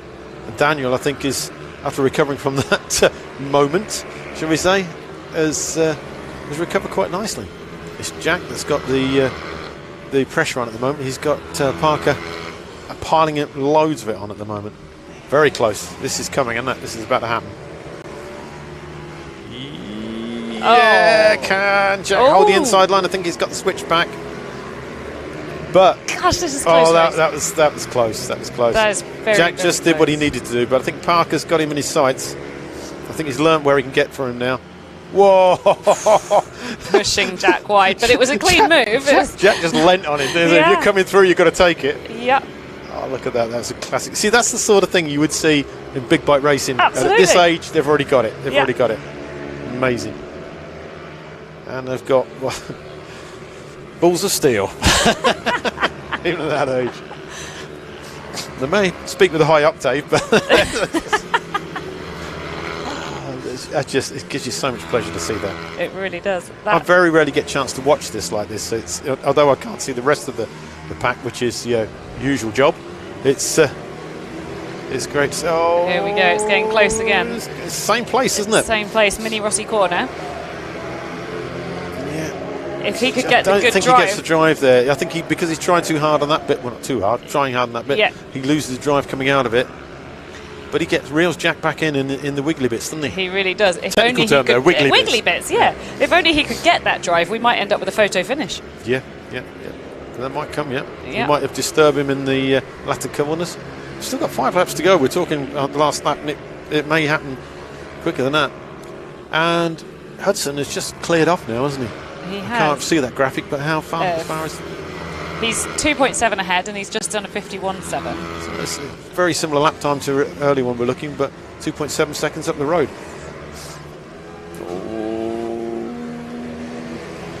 Hang on. Parker's He's done Parker's it. made He's done it through. How did I miss that? We both missed it. Yeah. perfect. People at home will be going, how did you miss that? I've got an excuse, age. What's your excuse? The sun's in my eyes. But I tell you what, Jack's not letting him have it. He's coming back to him. And look at that, Jack Hamilton, Travis Shaw, almost identical lap times. Brilliant shot of Hudson in the sun there. It's great livery, isn't it? It really is. Makes him nice and easy to spot as well. He's a commentator's friend, is there? Yeah. Until recently, he raced with the Vision Track Academy, but has decided to go on his own. So the livery has changed. But I do like that. That's nice, really nice. It's working for him as well, because... it's a fast livery. Yes. Yeah. So still 4 laps to go. I can't believe we've still got 4 laps. Neither can I. It's Daniel. We'd missed Daniel there, but I've just seen Daniel go through. Just taken across the line now. And then we have these two. Parker seems to have... I'm looking not at the screen you're looking at, but outside on the window. Obviously, we have a brilliant view out here. And, Jack's not letting him go. He's staying with him. Certainly within striking distance. Interestingly, Hudson Cooper has pulled a bit more of a gap that lap on Daniel Stevenson, but his lap time has been the same. 51.9, last time 51.7, the lap before 51.7. Yeah, he's very consistent. Bang on the consistency of it, and that's what wins races. Absolutely, and something must have happened to Daniel Stevenson on that last lap, because he actually dropped about half a second on that lap. He's still going strong. He's just going down into, he's about to hit Mini Rossi, which our leader is going through at the moment. So here we come. Daniel goes through there. You can't see that. We can see him off screen. We might just catch him coming into glimpse there. Not quite. Right. And then we've got Parker and Jack coming round behind. That is still very close. Hudson Cooper has just put in an absolute blinder, but Daniel Stevenson is back on track. He was never off track. Mind your words, Wadsworth. He was on track the whole time, but he's just had a bit of a slow lap the previous lap. Right, we're back with these two now. I think this is where the action is. It really is. Parker Cesari is in front of Jack Hamilton. Don't know for how much longer. I don't either. Jack's got that line through there nice, hasn't he? I think Parker's riding a little bit defensive there. It's impressive stuff from both these guys, and what's even more impressive is that they haven't lost all that much time. Oh, that's a nasty high one. Side. I can see him getting up. Yeah. Parker's up. You can't see it on the screen, but I can see Parker's up. We can see that out of our window. He is absolutely fine. We stay with I'll say Jack absolutely Hamilton. fine. I think he's winded, but he is up. He's walking away from the scene. The recovery marshals are now taking the bike away as well. I'm a very optimistic person, Alan. He's absolutely fine. Yeah. He's walking. Well, if I'd have done that, I think the word sack of spuds would have sprung to mind, because I think I would have landed like one. But, yeah. No, he's up. I can see him sitting. We are on our last lap. This is third place at Jack Hamilton. Our first place runner is about to come across the line. So Hudson Cooper wins the race. That's a classic lead from Hudson. He doesn't.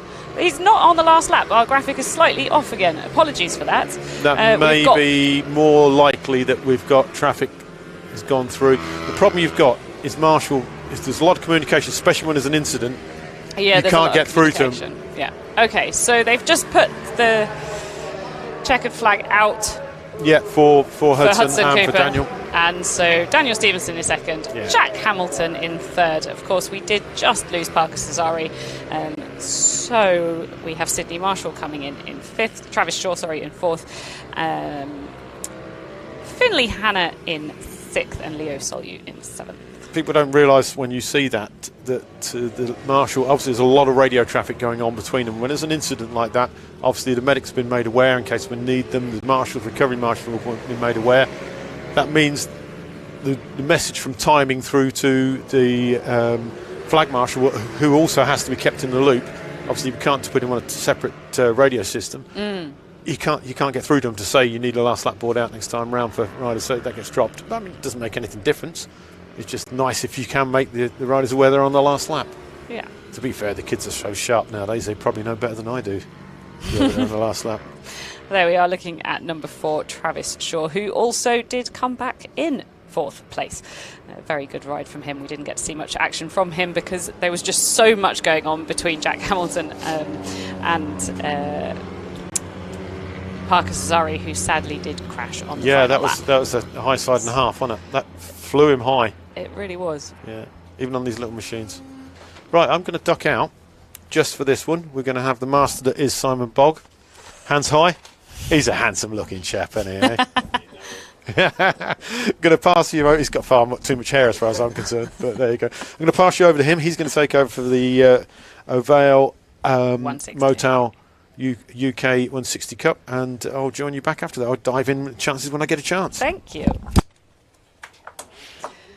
So as you heard from Alan, we are almost ready to go off with the Motul Oils Ovale 160 Cup. So these riders, tiny little bit older, they are between 10 and 14. And very shortly, I'm going to be joined by Badger, or Simon Bogg, who runs the Ovale Championship on these weekends and provides support to all of the riders. And I have already seen that happen in action during practice and qualifying, running around fixing bikes for everybody. So here we go. We've got 3 riders in this championship. We've got Tyler Humphreys, Wilson Dilks and Thorley Trevorrow. Thorley did obviously have quite a big off, but he is fine and is riding. So we have in pole position Wilson Dilks, second up Tyler Humphreys, and third is Thorley Trevorrow. Don't forget that Tyler Humphreys has it all to play for, so if he can get second in the championship, which all he has to do is finish the 3 races today, then he will actually go to Valencia and ride in the World Championship. So a very warm welcome back. Thank you very much. It is warm as well. It's very, very warm. Need some ventilation up here, Alan, if you can sort it. I'm on it. So as you can see, they are coming down to the line. Wilson Dilks there on the left. In the middle of the shot, number 42, Thorley Trevorrow, and hiding behind the red flag right now is Tyler Humphreys. I'd say keep your eyes on Tyler Humphreys because of that championship place, but they're all going to be in shocks. There's only 3 of them. Yeah, they've all made a really good start there, so clean away. Good to see Thorley back on track as well. He took a fair old bump earlier on, I think, but I think the first thing he said to the medics was, "Can you get me 140 ready for the next race?" Brilliant. And he did. He went out and won. He did. What an incredible star in the making, star on track. Yeah, we've got Wilson again, made a really good start and stepped out in front, looking fairly dominant at the minute in front. He certainly is.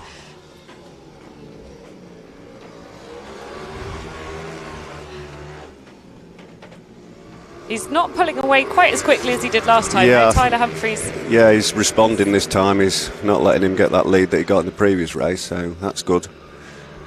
We just want Thorley to get tagged in as well if he can.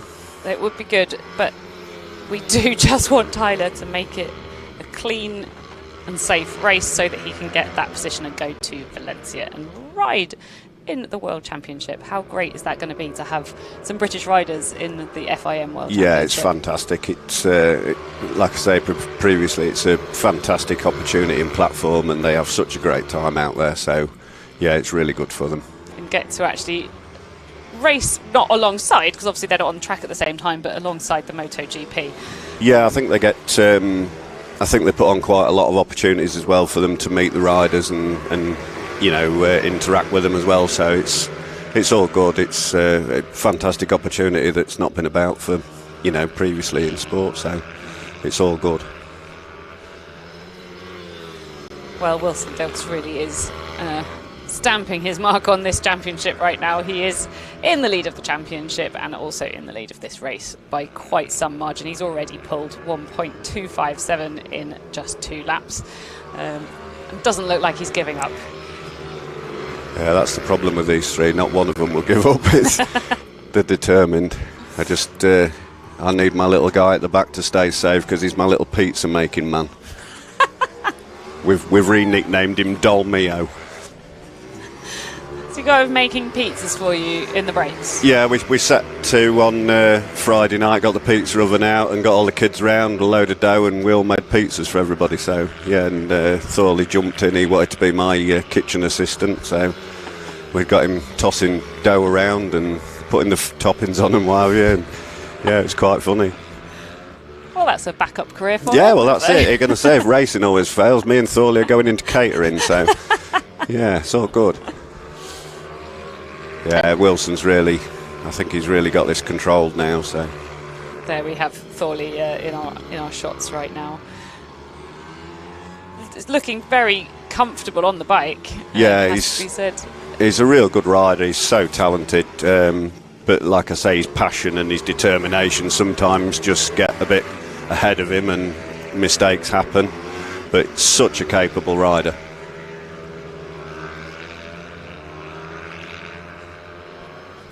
Wilson still has a 1.664 lead, but he is not slowing down at all. I honestly don't know how they do it. I managed 2 laps, I was worn out, and these are just like Energizer bunnies, aren't they? Just keep going. They really are. I would like to know their secret. I hope it's not just being young. Yeah, I think it helps though. It's a shame, isn't it? We can't buy that. Can't buy that, no. No, he makes me laugh. They come in, they do this, they come in and they don't even look like they've been for a stroll, do you know what I mean? Yeah, and then they might only have one session, and then they're jumping on another bike and doing it all again. As I say, when I left you last time, I went down and met Thorley trackside to see if he was okay and, you know, what state the bike was in, that kind of thing, if there's anything we can help with. And he literally walked into the paddock like nothing had happened, and he was like, yeah, get the heaters on, the tyres on the 140, I'm off out, you know. Incredible. It's incredible. And good to see. I mean, the medical staff and everybody here, fantastic job as usual, so really good. Do you know how old he is? Thorley will... he's got to be 12, I think. 12, so he's still got 2 years before he can achieve his potential dream of joining the British Talent Cup. Yeah, I mean, all the age groups are being altered around at the minute, which I don't think is a bad thing personally. It's, you know, something that we have come up quite regular, that you know, you can get parents that are pushy and trying to do everything really quickly, and the thing they forget, these kids have got so many years ahead of them, and you know, it doesn't have to be done all in 1 year. So I think it's a good thing that they're altering things a bit, give them a bit more time, and you know, especially here on these, you know, the nice little tracks on the bikes that are suited to them, it's a good chance to ride safe and, you know, learn the career.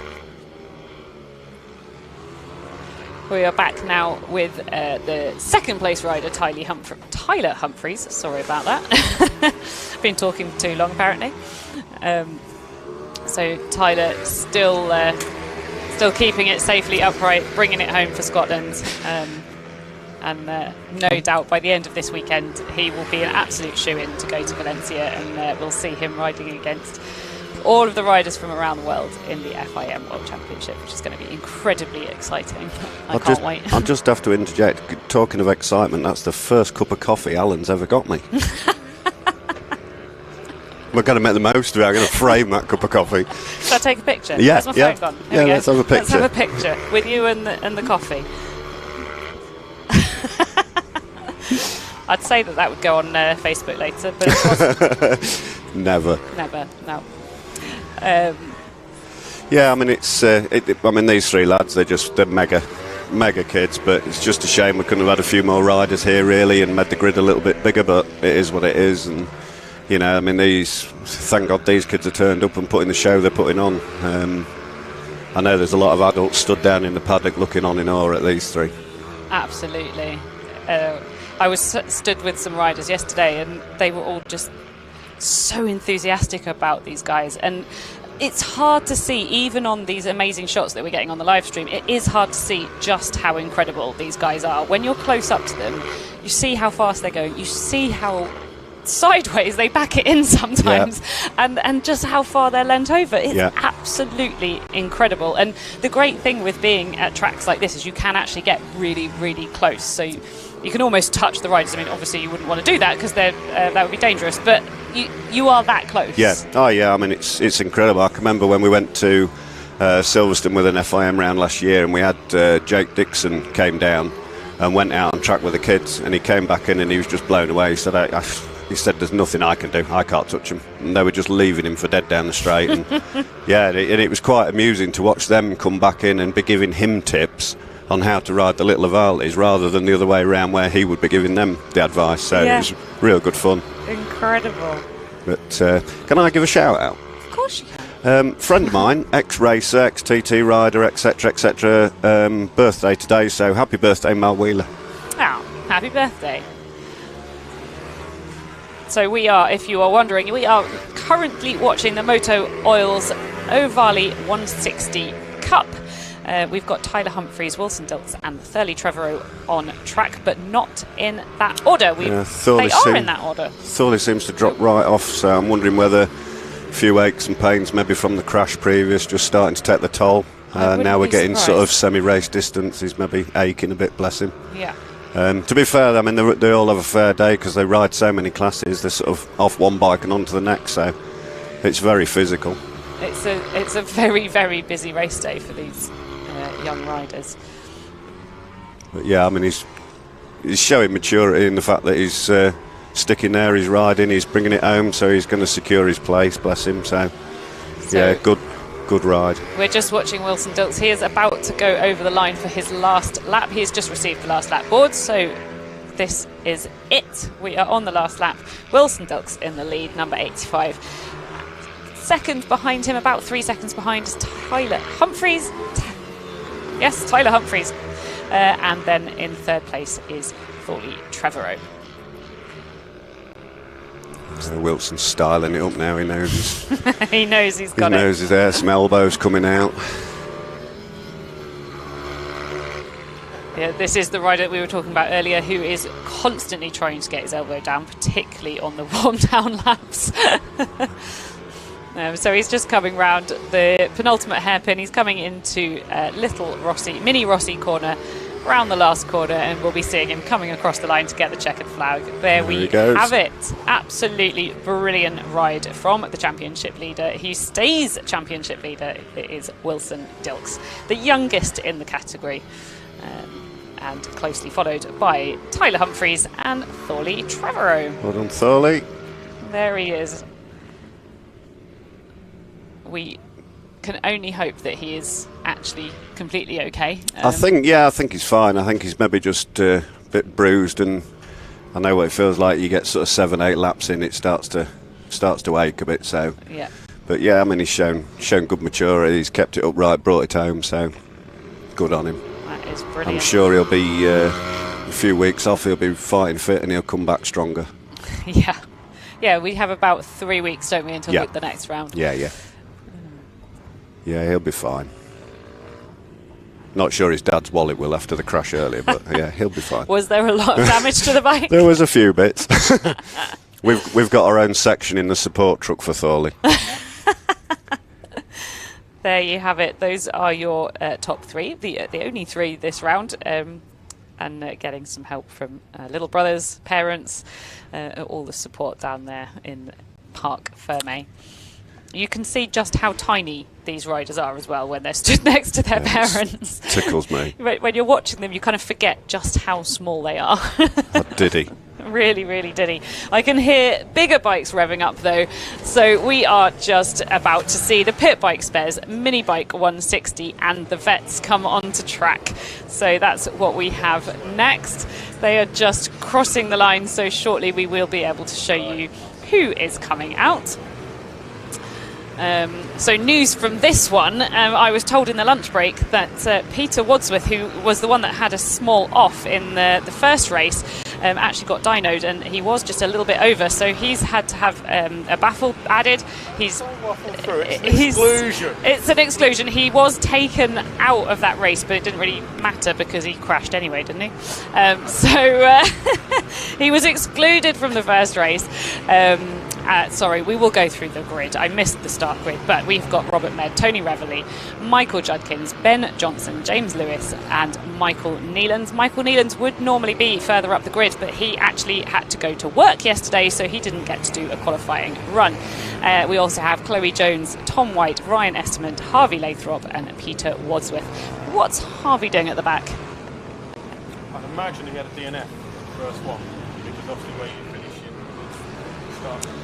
Where you finish in race 1 is when you start. Of course, we're in seniors. That is correct. Ryan Esmond, who is Bjorn's brother. I much prefer Ryan because I can spell his name. I thought we were in dangerous territory for a minute there. every time it comes Just a spelling, that's fine. I can deal with that. So yes, championship leader Harvey Lathrop, actually starting from the back of the grid. So this could be a pretty exciting race. I hope not. If you're from an organiser's point of view, I'd like it to be. I want it to be exciting for the viewers. Yes, Yeah. It doesn't have to be bad exciting. It can be good exciting. For my heart. Yeah, yeah. Well, we shall see. Right there. I think There we go. Going to start his orders now. So we've got. Oh, big thank you to Simon Bog, by the way, from Ovale coming up, filling in for that. Absolutely. Right, Oh, Harvey's at the front. And we're underway. I don't quite know what happened there. I'm sure they sorted it out between themselves. That's interesting. So we're not quite sure why Harvey is at the front and the back on that grid, but he looks like he did start from the front with Simon Wadsworth behind. Yeah, I was censored there at the moment. Sorry, I forgot to turn my mic on. Fapping away. Old man disease again. Oh dear. Never mind. Right. Yeah, Harvey was shown us back at the grid. Was started in front. I don't know why. As I say, I'm not privy to that information at the moment, as I'm out of the loop because I'm up here instead of in race control. But certainly made the most of it. He's off, isn't he? He is off, out of there. In a little while, we will get the tower up for you, so we'll be able to tell you who it is that is right behind Simon Wadsworth. It is Sam Smithson again, I think. Looking that way. Yeah, yep. It is. It is. And then we've got Chloe Jones in fourth. Rich Energy OMG rider in the 600 class. Then we've got Ryan Esterman, Jan's brother. Yep. Nathan My Gardner. favourite brother, as I said. And Nathan Gardner.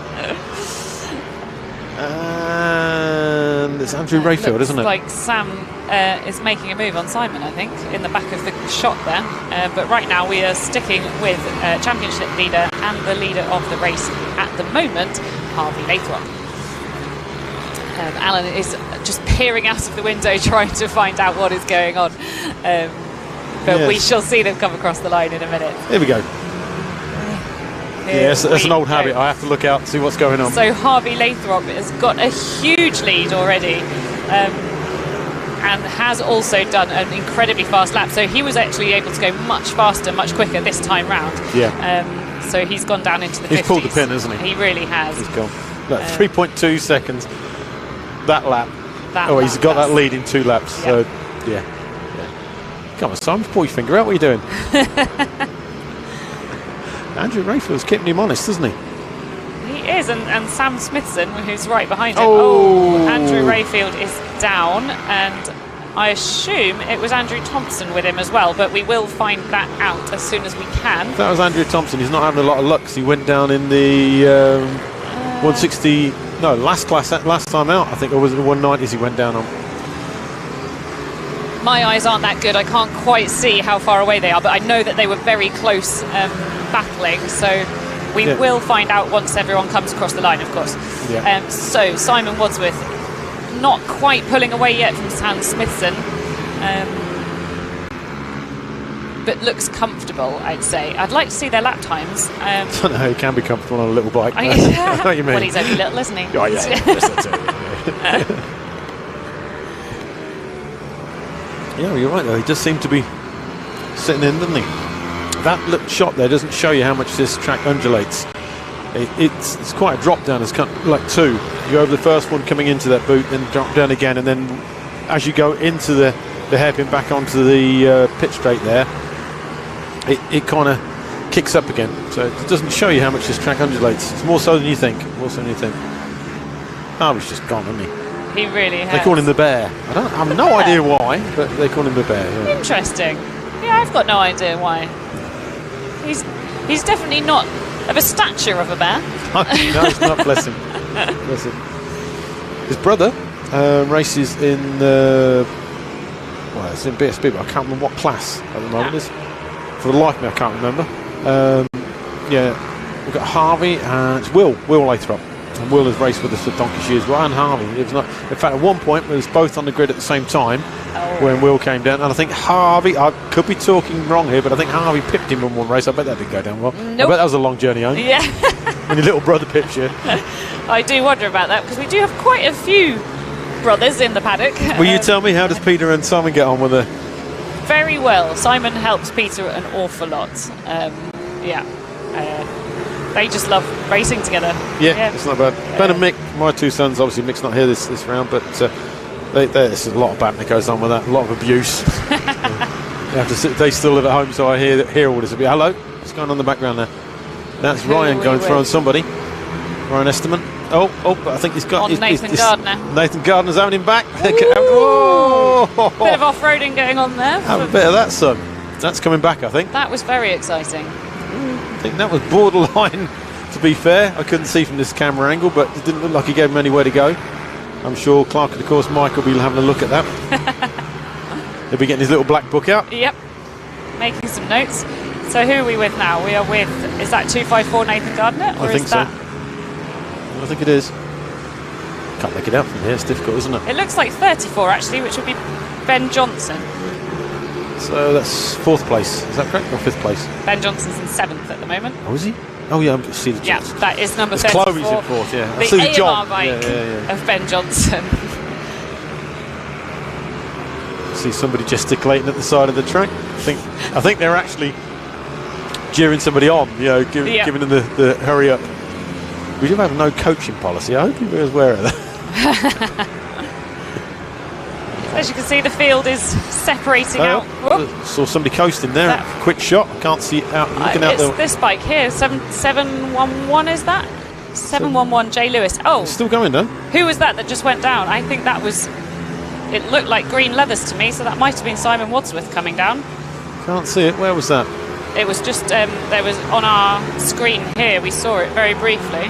Let me stand up, see if I can see out the screen. Yeah. Alan's going for a wander. Yeah, it is. Your husband's throwing it at the scenery. Oh dear. He'll be sulking.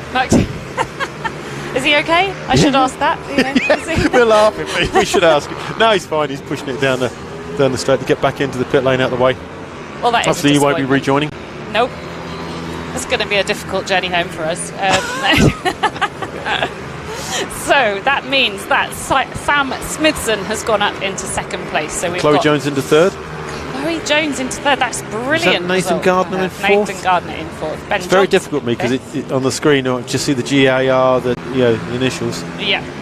I could bring up the other timing screen for you if you like. I wouldn't be able to see that either. I'm just making excuses. I probably wouldn't be able to make that up. Mike Nealons is having an absolute storming race. He's gone all the way up to 7th place.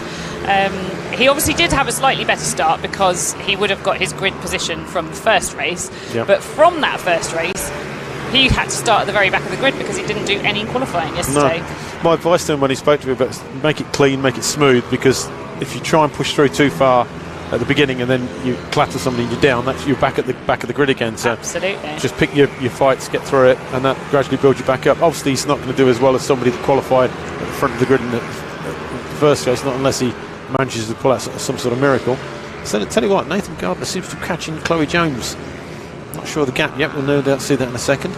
I'm desperately trying to find the championship standing for the vets because Mike Nealons is leading the Vets Championship at the moment, so we are missing Gavin Tappenden. So where's Michael Judkins sitting at the moment? Michael out there? I think he is. He's in 13th. So currently, despite not qualifying at all yesterday because he was supporting a friend at Trials Days, he's actually still going to win the championship. Well, win this round at least in the vets. So Mike Nealon's number 131 is actually riding in the vets championship, which are on track at the same time as the Minibike 160s. Only less than 0.2 of a second between Chloe Jones and Nathan Gardner. That's hotting up, isn't it? That is hotting up. Maybe we will see them in a little while. Trying to find them on the track now. I just had a little glance out the window as well, but here they are. I think he might have got her. No, actually, I don't think so. Harvey Lathrop. I'm not sure what he was doing just then, but he was just touching something on the back of his leathers. I wonder if he's also been stung by a wasp. so many of them At least he around didn't get smacked in the back by his co-commentator, did he? That's why it hurts so much. All right. Do you know what? Across the line there. Yeah, Nathan Gardner did take Chloe. He is into third. She's back down into stuff. fourth. And Ben Johnson is up to fifth. In fifth. Yeah. Ryan Esterman is sixth. Ryan yesterday had a transponder problem. Him and Bjorn, as usual, were late entries. Wasn't organised. Got here and we were running out of transponders. We had to give him one of our backup ones. And sadly, didn't have a lot of charge and he went down. Oh no. So in second qualified, he tells me he'd put in a blind. Yeah, of course. Yeah, obviously, you don't know about that. Right, so we are on the last lap. Last lap board is out. Yeah. I'm quite sure who we're looking at the moment. We are looking at Harvey Lathrop. The bike in the background there is 711 James Lewis. Yeah. So he is. This is James's first time here. Never ridden here before, but I know he loved it. I got here at 7 o'clock in the morning Friday and he was doing a track walk. Oh, dedicated. Very, very dedicated. Currently on the back of this pack of riders, but dedicated all the same. Yep. So we are about to see right, here we go. Winner Harvey Lathrop. Harvey Lathrop takes the checkered. line. How long have we got before Sam Smith comes through? We have got about 11 seconds, I think. Jesus, he did really well, didn't he? He really pulled did. the pin. There was a little bit of incident. Somebody chucked it at the scenery, didn't they? Yes. Silly Simon. Is that what you call him, Silly Simon? Well, I am now. Yeah. As you said, this is going to be a long journey home, especially if he listens to this. Brilliant stuff. How did Peter get on? Peter is he's come home in 8th place. You would just watch. I can tell you now, that is Peter Wadsworth there. I can tell you, Peter will be heading straight to the dyno. Yeah. Once somebody is excluded, I don't believe 1 minute was done intentionally. It's just it happened, and that's why the dyno is there, for it to be checked out on the Friday. Obviously, didn't get a chance to do that. So I can tell you now, his first trip will be straight to the dyno to check that he's compliant. Yeah, so if you missed that at the beginning of the race, we were explaining that Peter Wadsworth in the previous race, although he came off, he did have to get dynoed, and it was found that he was a little bit over the brake horsepower limit, which means he's had to have a baffle put in. He was re-dynoed. That did bring him down, so he was allowed to race from the back of the grid in this race. He's done a brilliant effort and come 8th, but he will now get sent straight to the dyno. I should explain, he did already have a baffle in, but they put a smaller baffle in, which restricted him just enough to bring out they didn't rejet it. If you put a smaller baffle and rejet it, you can get that horsepower back, but they hadn't. So that will keep him under. Well, I hope he hopes they keep it under, because otherwise he's going to get excluded again. Fingers crossed. I think from my information is they were picking somebody at random from the back of the grid as well. I'm not sure who. Who's going down? I can't see from here, but I think 2 of them from that class are now heading towards the dyno. Yeah. Can't tell which one of those bikes that's pushing through is going to get Harvey really nailed that though, didn't he? He really did. There was an incredible ride from Harvey Lathrop. We all feel bad sometimes, don't we, that we're talking so much about the other riders, but actually the ones at the front are doing an absolutely incredible job. Yeah, I can see out my window somebody pushing their bike, the walk of shame. That's Andy Rayfield, who you can't see on your screens right now, but Andy Rayfield is pushing his bike back. And he is actually in the paddock with who was on your screen, which was Mike Nealon's in the bright pink leathers there. Bright pink leathers, lovely. Yeah. I like it when people do that. It makes them easy to spot. For you, I'm colourblind. It makes no difference. Oh, dear. Well, I'll do the colours. Yeah. If I say it's red, it's probably green, which doesn't bode well when it's a red flag or a green flag. That I can actually see, but and it also helps that somebody's called out red flag. That's true. That is true. I can hear bikes revving, but I'm not sure if we're quite ready to go yet. We will be starting with the Ugly & Co Mini and GP 140/50 and Junior Supermoto 140 very shortly. I would imagine Mike's got pulled out to deal with something else, because he would normally be making the Tano announcements. I didn't hear it go out, so I'd imagine that was the case. But I can see the parents lining up on the grid now, ready to claim their child. The little brightly coloured ants are coming across the track. They need to get themselves clear to the sides, because normally we go straight to grid, but we've decided to give them a lap to get in, so they need to clear, make sure they're safe.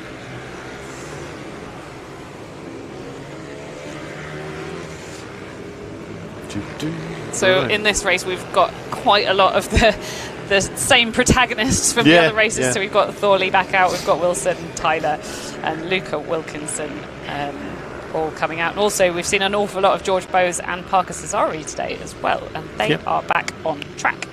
So we just watched them come round on their warm-up lap. I think Parker was in the... Here we go. Was it Junior Supermoto 90 he's in? Or the Ovale? No, the Ovale. He's in the Ovale Cup. So we have Wilson Dilks. No, that's not this grid, is it? Yes, it is. We have Wilson Dilks on pole. Thorley Trevorrow in second. These are gentlemen who had that little laugh. I've missed the rest of the grid, but we'll get back to them. We have Sydney Marshall in 7th, Daniel Stevenson in 8th, Jack Newton in 9th, Finley Haller in 10th, 11th Harrison Quincy, and 12th Hudson Cooper. I'm not sure that's the correct grid, but we'll have a look at that. Big shout out there to Finley Hanna. He's comes from my hometown, Oundle. Up the Oundle Massive. They're the right riders. Yeah. They are the right riders. Whether they're in the right order is another thing. Yeah, I think something's not quite right there, but we can only go off what the timing system is telling us. But don't worry, the timing system will be correct. Well, so long as they're all wearing There's a big difference between the timings. I know this sounds silly, but there's a big difference between the timing system and live timing. Live timing, sometimes, because it gets dropped out, it doesn't update itself on the MyLab system. Obviously, we update it online ourselves afterwards, but the live feed doesn't. It only equates to what's happening at that particular time, so it's very difficult to get the qualifying results up. But, we do our best. Right, we're under starters' orders. So you can see Wilson Dilks on the right. You can see Thorley Light is up. on Light the is left. up. Who is going to cut off the line? We are fastest? off. Here we go. It's a bit of a shaky start from Wilson Dilks. Butchered up there. Yep. So we've got Thorley Trevorrow in the front and Tyler Humphreys in second place. Bear in mind, it was Thorley that took the tumble in the Ovale 160 Cup and was out just recently. And I think he picked his battle because he knew he was quite safe in that position and was going to get a third because there's only 3 out there. But obviously, he's opening up on that now, isn't he? He really is. Wilson Dilks is not going to let this go easily, though. He is right on the tail of Tyler Humphreys.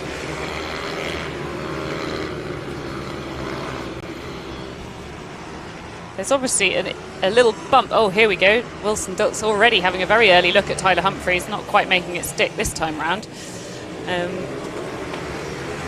Going to be interested to see when they come down this home straight again, whether I was right in what I saw. It looked like there was a slight bump on the track, which if you stay right, you go over the bump. Nobody did go over right this time. You know what? Daniel Stevenson had a moment in that thing. I think you're right.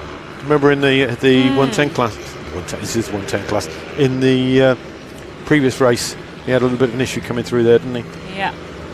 So we've got Tyler Humphreys. We've got Thorley Trevorrow, Tyler Humphreys and Wilson Dilks, in top 3, followed by George Bowes. Is that George Bowes? Yep. And then we've got Travis Shaw, Hudson Cooper, Sydney Marshall, Luca Wilkinson, Daniel Stevenson, Joshua Herring, Finley Hanna. Oh no, hang on. No, Jack Newton, Finley Hanna, and Harrison Quincy. I couldn't find Jack Newton on my list. No, a lot of people, if you remember, a lot of these bikes are the Ovale. There are other bikes out there. I think there's a couple of Bucci's out there as well, but this is the Ovales as well. And what the riders do is they put a 140 engine in it, and then it's compliant. I mean, they could run a 110 if they wanted, but it would be a little bit down on horsepower. But they put a 140 engine in it. Usually the YX 140. Again, there's horsepower restricted in this class. This class, unlike the Ovales, they are dyno controlled and weight restricted. So they have to meet a certain weight. For the life of me, I can't remember what that is. Should know. I think it's 101. Oh, bang on. 10.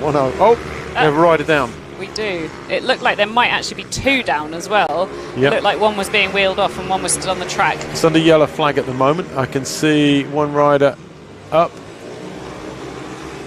So while Alan's trying to work that out. No, we have gone red. We have gone going red. Okay. I think that's more because of where the rider is. He's up, or he's getting up, but I think it's because of the location of the rider, and obviously we don't want somebody coming off on that corner again and going into them.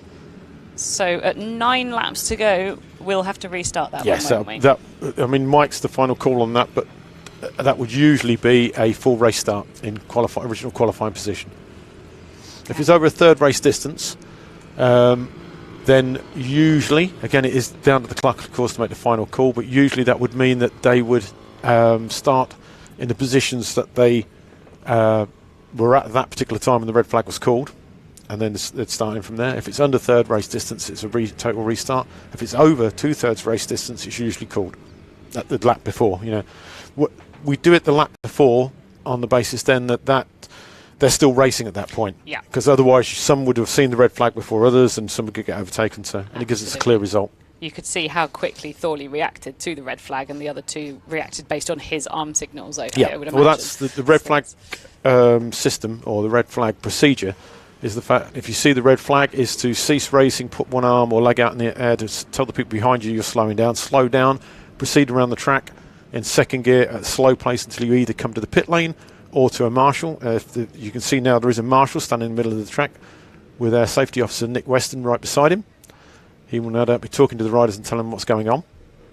And he'll hold them there until give them the clear. Then he'll either send them through to the pit lane if we're going to hold them for much longer, or he'll send them back round to the grid. It's looking to me, I think they're going through to the pit lane because the rider is still receiving medical care. I'm sure the rider's fine. I saw him sat up, so I don't think that's a problem. But I'd say, if I had to guess, that these guys are going round straight into the pit lane, and they'll hold for... I could be proven wrong. We'll find out in just a few seconds. They are not going. No, they're not. They're coming around to the grid, so I'm guessing that rider's going to be up fairly soon. Obviously, they're privy to information we're not on the radio traffic from the medic and the clerk of the course. We do have one rider currently on track who hasn't been able to restart. There we go. We've got Fired him. Up. I think that was Luca Wilkinson, yeah. I have been told that race 3 is going to be cut down by 10 laps.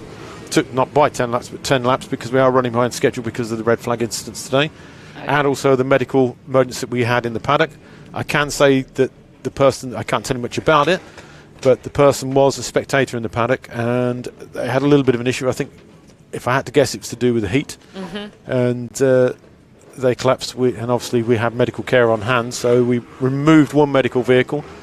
Took us a little while to get the other one in place. I took over as clerk of the course. Mike took over as medical officer, and we went into our usual procedure. As soon as the lady was dealt with and was deemed fit, we recovered back into our usual positions.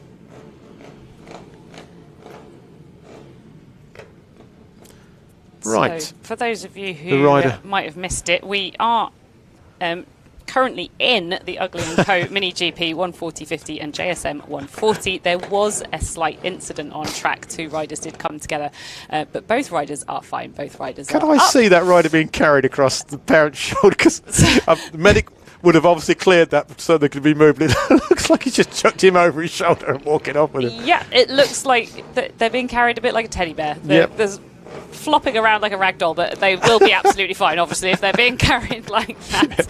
I hope the camera doesn't pick that up and see if somebody's seeing that out of isolation, because they'll think, what the hell's that? Yes, let's not go to that. So what you are looking at are the remaining riders who have lined back up in their original grid positions, because we hadn't actually run enough laps. So we had got to 9 laps to go, which means we go straight back to the original grid positions. So everybody just waiting for the track to be fully cleared. Parents down there with the riders. It must be incredibly hot down there. It's so hot in here. It's like an oven in here, isn't it? But we don't have leathers on and a helmet. No. I really feel sorry for those. No, we'd be pretty sad if we had leathers and helmets on. Oh, yeah. Be frazzled as well. Yeah. And we've got as many windows open as we can get, but that's not doing much. Hang on, I'm going to have a see if I can get a bit more flow coming through. So we have on the left of your screen, number 42 on the red bike is Thorley Trevorrow. Next along, but one row back, is Tyler Humphreys. Hiding behind the red flag is Wilson Dilks. Those are your top 3, and they were your top 3 when we got red flagged. Thorley Trevorrow was in the lead, so he's going to really want a very good start and get that lead back. It's always a little bit nerve-wracking at this point, isn't it, seeing if you can get back to your original race position. Just behind him, Travis Shaw on the green number 4 bike. He did, of course, finish 4th last time, so he'll be looking to get back up into the podium spots as well if he can. Medic 1 is just getting back in position, so we'll be ready to go very shortly, I think. Sorry, Medic 1 is getting back in position, so we should be ready to go very shortly. I see Mike, the clerk of the course, out in my window here, is getting ready. I see he's talking to the marshals. He's be doing a marshal check, make sure everybody's in position. Timing's ready. medics are ready, and they'll be ready to go. I think they're going to be doing a rolling lap, or a couple of rolling laps. Yep, they will. That would have been my call. Get the tyres back up to temperature. 1, 2. One rolling lap. You probably heard me whispering at the window.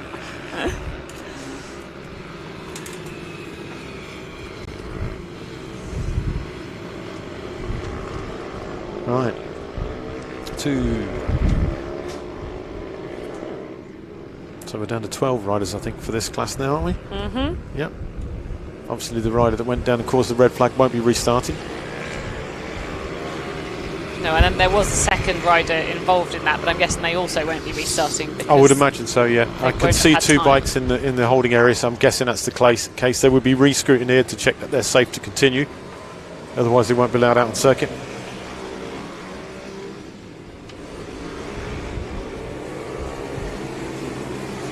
Right, riders start to take up their original qualifying positions. As I say, that's what I would do. And I'd imagine that's what Mike's done. I don't have radio contact with him whilst we're commentating, so I don't know 100%. But that's definitely what I would do. It looks like it, because... That's the normal. I wouldn't imagine they're getting this position that quickly. No. Otherwise. And those were the positions that they were in on that first. Yeah. So the under riders starts ordering again. Light is up. And we're off for the second time.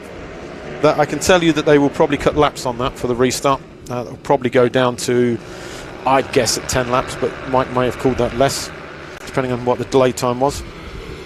So Thorley did make another brilliant start, so he's up in the lead. Wilson Dilks made a slightly better start this time, so he's in second position with Tyler Humphreys in third. It says George Bowes behind it. It does look like George, to be honest. Yeah, he's on the only supermoto bike, so yeah, he would be. Under you, if we've got enough riders with the supermotos and mini GPs, we quite often split the grid and we'll start the junior supermotos behind the mini GPs with a bit of a gap. But there's only one rider, well, there's 2, but one failed to qualify, I'm afraid. Young Swift, Mr. Swift. So George, being the sort of rider he is and capable rider, we deemed it a lot safer for him to be in his qualifying position rather than finding his way through. We did have an incident at Lydd where a rider of a junior supermoto and a mini GP came together, so we're very, very keen to try and keep that separate. Where necessary, like at Red Lodge, we actually separated that. Like Wilson going for a lead, then I think he might have left himself open for Tyler. Yeah, I think he has. Ooh, is Tyler going to make it stick? Is he going to hold him? Come back round? No. Oh, Wilson braved that out, didn't he? He did. That was brilliant racing. That was a good move from both of them. They gave each other plenty of room. That was actually a class lesson in how to try and pull off a manoeuvre. Each gave each other room, had respect for each other rider. That was good. I'm pleased to see that. That was a brilliant manoeuvre.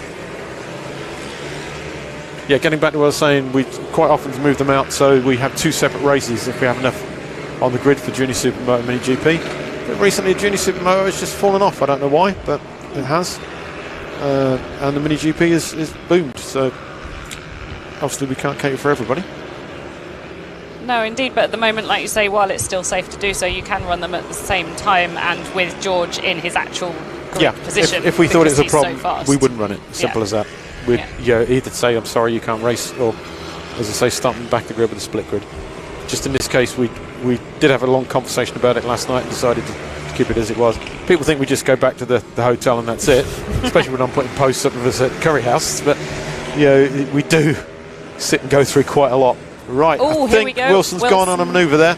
He has. Wilson has made a manoeuvre on Thorley. Somebody's got the cut back again. I think he might be in a position. No, he hasn't. Wilson's made that stick.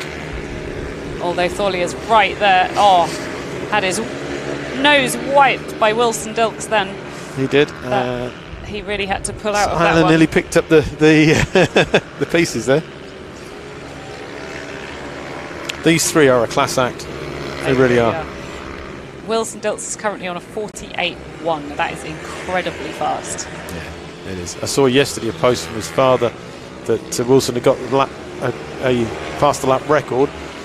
I know there have been some track changes here, so I'm not sure if that's absolutely crystal clear. I'll investigate that, but yeah, I wouldn't likely take it away from him. The kid's a rocket ship. Well, these 3 of them. I mean, They're all really good. The thing is, even right at the back at Harrison Quincy there in this class, they're quick. I couldn't keep up with them. Well, it doesn't say a lot, but yeah. And I definitely couldn't keep up with them. But yeah, they're classic. Oh, that's very wide. That was very wide. I think that wasn't planned. It certainly brought him backwards towards Tyler Humphries a little bit more. It's just a lesson there to show that that line doesn't work. Yep. As I said to you, there's a bit of undulation there and it can shake you up a bit if you get on it. And Wilson Dilks is really making a bit of a run for it now. Yeah, I think he senses he's got it, so he's getting the hammer down. They're about to come across the line, so we'll see what the space is. So he's still on a 48.1, so he is metronomic, and he's now thought he was a 48.66, so half a second there. Yeah. Yeah, and you can see it, can't you? You really can. See, he's pulled it. I think it's more to do with, well, he's fast anyhow, but I think Thorley and Tyler have got little battles. Thorley's mindful that he's got Tyler right behind him. Yep. And if he leaves the door even a millimetre open, Tyler's going to come through. So he can't ride possibly the fastest line more. Well, yeah, I wouldn't say he's riding defensive, but he's certainly not riding track limits. Because I know if he goes too wide, Thorley's just going to go, thank you very much, come straight through. Hey. Right. There they come through for last lap. We've only got 2 laps to go. Obviously it was shortened down. I guess that would be the case. So there we have it. We are on the last lap with Wilson Dilks quite a long way ahead. 1 second gap there before Thorley Trevorrow in second. And it's worth remembering that it wasn't that many minutes ago that Thorley was bouncing off the tarmac and into the tyre ball. Yeah. You know, you've got to give it to him, hasn't he? He's bounced back. Yeah, and it wasn't a small low side either. It wasn't. That was a big one. A big high side that he had. So it was a big one. Yeah, for those of you that don't know, a low side you just skid quite casually along the track and hope that you don't hit the tyres. But on a high side, you actually get flung in the air before hitting the ground. So that's what happened to poor. There he comes around to checker flag, and Wilson Dilks takes the win with Thorley Trevorrow in second, Tyler Humphries in third. And those three really, yeah. I mean, once Wilson pulled the pin, I think Tyler and Thorley were locked in their own battle. And I think that made a big difference.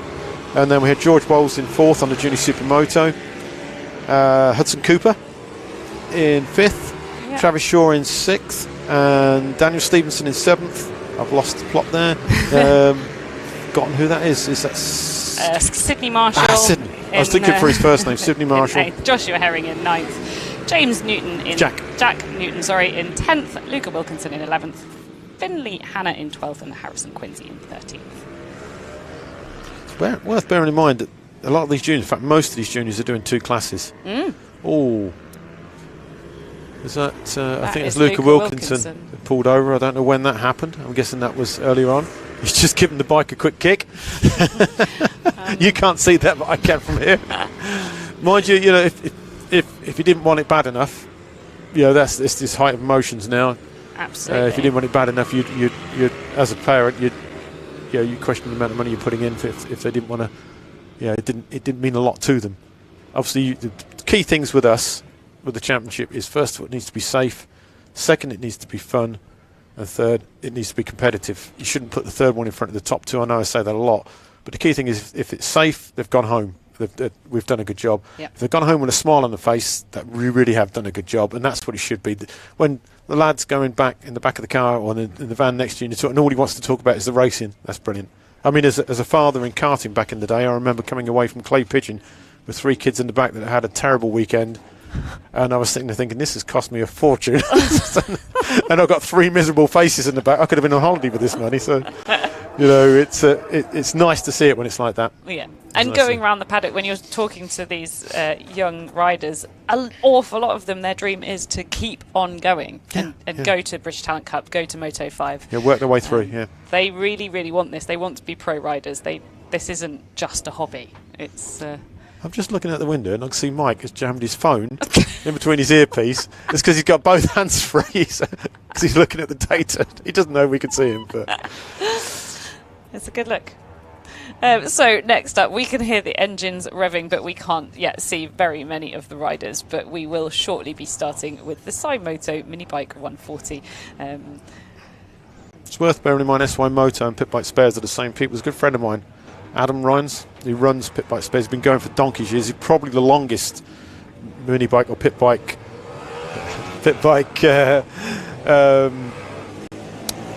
supplier, and he's sponsored the championship now for a couple of years. Great customer friendly service. If you like all of our suppliers from Parker Racing, MAR Moto, Leadworks and SY Moto, if you need anything, go on the website, have a look at them.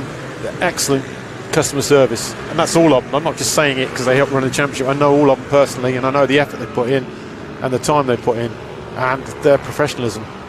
There are other traders out there we've found that aren't brilliant. Well, I say aren't brilliant, aren't as good. Certainly not. Okay, so here we have the starting grid for the Minibike 140, sponsored by SY Moto. In first place, Harvey Lathrop; second, Simon Wadsworth; third, Sam Smithson; fourth, Ben Johnson; fifth, Ben Lord; sixth, James Clark. And on the fourth grid, we have Kai Abassi, Gary Jacobs; then row 5, Tommy Almond and Tom Wise; row 6, Daniel Cliff and Liam Booth. I believe there will be a row 7 because this is our biggest grid of the day. So on row 7 we have James Sidebottom and Liam Trinder. Then on row 8 we have Paul Clifford and Peter Wadsworth. Peter being back after being cancelled out from the first races. Row 9, Danny Grix and Ryan Warrington. In row 10 we have Stephen Humphreys bringing up the back of the grid. And the riders are just coming onto the grid now. They will be getting understarted orders shortly. They're just a little bit of moving around. People are not quite in the right place. In fact, missing off that grid graphic was a very important person, ending in Lord. Is he? Yes, Ben. He's on it. He's on pole. Ben is on pole, not Harvey. So I'm not sure what was going on with that. Yeah, Ben Lord is on pole. Simon Wadsworth to the right in green with the number 5. I'm going to get in trouble now because I didn't notice that. It's all right. I was talking. It was fine. Right. So we are seconds away from the starters orders. Light is on. Here we go.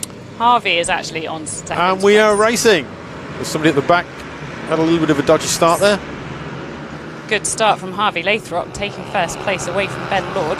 Simon Wadsworth in third place. Harvey and Ben already pulling away from Simon Wadsworth. These two really are in a class of their own. Come on, Simon, pull your finger out. Oh, Ben's looking at it. You saw that wheel lock up. He won't want to let Harvey get away too much. No, he won't. He won't. I think he'll stay with him if he can.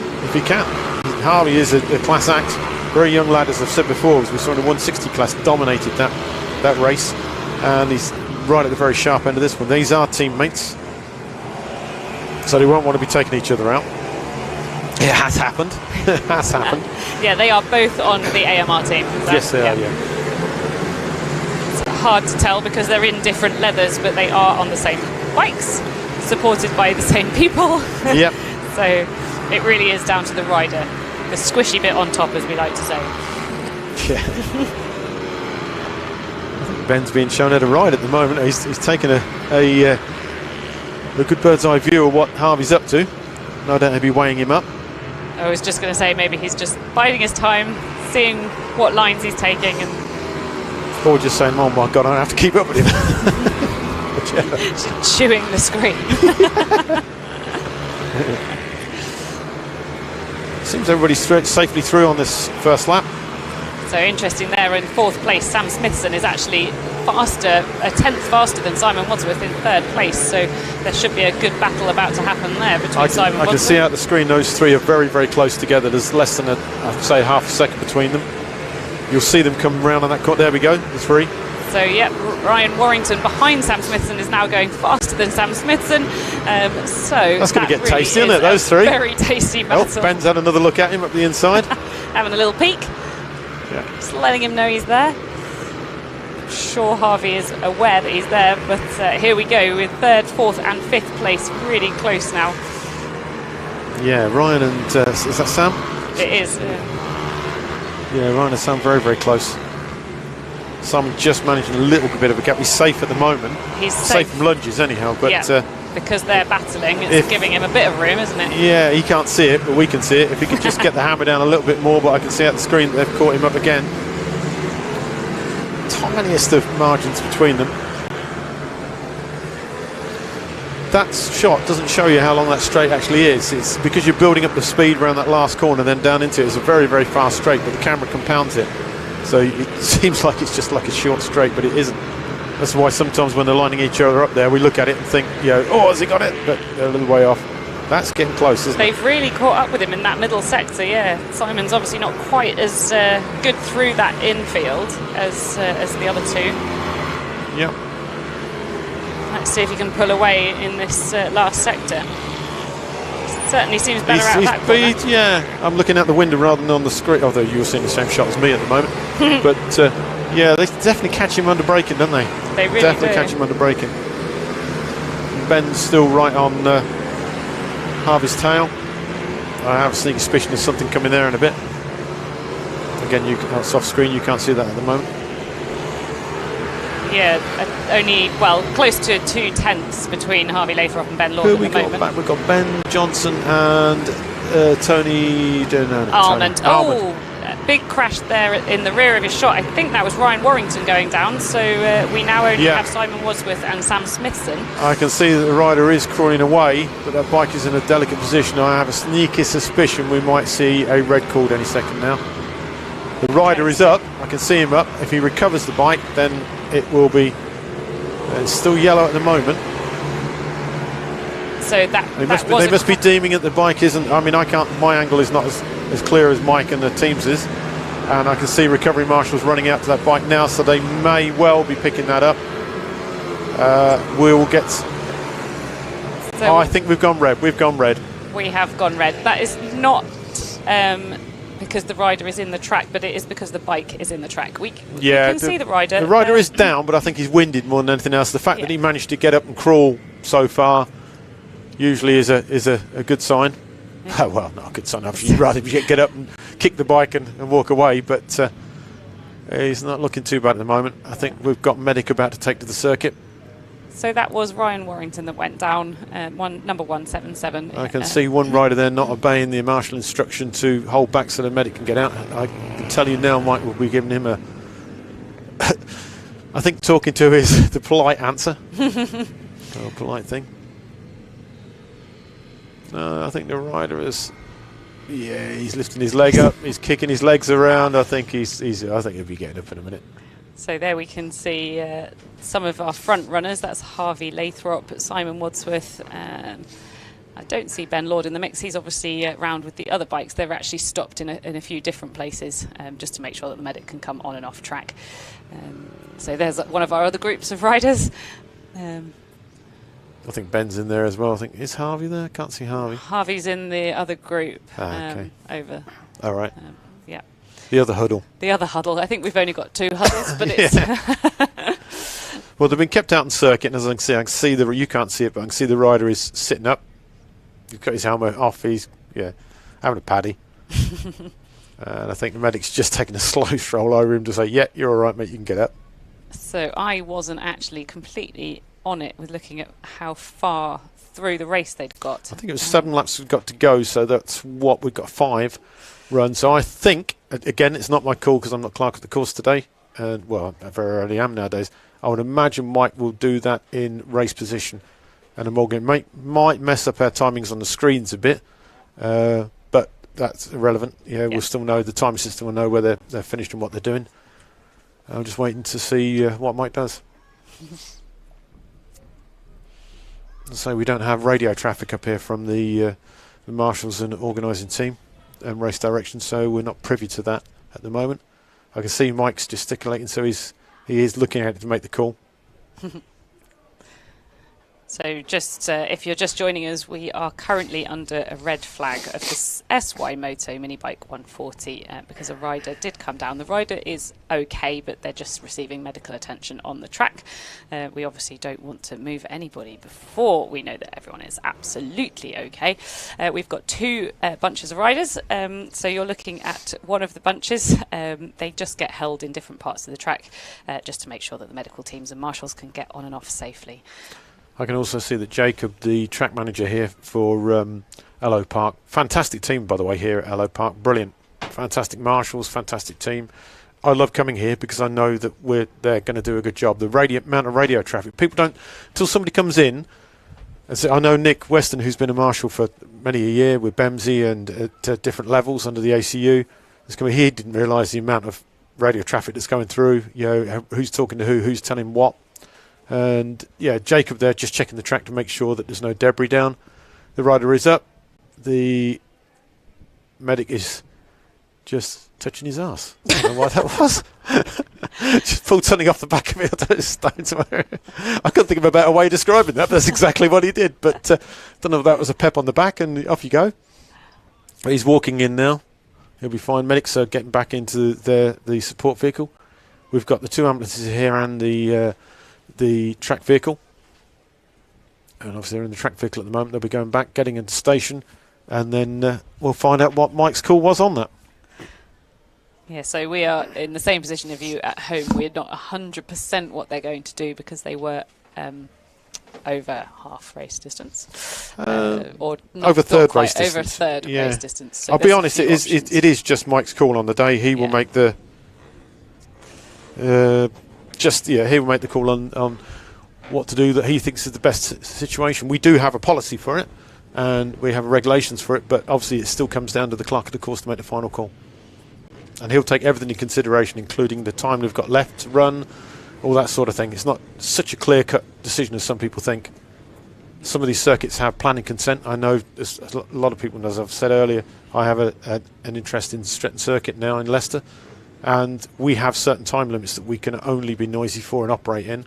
And it's strict. If you go over that, you can't get away with it because the noise meters on the circuit recording 24/7, 7 days a week. We could end up with a planning consent irregularity. So, and that's the same with these guys. So Mike will be aware of that, and he'll make his call based on it. And I'm 100% certain that Mike will do the right call. Yeah, and we are Medic 1 getting back. Medic 1 getting back. The bikes are being told to restart. So we will find out very shortly what Mike's decided to do. I haven't seen Medic 2 called out today, so I think he's sitting in his cab with a coffee. Probably with the aircon on. Yeah, I don't blame him neither. Don't blame him. Well, it's not a bad thing if we don't have to have Medic 2 out as well. Absolutely.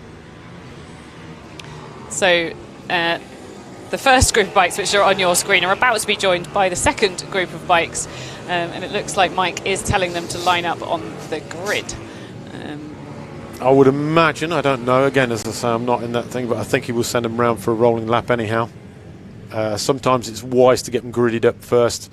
Do you know what? He might be putting them... No, he's putting Harvey in first. He's calling them forward. I would imagine he's talking to timing and he's bringing them forward as to where they were. Yeah, so this might take a little while, but this is take only to make sure it is completely fair, because they had already done 5 laps, so they were already racing. So positions had changed quite considerably, so it's only fair that they get the chance to start where they were on the track. Just had a message in from Dan Merrin, not at the race this weekend, as my wife is heavily pregnant. Get your priorities right, Dan. So I've been watching. I didn't say that. So I've been watching the live stream and commentary. Been brilliant from both. Well, I think one of us is good, but I think the old one is. The live stream's good. I don't know about the commentary. I think one of the commentary is carrying the other one. I don't think that's true at all. We both have our merits and our downfalls. It's all good. My downfall is I keep getting stung by wasps. And right. My downfall is age. I bet we're not that different. Right, we are almost ready to go. Just the last few riders finding out where they were. Almost. It looks like they're still trying to get a pickle going. Like I said before, I'm a very optimistic person. I think they're doing an absolutely sterling job, really, to get them onto the grid that quickly. This is where a Le Mans start would be nice, wouldn't it? Oh, just that line would them be up fun. and go. Yeah, we do that. As you know, you've been to many of the Endurance League races that we do. In fact, shameless plug here, we will have the Endurance League back up and running at Stretton towards the tail end of this season. And through into, I think we're going to do some winter rounds and also a mini round there, a mini bike round there as well as the tribute for the Miller Buchanan Day on the 30th of October, which we'll give you more details of shortly. Now, I believe this is going to go to a rolling lap. 2-lap warm-up. In fact, I couldn't see whether it's 1 or 2, but I can see he's telling them the time, how many laps they're going to do, and he's signalling. That's Chris Hall, the legend is. that is? My eyesight isn't 100%, but I think he was putting up 7. Yeah, that as would. laps. To be fair, that wouldn't be far wrong. It might have only been 6. Well, they had 7 laps ready to go. Yeah. But normally they'll cut some laps if there's a red flag. So, you know, if they are, that's fine. That's the call. That's what it is. Yeah. We will find out as soon as the timing starts, and as soon as they go across the line. We will find out when you find out. Yeah, exactly. It will come up on your screen, and we'll just tell you what it says, even though you've got your own eyes, hopefully. And just before that accident, I was saying about all the partners that help us out in the paddock. Parker Racing. Aaron does a fantastic job, very, very professional. Also owns the Bucci franchise in the UK. Again, very high quality, top end product. We also have Ovale here, obviously for the Ovale Cup. Simon and Adele. Adele, who looks after the Ovale franchise for Pete Hickman, who's the owner.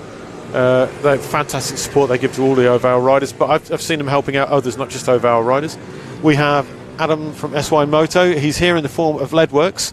Roy, who looks after the parts and spares for him there. Then we have Aoman Moto, Andy Merrin, who also does an excellent job. Right, we're ready to start. We are. Light is up. On. And we're racing. Great, let's see how many laps we're going to get. We'll find out when you find out. Right. Still wait with bated breath. Quite wide from Ben there, but and he has lost the position. Although is he going to cut back? No, he's got it. I think he did that on purpose, actually. I think that's just set him up for the next one, yeah. It's just whether Harvey can cut him round. I think Harvey's not going to give this away in a hurry.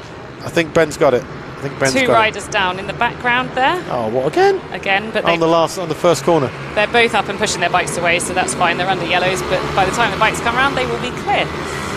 So we have got Ben Lord, Harvey Lathrop and Simon Wadsworth in top 3 position, and Sam Smithson is close up behind Simon Wadsworth yet again. Out of shot, I can see Chris Hall walking along the straight to tell those 2 riders to get the bikes in a safe position so we can pull that yellow in. They will be going under yellow for the start-finish line, as you can see now, so there'll be no overtaking. And then they'll be coming through to post 2, which would probably go green, unless there's an incident I can't see. Yeah, it's gone green, so they're free to race. So those riders under the yellow have to make sure that they don't infringe that and overtake. If they don't give the position back, they will be docked. I can't remember what the regulation on is that. I think it's 10 seconds. 10 seconds penalty. You could see Ryan Warrington's number just dropping down the order there. That isn't because he crashed on this lap, it's actually because he crashed before the red flag. But the timing system obviously kept his name in there. So. Yeah, they won't change that for that. They'll leave it running and just take it in from there. Yeah. I can see Chris has just recovered some debris from the track and he's going. Ben Lord and Harvey Lathrop exactly the same lap time. Oh, Lathrop's got Ben. He's gone through. Don't know if it was flank from Ben or just a crafty manoeuvre from Harvey. Could be either. I wouldn't put it past Harvey. As I said, he's a class act. Yeah. But Ben lost a bit of ground there, so it could have been Harvey just stuffed it up the inside. You know, he's a lot younger than Ben, so I'd have a bit of that. As long as it was a clean manoeuvre, obviously. But Ben seems to be holding with him. Younger and a little bit smaller as well, so maybe he's got a slight weight advantage. Obviously, he can't go below the minimum weight. No, if anybody knows Ben, he's not the biggest person on the planet. He's quite slender, so he's not carrying an awful lot of excess weight. So I wouldn't imagine there's a massive difference between them. The bikes normally come in at around 80 kilos, plus you've got the leathers, which are about 10, and then the rider, so 132 kilos. You know, by the time you've got everything wound up, you know, there's not a lot of room there. And they are, of course, on the same bike, unlike some of the people on the grid. So the rest of the bikes are different, but these 2 are teammates, so I think either Ben's got a problem. So either Harvey is just pulling the pin and shooting off, which won't surprise me, or Ben maybe he just doesn't seem settled. I could be wrong. This is unusual for me. I don't normally get a chance to watch my son's race, so very rarely, so it is good to watch. I don't know if the timing is incorrect, but that said that they had exactly the same lap time again, that lap, but it didn't look like it, did it? It's difficult to tell, because if the Constantine are up, they could be really, really, really close. We'll see. Yeah. Although it says, look, 50.4, 50.7, so it was 3/10 between, not quite bang on. Ben's definitely keeping him honest. He's not getting away. So if he has got a problem, I think it's just Harvey pulling the pin. But Ben's staying with him. They are pulling away from Simon. I can see on the, you can't see on the screen, it's Simon Ward, Sam Smith, Ben Johnson are very close. I'm lying, Ben Johnson has dropped back. Sam and Simon are very close. Ben is right back up with Harvey now. Yeah, definitely. If there was a problem, it's not there now, is it? Oh, it's just seen a rider go very, very wide on the... There's two of them do that. That is not a fast line, so I don't know why they would want to do it, but we don't have an exceeding track limits down there, so another rider did it. That's probably why they're nearer the back. Yep. Learn by the guys that are at the front. Watch what they do. Oh, that was close. Midfield, you didn't see that, but I can see it on the... Here we go. We've got Simon Wadsworth closely followed by Sam Smithson. Again, these two are really having some good battles this weekend. Looking very 2 laps smooth, to go. very relaxed. 2 laps to go. So we'll get the last lap board next time round, hopefully. Ben is very, very close to him now. You could see that Sam took a very different line into there, but actually it isn't as good to drive out of the corner. So although he was showing Simon a nose and maybe hoping that Simon might make a mistake because of it, it's actually put him a lot further back on track. So we'll see if he does the same again next time or if he's learned his lesson. But for now, Simon appears to have a slightly good lead, but like we said in the last race, he's not quite as good through this very technical section, so he's losing ground again. Yeah. He's still not very good. He's at the very front of a 140 class, which is probably one of the most competitive classes in mini bikes anywhere. Yeah. There's nothing you can do. That's true. He is very good, but he's just not quite as smooth as Sam Smithson through that bit. That's probably how I should say it. Oh, that was a lot of smoke coming out of Sam Smithson that time round. Do you know what? You can't see. Are we back with Ben? We're back with the leaders. I don't think Ben's got close enough to do anything about this. I think Harvey, barring a mistake or a massive lunge from Ben, which you better keep clean, is he's going to have this. Yeah, I think Harvey's got this. It's coming around the final corner now. Yep. There's no chance. Harvey's going to take the win. Ben Lord in second. And Simon, I think, is going to hold this. He certainly is. He is. Simon Wadsworth coming home in Ben Johnson place. in fourth. Yep. Tommy Almond is going to take... That is Ben Johnson. That is Tommy Almond. Tommy Almond coming through. That is Peter Wadsworth. There we go. Yeah, Peter. Oh, I just heard somebody's down on the last corner. Can't see who that is from here. Can't see who that is that's gone down. Is that number 5? Well, it can't. If it's number 5, we're in a real pickle because that's Simon Wadsworth. No, it's not Simon. It might be Liam Booth. That's an 8. Yeah, it could be. Oh, no, it's number 49 is Kaya Bassi. Oh, it's a good job you can see that. It shows you how bad my eyes are on that. That was a good race. Very good race. That was a very good race. Jam-packed with action. There is poor Kaya Bassi sat dejected on the side of the track on Mini Rossi corner. Last lap. Last corner. Last but one corner, last lap. Down he goes. You can't park that there, son. Come on. Get it moved. We've got a race to run. Yeah, he's been given the hurry up by the marshals now. Bless his heart. Oh, I bet he must feel dejected after that. It's bad crashing at any point, but on the last corner of the last lap, that has to be the worst time. That'd be really dejecting. Oh. Really disappointing. Yeah. I'll be getting up, kicking the tyres. Yeah.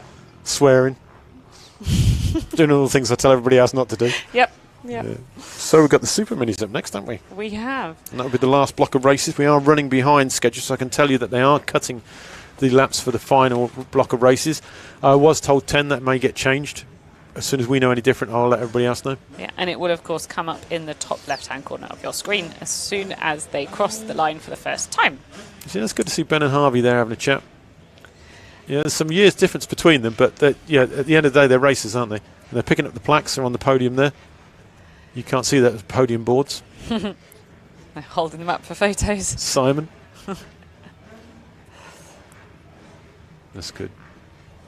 Right, so that was the SY Moto Mini Bike 140 Race 2. We're now on our way to the Super Minis. I can see a couple of bikes being recovered, so might be a little while. They are going through the holding area near the ambulance, so they should be off track fairly shortly. And looking out the window, we've got plenty of Super Minis lined up in the paddock, ready to rock and roll. It's a good grid, this Super Minis. I like this, as it's an open class. We don't have any restrictions on tuning. You can spend as much as you like. I've seen people in the past spend fortunes on them, which for me is beyond belief because they're all mini bikes. And why spend so much money on a mini bike? But yeah, I get it. If you can, why not? And they've got a class of them. They're coming out now. If you can and you think it will help you win, then you're going to spend the money, aren't you? Yeah. So yeah, the only restrictions on this are if you are on a Honda CRF, you can have up to 180cc, and if you're on a two-stroke, you can have up to 112cc, and if you're on a horizontal pit bike engine, you can have up to 200cc, but all have to be below the max seat height of 88 centimetres, which we spoke about before. So there is I'll quite be honest, a variety. I don't think we've ever measured one. I could be wrong. So we have Lawrence Waller on pole, Louis Smith on second, Jake Smith on third, Mark Evans in fourth, Corey Tinker in fifth, James Cullen in sixth. In seventh we have Jake Whitaker, long-standing rider in the championship, Lee Thompson in eighth, Ben Rose in ninth, Jamie Walker in 10th, Peter Paudapa, how must you say it? Paudapaunos. Jesus, you do that so well. And 12th, Aidan Bentley. I like the Bentley. Phil Dickens, the legend that is, in 13th. Hayden Rose in 14th. Andre Tadea in 15th. Calvin Kelly 16th. And Harley McCabe 17th. Now, I don't know because I've not been privy to it, but I think there was some sort of discrimination in their age. I was going to ask why they were at the back because... I don't think they're at the back. I think you're going to find they've been removed from the grid. Oh. I'm not sure. Well, that's one of them. That's 175. Who's 175? Oh no, I'm wrong then. They haven't. I'm sorry. And they are coming through. They are coming through. So that grid they are taking their position. I did hear some sort of conversation during a lunch break. I think it's being checked out. So please don't take my word as gospel on that because I didn't hear it from Mike. Not sure what the decision was made on that, but I know there was some discussion on that, and no doubt we'll find out after the race. But for now, we do have those two BTC riders up at the front, Harley McCabe. And they're a class. Oh, yeah, we have a rider pulled over. Oh, that's the chap with the brilliant hair. Oh, Corey Tinker. Corey Come Tinker. on, Corey, what are you doing? Right, he's back on the grid. So, lights are up. You're on the starter's orders. And we're underway. Race 2 of the Super Minis. This is going to be a blinder. Not a good start from 179, Harley McCabe, but I think he's managed to keep it in second place. Yeah. Harley McCabe. Harley, sorry, not Harvey. You got one. Got to correct you, which is the first. It's usually me. Oh, another rider kicking his bike down on the pit lane. I think that's the 56 or 36. Who's that? Didn't even take the start, did he? So we don't know. No.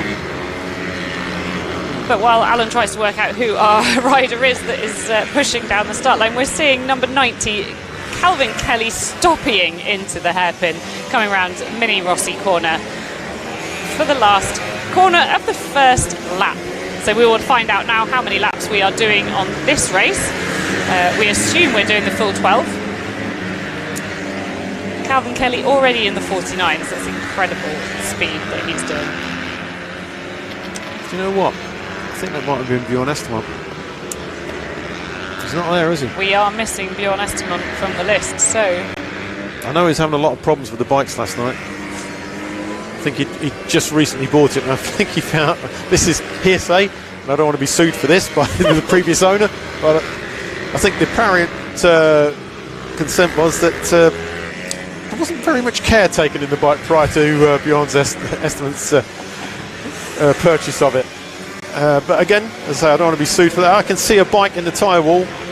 You can't see it. Oh, wow. It's in the middle. It's been parked up. I don't know how they're going to get that out of there. I know Mike's got it under yellows at the moment. I can see that. I'm worried about you if that's how you park. I can tell you that the bike that he described as being parked has got its front wheel fully in the air over the tyre walls, but both rider and bike. Did you ever see my 4x4 parked in the paddock? Yeah, I had it. My idea of parking is what most people call abandoned. Now, it is being covered under yellow at the moment, so that's all good. There's a green immediately after it. I think he will be recovering that to a safer position very shortly, as soon as the last rider passes him. Jacob, the Ellough Park track manager, is just going over to make sure that that is the case. So we were just then watching race leader Calvin Kelly stopping yet again into that penultimate hairpin. He really is an exceptional rider, and a joy to watch. He's one of our BTC riders that's here just for this round, although he does also hope to do Three Sisters. I can tell you the yellow is in now. They have recovered that bike to a safe spot. Brilliant. So yeah, there are two front runners at the moment. Calvin Kelly and Harley McCabe are both BTC riders. So that's 3.5 seconds I got on Lawrence Wardle already. Yes. And Calvin Kelly has a 1 second lead from Harley McCabe, so he is doing really, really well. He is, of course, 5 times British motocross champion. Started racing when he was very young, obviously. He's still very young. Gonna say. And come down from Yorkshire for this round. When you get to my age, he's like he's in nappies. Right, I can see Harley McCabe is still keeping him honest. I'm not looking at the screen at the moment, I'm looking out the window, so perhaps I ought to get back to the screen. But yeah, so this Kelly's who am I looking at? This is second place, Harley McCabe. Little wheelie coming out the corner, power wheelie. I bet there's some grunt in that little thing. I bet there is. He's not quite stopping in the same way as Calvin Kelly is, but maybe that's just the bike setup. Yeah. Oh, another little wheelie coming out. Oh, look at that back end going up in the air again. Yeah. They've got some skills, haven't they? They really have. And he, of course, won't be afraid of the bike coming off the ground a little bit, being motocross champion. Not at all. Not at all. Spend most of his time in the air. Yep. If anybody's seen me mountain bike, they realise that the only time I'm in the air is when the bike's gone in a different direction. So me on a motocross bike definitely wouldn't mix. So, being in the air on my mountain bike is my favourite part of being on a mountain bike. Yeah, I just don't stay in the air for very long. Well, I do, but it's usually the bike one way. I mean, in the opposite direction. I have to say that does happen quite a lot with me as well, but I still enjoy it. So maybe I should try giving motocross a go. Got to be better than me. Well, mountain biking as well. Right. Kelly's doing well there. Looks like he's close to that top. But do you know what? I don't think it's close. I think it's a camera angle that shows you more than anything else. I think it's a good 4 or 5 metres before you get to that. I know when we did a track inspection and went through it, the camera angle when we walked back, so we did it in the opposite direction, it looked tighter than it was. It's very spaced out again, isn't it?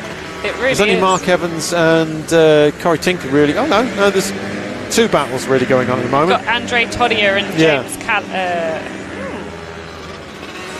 Jake Whittaker. Yeah, are very close. I didn't say Andre because I can't pronounce his second name. I just keep it to Andre. I did an interview with him post race after Teesside round 1, and I always get the name wrong every time. So who have we got here? We've come back down the field a little bit. We've got 414. That's Lawrence Wardle, championship leader. Wardle. Class act is Lawrence. Class act. Don't tell him I said that. There's only a few people listening. And behind him is Louis Smith on the 66 bike. Yep. Louis and his brother Jack racing here today. I'm not sure where Jack is at the moment. Jack's all the way at the back, unfortunately. Oh dear. I'm wondering whether he's that rider that's parked down the bottom there. Ah, quite possibly, yeah. Yeah. Because of course they will stay on the timing tower even if they're not going round, because their transponder is still registered for this race. He's just done a lot less laps. Yes. So and suddenly we'll get no points. No. As Alan says, this is our championship leader, 414, Lawrence Wardle. He will obviously be disappointed that he's not winning the race, but he will take home a healthy amount of points for the championship, because although Calvin Kelly and Harley McCabe will take away the highest amount of points, they're not actually doing the full season. So Lawrence can be safe in the knowledge that he will still leave here leading the championship. Yep. Yeah, he will, well, as long as he stays upright. As long as he stays upright. Commentator's curse. I take it all back. Seems to be taking that nice and smooth. It's some nice lines he's doing down there. And he's doing literally a masterclass in how to keep it smooth and sharp. He is, but he's going to have to be careful because Louis Smith is definitely gaining on him. Yep, he's there, isn't he? He really is.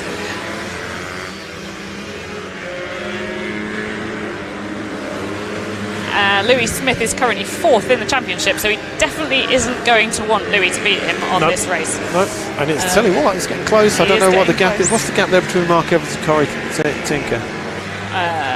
Didn't show us, did it? No. It might show us in the next graphic. Or not. I do know if they're grouped like that, then they will be less than a second. Right. So I like that graphic. It's good. It's very useful. Lap times are very, very close, aren't they? There we go. So Corey Tinker's currently running faster than Evans. Yeah, not by a lot. Not by a lot. Only a 10th, but he. All helps. Every 10th matters, doesn't it? Yep. Saw that hair he's got. My jealous streak coming out of me. So we're still riding in the Brat Bikes Super Minis with 2 laps to go, and we are with Lawrence Wardle and Louis Smith. Sorry about the delay there. Well, Kelly and McCabe have gone, haven't they? They've gone, and there's quite a gap between the two of them. Yeah. Struggling to look out the window to see where I can find them. Boom, boom, boom. What have we got? Here they come through now. There's one of them coming through. Coming round for their last lap board. Yep. The last lap board is out for them. So here is leader of the race, Calvin Kelly. That is a back marker that you're seeing in all black. That's not someone that he's racing against.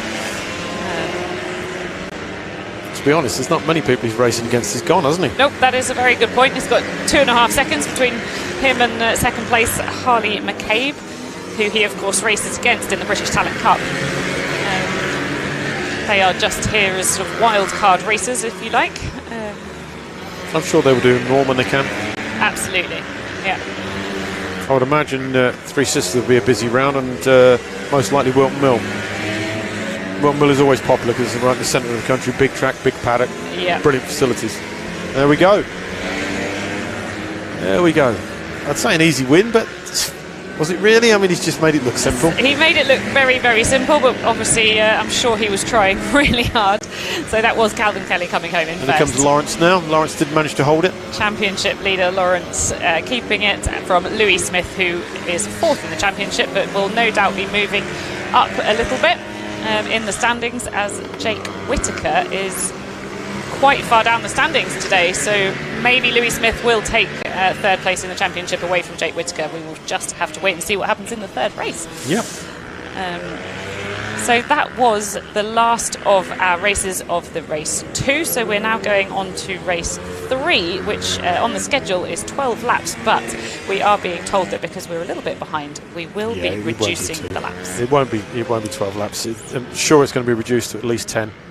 We will wait. I mean, we've got 2 hours to get this last batch in, which is, to be fair, is about a similar sort of time, but we always try and build a little bit of a buffer in for red flags. Now, obviously, the buffer we built in for this wasn't sufficient, but that means that we've got this float with race 3 to adapt the laps accordingly. Absolutely. Have we got our... we do. We have our AMR Moto Mini GP 90 and JSM 90 riders waiting in the dummy grid. So as soon as these bikes have cleared the circuit, we'll be ready to go with the Mini GP 90 and JSM 90.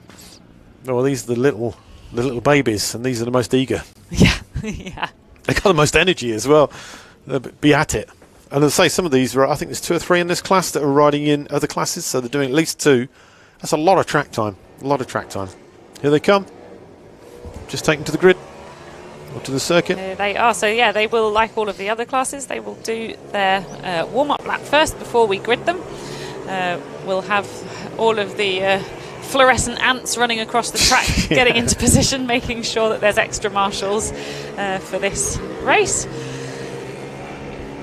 And very shortly we will be seeing Harrison Quincy, Jack Hamilton, Joshua Herring, Leo Solyu, Caden Herring and Casey Bull all battling it out to see who will win the AMR Moto Mini GP and JSM 90. So here we go. They are in this order. Joshua Herring on pole position away from Leo Solyu. Second rows, Caden Herring in fourth place is Harrison Quincy, and bringing up the back of the grid on the Mini GP bike is Jack Hamilton. I think we're going to find that Jack Hamilton's going to be nearer the front. I think that's him. I think so too. I think the reason we're getting these is that they're on a different bike. So I think the timing system is chucking it out slightly wrong. Maybe. I mean, the issue we have here is because we've swapped from being a direct link from the timing to your graphics to using the Speed Hive. Problem with Speed Hive is when it gets changed after the race, it doesn't change what's on the live timing, which is annoying to us. But that's what we've got to live with. 9 times out of 10 it won't make any difference. But if something does get changed afterwards, then it won't show on there. And I'm guessing that we had either a mislap or something on Brian and he got adapted. I think it will be that he's in a different class. Yeah, probably. So little Jack In fact, I can't see him out there at the moment. Can you? I saw his dad there. There he is. Yeah. Right, so we're under starters' orders. Lights is up. And we are racing. This is the third race and the last race. Oh dear. Start line incident. 3 down like Skittles. They're wasn't all good. A great start, was it? No, they're all good. I was saying they've all jumped up trying to get the bikes and what have you. So the other two are shot off. Only 2 that have made it away are Leo Solyu. There's going to be a red flag go out here now. I don't know where that lag came from. Start the grid. It's under yellow at the moment, but I think they're going to call that red. Anyway, while we're at it, we'll try and identify the only other bike that made it through. It was Leo Solyu, and it's 914, which is Caden Herring, Joshua's younger brother. But it does look like all the bikes are cleared, so sort of. So at the moment, we're still racing. That's going to... you on the screen is Louis Solyu, number 36, multicoloured Louis. He's had quite a good weekend so far, and it continues. Yeah, my frustration with that, my personal opinion, as I say, I'm not clerk of the course today, but my personal opinion would be a red flag on that. So here we have it, Louis Solyu away from Caden Herring, who you could see just in the back of your shot there. Now, Caden is much, much younger than Louis Solyu and is only just starting to ride these bikes. So it's not surprising that you're seeing quite a big gap forming already early on in the race. Caden Herring, this will be his best ever result if they continue to run this race and he finishes in second place. He'll be incredibly excited and no doubt he'll also be wondering what's happened to his brother Joshua. But for now, we keep racing. They are still waving yellow flags on the start line. I believe there might actually be a third bike in this as well. Yeah. I haven't quite identified who that is. He came out of nowhere after the start had actually happened. So I'm not quite sure. No, I was so distracted by what was happening on the start line, I didn't get a chance to see that. And as I say, we don't have any radio traffic. I'm sure Mike would have made a call on that for the right reasons. It may well be Casey Bull, currently it's showing Casey in second place, but I don't believe that's actually correct. I believe Leo Solyu is in first, Caden Herring is in second, and Casey Bull is in third. Yeah. Until I can see the timer screen on that myself and the passings, I won't want to make a call on that. But as far as we can see, that is the standings as you have it. We believe that Casey Bull came out after the start, but because his transponder then went past the line, it's picked him up slightly incorrectly. We will keep you updated. So this is that is they've gone. There we go.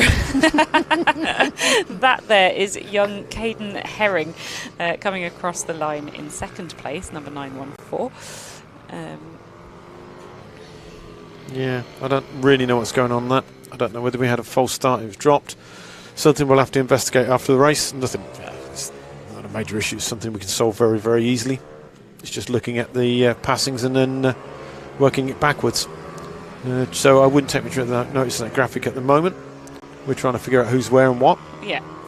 I can tell you that Caden, who we think is currently running in second place, Ellough is actually his favourite track. Well, will be today. It will be today. He did get a 4th at Red Lodge. So it's not just a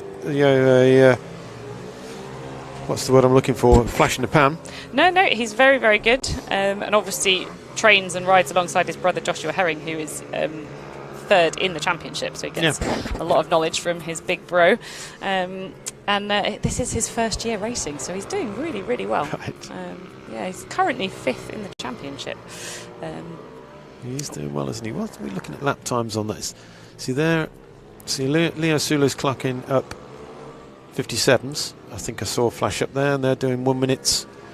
I didn't see. There we go. Yeah, look, 57, 58 for. I mean, it could be right, but I think Leo Sulu is higher up than that. I'm pretty sure that's completely the wrong order. Yeah. Well, as I say, we'll investigate afterward and we'll correct the results to make it show. It doesn't help us in commentary when we haven't got the correct times, but there we go. I'm sure something's gone astray there. Yeah. Clearly, if you missed the beginning of this race, you'll probably be wondering what on earth has happened to Joshua Herring, Jack Hamilton and Harrison Quincy. Well, they all crashed right on the start line. So we have been left with Caden Herring, Casey Bull and Leo Solu, who are not in the order that they are being shown right now. But because of that crash, something has happened with timing. So we are letting you know that Leo Solu is actually in 1st, Caden Herring is in 2nd, and Casey Bull is currently in 3rd. So we are riding with the leader. That looks correct with the times as well. Yeah, I'd say you're right there. I'd say you're right. So this is little Leo Solu. He rides in at least 2 of the championships. Yeah, he does. He's Ovale 110, I believe, as well. Yeah. Ovale 110. And he is actually currently the leader of this championship, which is the Mini GP 90 and JSM 90. I think there's a little tuck on the front there. He, of course, is in JSM 90.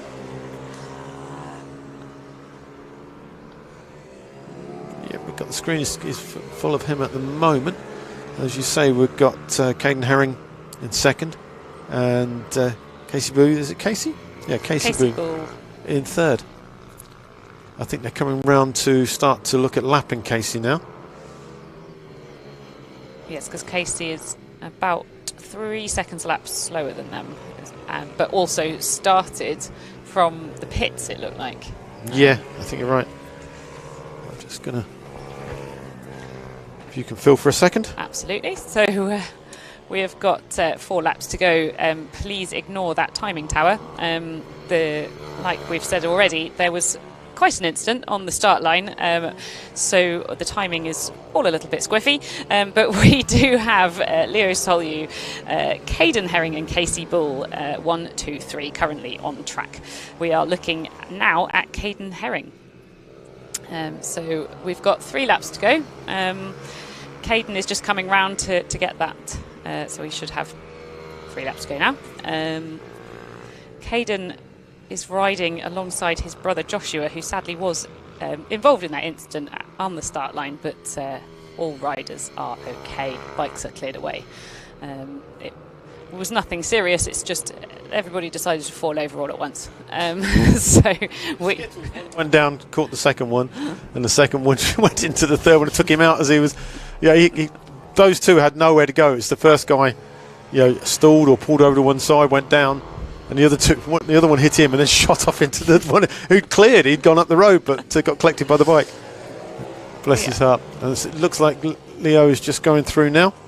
So off screen, Leo Solu has just lapped Casey Bull. Here we go, we can see Leo, and that is Casey Bull in the background. So Casey is actually a whole lap behind now. So this is young Leo Solu, who is currently leading the championship and leading this race. We are looking at the JSM 90 class. That Skittles in the beginning has kind of handed it to him. Not that he wouldn't have been there anyhow. I mean, he's been up the front, the sharp end all weekend, hasn't he? So he's got it on merit. Absolutely. But, and he did have it a little bit easier because of that.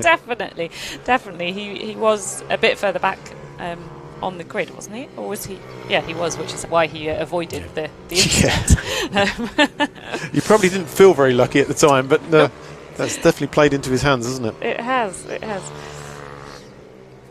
It's a lovely style he's got there on that Jew Super Mario. But you see that looking round the corner, not looking at the apex, but looking I mean, you being a mountain biker, you know that as well. Looking up the track, not up the trail. It was a similar sort of thing with this. Where you go is where you look. Absolutely. They have just been given the last lap board, so he's just got one more lap to go, and he will get a first place finish. Oh, hang on. Oh. It looks like Leo Sulo started from the pit lane, so he may not be. Well, I'm going to have to work it out after the event. So this is a bit odd. I've just had a message saying that they think that he started from the pit lane, but we'll see. We'll look at that afterwards. As I say, it's very easy for me to sort out after the event, but not very easy sitting up here in a tower. No. I'm pretty confident that it was Casey that started from the pits, but we will wait and find out. As I say, apologies, everybody. Simple thing for me to sort out. If that is true, and Leo did start from the pits, then he has unlapped himself by going past Casey Bull, but would actually be in third place. The question is, whereabouts is Caden? Because on the timing, it suggested that Caden was in third place. So it looks like I've just been told it's a TX problem. It's missing random laps. Here we go. The last two coming across the line. Who knows what order everybody is in? We will try and find out for you and update you when we can. There we go. Maybe Leo won. Maybe he didn't.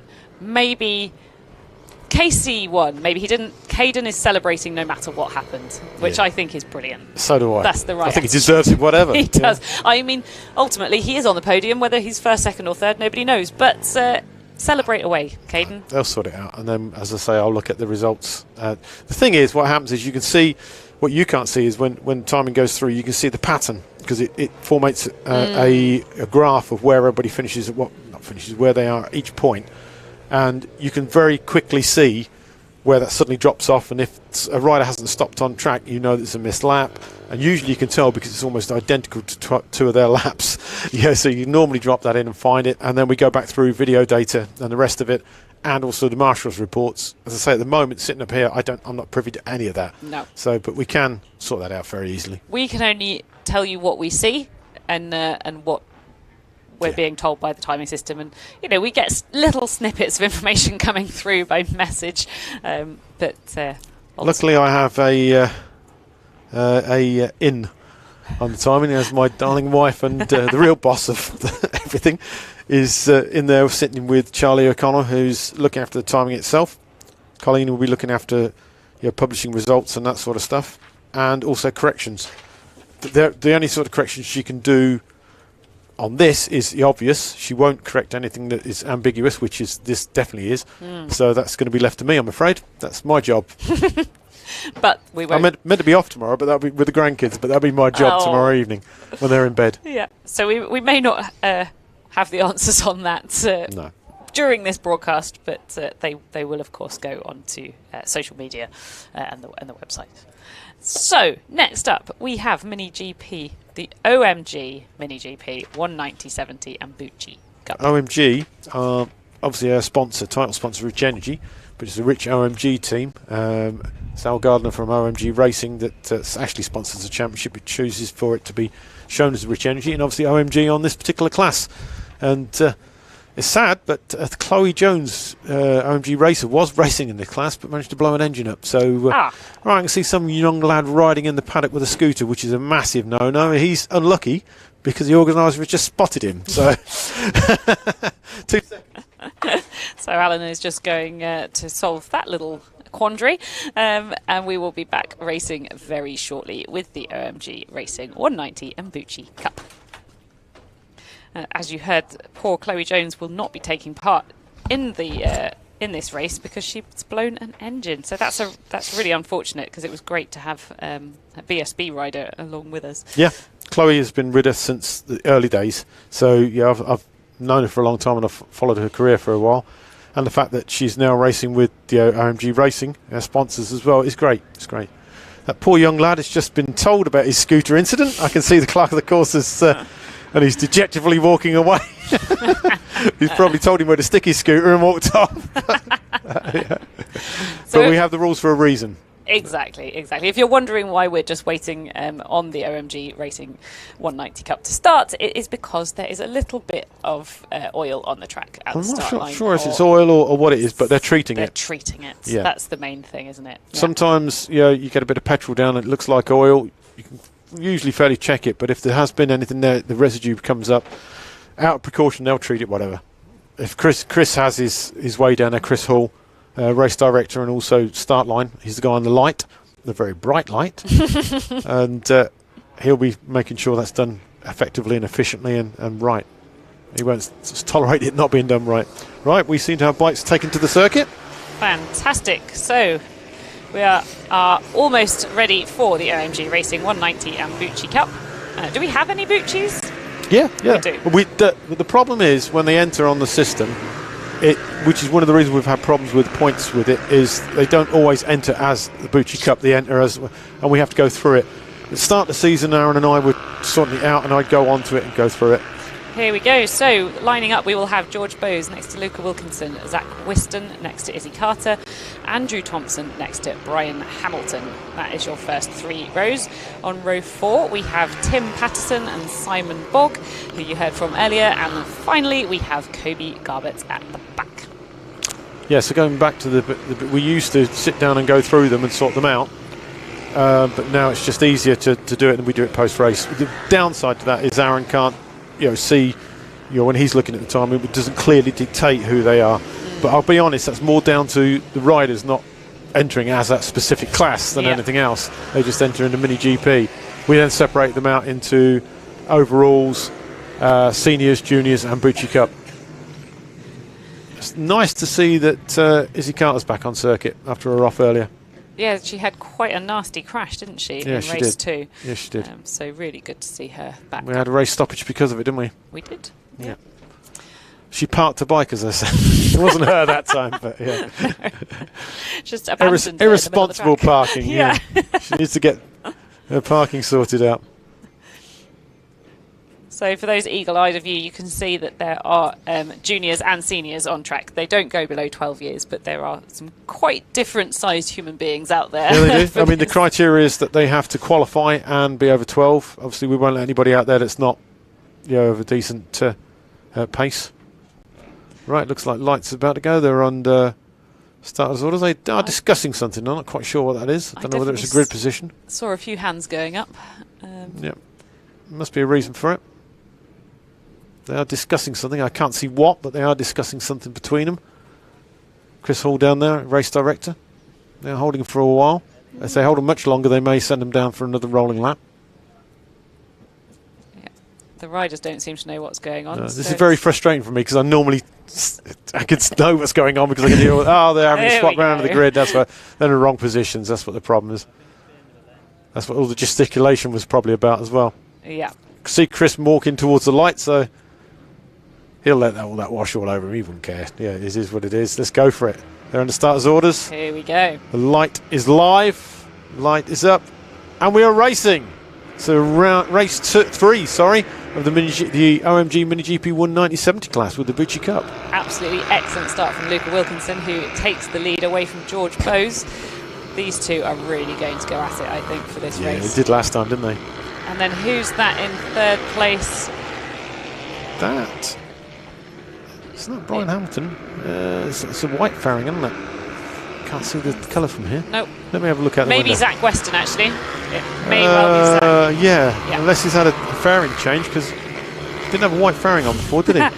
We'll come back to you on that for now. I think that is Zach. Yeah, because that's an IMR bike. That's an IMR bike. So yeah, that is Zach Weston in 3rd. But while we were trying to work that out, George Bowes has actually taken it back away from Luca Wilkinson. So sorry we missed that, everybody. Yeah, sorry about that. George is gone. George really is having a brilliant weekend. And I think Zach's about to take it to Luca. Definitely very close. Nice line through there from Zach. That closed down an awful lot on Luca. Not taking anything away from Luca. Luca was good, but Zach really nailed that line. And behind him we've got Brian Hamilton. Brian Hamilton, Kobe Garbe, and then we have the older generation until Izzy at the back there. I think Izzy is suffering a little bit from her off. I'll be honest, it looks like she's riding for points at the moment. That's not easy under a normal, she'd be up there fighting with those at the back there. That makes it sound like she's always at the back. She's not, but you know what I'm trying to say. It's a sensible thing to do, though, because she's fourth in the championship. So she is fourth. I think she's taking a bit of a battering, and I think she's taking, right, you know what? I'm not going to risk coming off. Yeah. And she's going through Minnie Rossi, which the corner is named after her. She's a local girl. And again, while we were discussing Izzy, Brian Hamilton has taken a Zach Weston. Nice move. Nice move. He looks like he's firing up, doesn't he? He really does. Luca Wilkinson's going to have to be careful here. Yep. Get the three of them are very close. I do think if he gets a chance, Zach dials that IMR in a little bit close. Because I say, he's lent that for this weekend. Yeah. I think if he gets a chance to dial it in, I think he'd definitely be fighting at the front there. With Luca. Well, he is already fighting with him. You know Here we go. Oh, yes! Huge move. Yeah, from huge Brian move. Hamilton. And nice and clean as well. Yeah. Nice and clean. Luca's not going to let him have it. I think. No, not close enough. Not close enough. That's going to put him back into Zach's claws. Are Brian and Luca in the same, or is one junior and one senior? Brian is a senior. Brian is a senior. So although Zach and Luca, I think, are juniors. I'm right in saying, juniors, but Brian is 15, so although in stature not very big, he's definitely a senior, very much a senior. So he'll be lead senior at the moment. I'm not sure on George. I think George is a junior as well. Sure, George is going to be a junior. George is in the junior. So at the moment on the juniors, we've got George, Luca, and Zach, and trying to pick out that Kobe. And in the seniors, we've got Brian Hamilton, Tim Patterson, Simon Bogg, Anthony Thompson, Andrew Thompson. Where did I get Anthony from? Andrew. It's been a long day. If you think we have, I think, just under 300 registered riders in the championship, remembering everybody is never going to happen. No. Although I do have a big hint with it, an initial on the 3 digits of their name, but still not enough for me. Right, Zach's still clinging on, isn't he? George Bowes is having an absolutely stormer of a weekend, and it's going to significantly change the championship, because he's currently sat in 7th in the championship, but there's no way he's going to stay there after this weekend. So this will be if he stays where he is, it's 3 wins, isn't it? Yes, I believe it will be. Yeah, so 75 points. Yeah, it's going to make a big difference. Yeah.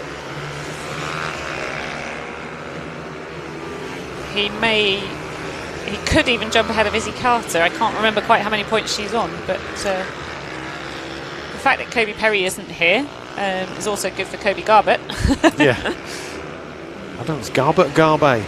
Sure. Oh, we'll have to double check that. Yeah. I'm not totally sure.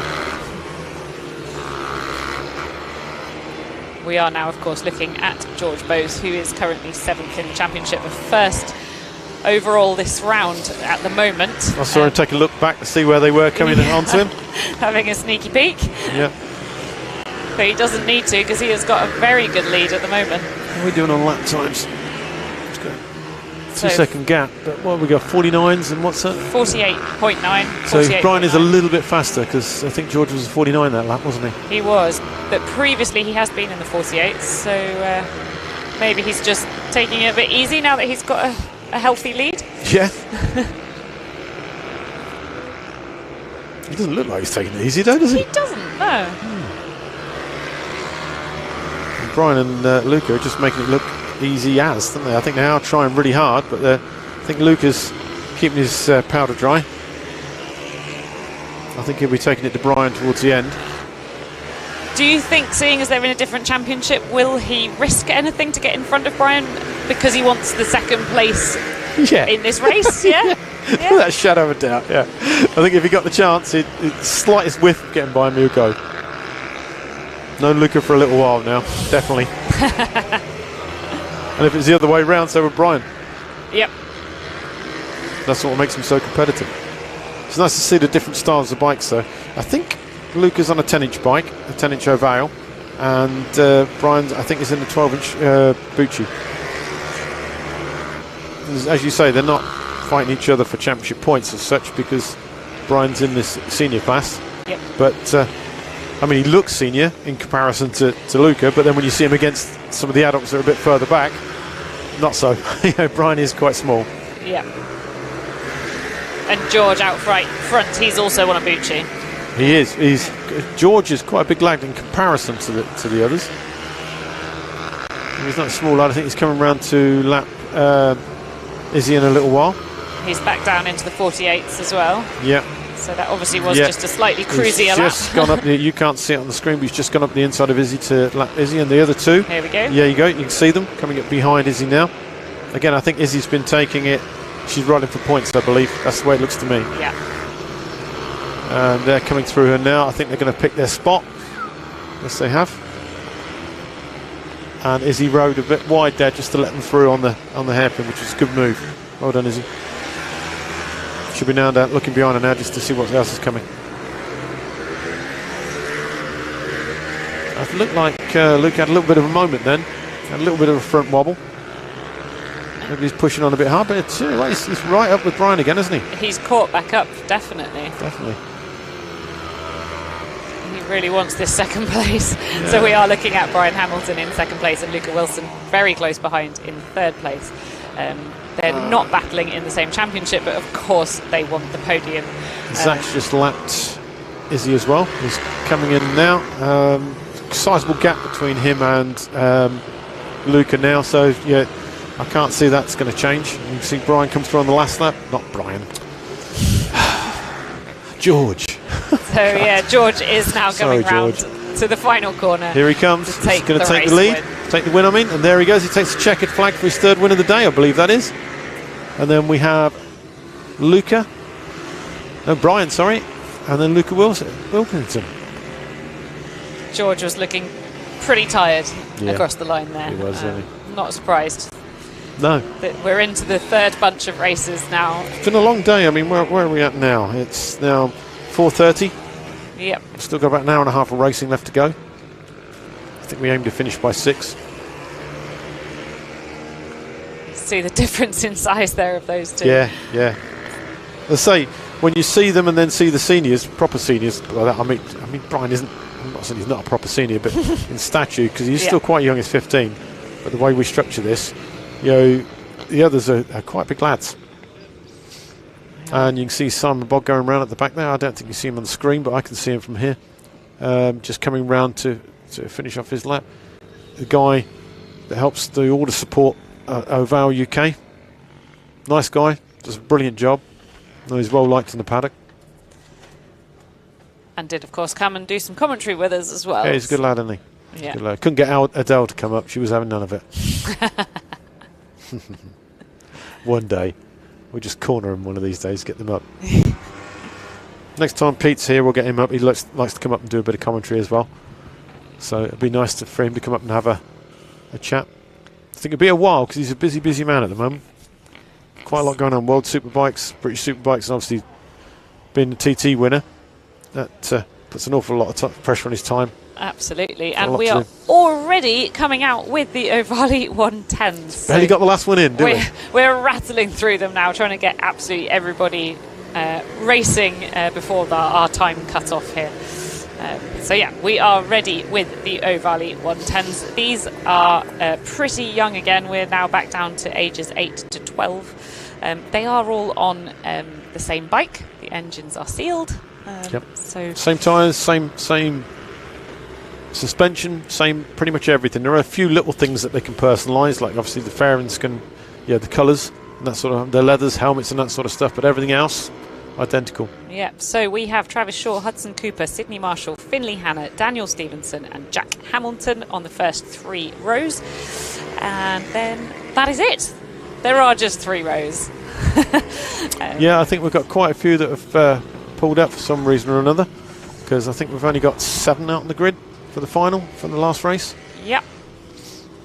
Unless we've got anybody in the holding area, which doesn't look like we have. So I think we've got a couple that have not taken to the grid for their final for some reason or another. We have had a couple of incidents through the day, so that may be reason why. We certainly have. There's been quite a few crashes, or bike parking, as you describe it. Yeah. And I'd imagine some of those are going to be mechanical as well because of accidents. Obviously, Adele and Simon bring everything they possibly can, like a massive truck here, and they do bring virtually spare bikes for everything. But if you had a lot of incidents, you can very easily run out of those parts. Absolutely. So maybe the reason why they're not taken to the grid. Right, the parents are being told to leave the grid, but as usual, they'll stand and talk to each other to their rider for the last possible second. There we go. That one's gone back to him. What's he gone back to? Don't know. Right, here we go. Here we We're under go. starters' orders. Light is up. And we're racing for the Ovale 110 Cup Race 3, final race of the day. There's a few wheelies there off the line, wasn't there? Jack Hamilton, that is the biggest wheelie he's done yet. He has wheelied on every single start. I shouldn't have been surprised, but that was an enormous wheelie. Hudson Cooper again taking the lead, and already with a huge gap. I don't quite know how he manages to do it. No, I think we might have a timing issue there because we're only showing 6 on the grid and there are definitely 7 out there. 1, 2, 3, 4, 5, 6, 7.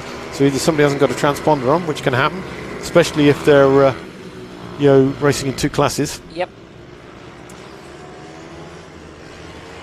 So well, we will keep an eye out for who the 7th bike might be, but right now we are riding with Hudson Cooper, the leader of this race, and he has had a brilliant weekend, just like George Bowes. He is really a standout rider from this weekend.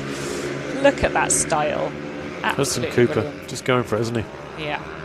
And behind him we have Jack Hamilton and Daniel Stevenson, so the first 3 riders are correct on timing. I think it looks to me like Leo Sulo hasn't got a transponder on. Could be wrong. Let me see if I can spot him. I think he is out there. Okay, and in 4th place we have Travis Shaw, so that is also correct.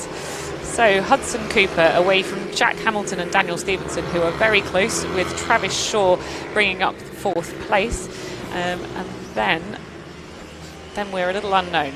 Could be Finley Hanna. Finley Hanna is definitely out there. And Sydney Marshall. It is Leo Sula that we're missing at the moment, by the looks of it. Parker Cesari is also missing. He was out racing earlier, so we're not sure why. I don't see him out there now. He's definitely not out there, so I'm not sure what's happened to Parker. No. Didn't he had a high side, didn't he? On the race 2, on the corner there. So perhaps he's decided to, yeah. Or he may have been deemed unfit to race. I'm not sure on that. He may have been. They also do have an incredibly long drive home to Scotland. Yes, so, they do. Maybe they're already on their way. So here we are looking at Jack Hamilton and number 11, Daniel Stevenson. They are really close. These two have had some brilliant battles this weekend already. So we'll see how this plays out. Oh!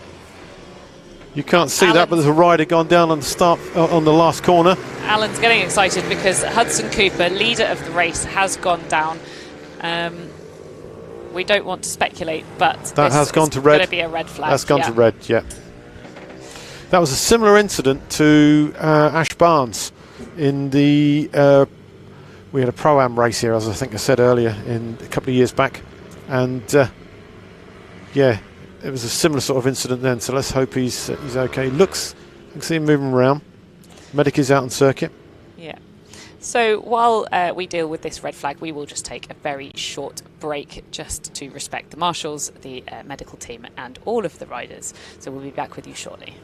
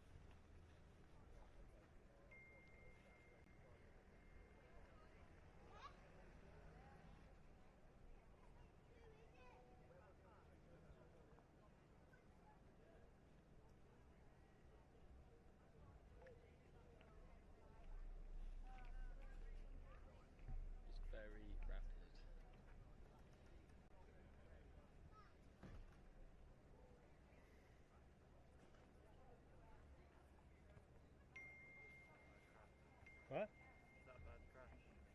I guess. Huh? You really weren't joking about the wasp nest over here.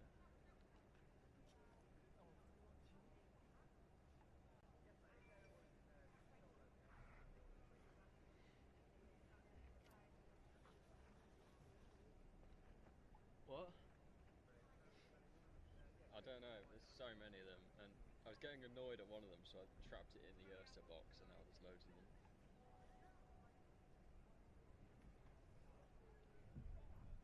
Yeah, I think I need to let it go, and then they'll chill out, because they're literally just flying around the Ursa box, like trying to get in or something.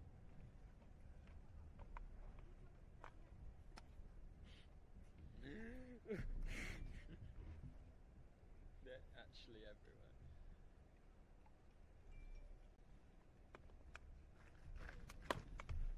Can't open the box. Oh my god, there's so many in there.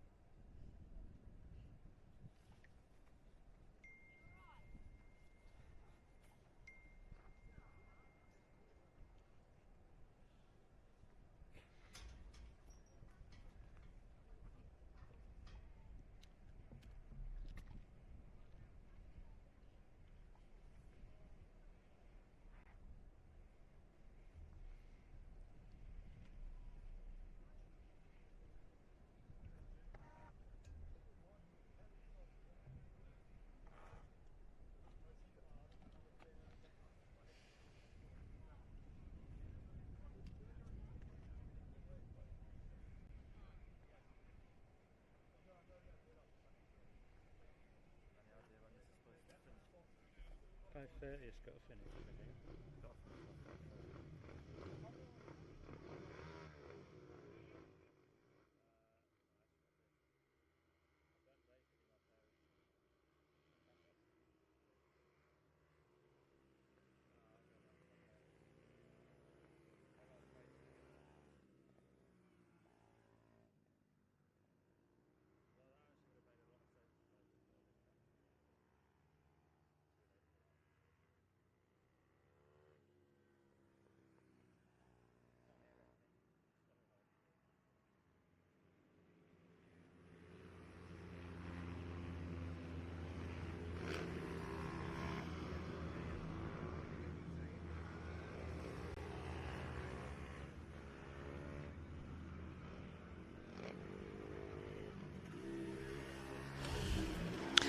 Well, welcome back to the racing. We are in the middle of the Ovale 110 Cup. We did just have a red flag incident. Poor Hudson Cooper crashed out of first place. He is up and off the track, and we are getting ready to restart. We believe that they will probably have a lap round before we actually restart them, just to make sure that tyres aren't too cold and that the bikes are running well. So we shall just wait and see what happens. As you can see, all the parents are down there making sure that their riders are okay, bikes are okay, and we'll be getting underway shortly. Yeah, I can see that they're going to head for a warm-up lap. Can't see from the... I can see him saying warm-up lap, but I can't see how many. Not at this range. I think they're getting one warm-up lap and 5 laps. Yeah, sounds like it. It's Chris, the legend that is Chris Hall doing his job again. Brilliant. There's a lot of hand signals that you can see, but can't really see the fingers all that well.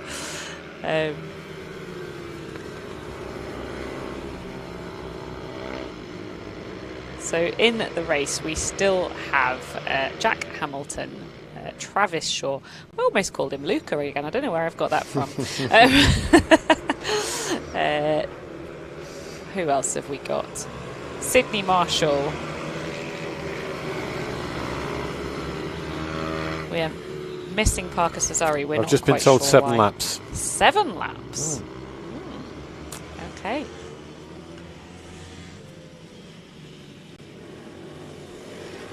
Well, it's either Mike was holding up 5 and giving me the V's at the same time, but I'm not quite sure.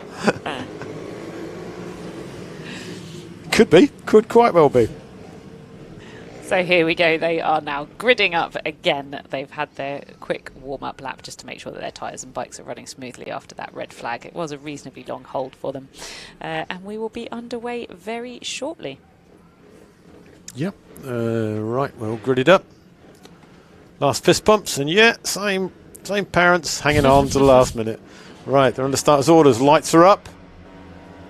And we're racing. Again, restart of race 3 of the Ovale 110 Cup. And another huge wheelie from Jack Hamilton, but this time it hasn't affected him. Affects him too badly. No. Shame to see Hudson not out there. It really is. My understanding is that he did have a big old knock, but he is okay. He's fine. He's up and running around. Good to know. I say running around. I don't think he's running anywhere, but he's up and around. Oh. A little bit dazed and confused and wandering around, probably. Yeah. But back to the action, we do have Jack Hamilton ahead, not of Hudson Cooper, that is incorrect, ahead of Daniel Stevenson. Number 11 bike, Daniel Stevenson. I would imagine. I don't know what's going on there with Hudson Cooper's transponder there. That shouldn't be happening. I would imagine. I think. How many riders have we got out there? 6. I think Leo Sulu was out without a transponder on. Right. And I think Hudson might have given him, just by his track position now, given him his transponder to get his times. Because I was semi-privy, as I say, I haven't got radio communication here, but I'm semi-privy to a brief conversation about whether he could get lap times with a transponder. No is the answer. No, you can't. So I'm not sure whether we've gone for a total restart here. That's down to Mike and what they've done. But no doubt we'll find out after the event. But here they go, and Daniel Stevenson is keeping him honest, isn't he? He really is. Jack Hamilton is not able to get away, and in fact, here comes Daniel Stevenson. Nope. Whether he can protect that line on the he didn't get the switchback. That's a shame, because I thought Daniel lined him up. Stevenson's going to get a good drive. He might have the drive. Here. This is deceiving, because I don't think he's as close there as it looks. No, you're right. He was a good metre back, wasn't he? Yeah. And in the back of your shot there, you can see Travis Shaw, who's in 3rd place. And as far as we know, Finley Hanna, Sydney Marshall, and then I'm sure that is Leo Solio. Yeah, absolutely sure. There's no way that Hudson's transponder is going round on a bike, and as it was correct on the first race, I'm guessing he's put that transponder on to get him to do it. Unfortunately, a transponder is part of the machinery, and if it fails, then it is a technical. Just if you didn't put enough fuel in your tank and it ran out of fuel, you wouldn't get the points. If your transponder doesn't, if it's intermittent and it's missing laps, and we can prove that, then we'll put it in. But if it's either the transponder's dead or not on in the first place, then no, we won't. I think it was either Jack or Brian Hamilton. I think it was Jack Hamilton fell foul of that at Clay Pigeon last year, took his first win, but sadly couldn't claim it because didn't have a transponder on, or it's dead. Devastating. Sure. Yeah, so you can't have one rule for one and not for the other. So if Leo has taken Hudson's transponder, if it's a total restart, be allowed? If it was a total restart, so the race was restarted, and this is the race we're looking at now, which is possible because it's gone 7 laps, then and he's got a transponder on, then yes, that will be fine. If it isn't, then no, sadly, that will be disallowed. I'm looking at it.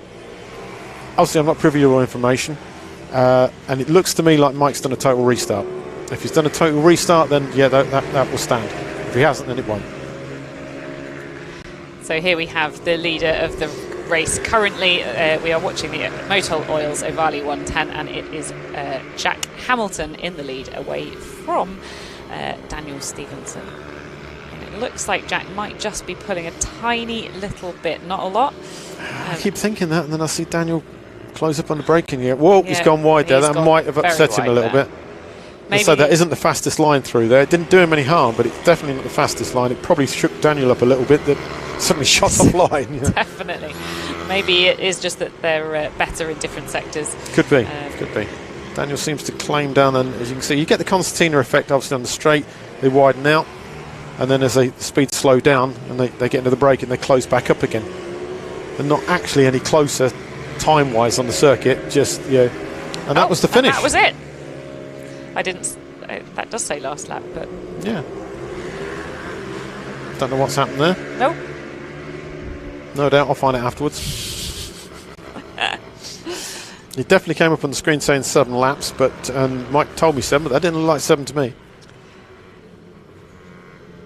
So we are obviously having to cut short some of the races because of the amount of red flags that we've had. And also this particular race had a red flag in the middle of the race, so we had to restart the race. So that is why some of our graphics and some of our timing might be a little bit squiffy. But we're doing our best to keep you up to date with what is happening on track, whilst also trying to keep ourselves up to date with what is on track. All I'm thinking is I'm supposed to be on holiday tomorrow, and I'm looking at the workload that I'm going to have to get set that sorted out, incident reports, and then sorting out that's tomorrow evening's job. Whilst the grandkids are in bed, I've got the grandkids next week, so whilst they're in bed tomorrow evening, that'll be my job. That doesn't sound like a holiday. Well, having the grandkids, yeah, it's heaven. I love it.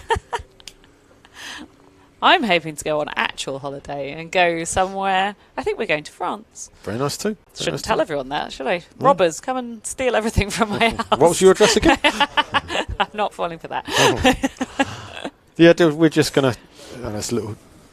Oh no, we've got the bikes coming out on the circuit now. This is the Ovale 160 Cup. Looks like Simon isn't going to come back for this one, so you're going to have to stay. Never mind. The problem with this is, obviously Simon does the scrutineering for Ovale, and with Adele, and on the previous 2 races Adele has been up there and done it, but Simon's up there just double checking, making sure everybody's got the sealed engines, they've got the right carbon, they've got the right CDI, all the rest of stuff. Double check just to make sure everything's absolutely as correct as we can do.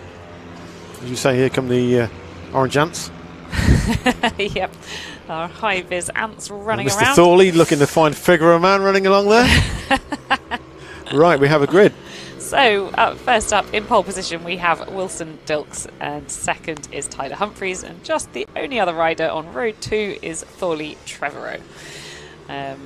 So, all eyes on Tyler Humphreys. Keep it upright, Tyler, and you will be going to Valencia. What a celebration he'll be having if he manages to keep it upright for this race. Well, they've got 2 more to go, haven't they? I believe, though, with the points the way they are, he gets... Oh, right. Yeah. Right. You know more than I on that. That's certainly what his dad was insinuating yesterday. No, I'll be honest, there's a little bit of tension there within this, from my point of view anyhow, and some of the others, because lack of information. But anyhow, that's neither here nor there. Nothing to do with Dorna, nothing to do with FIM, just...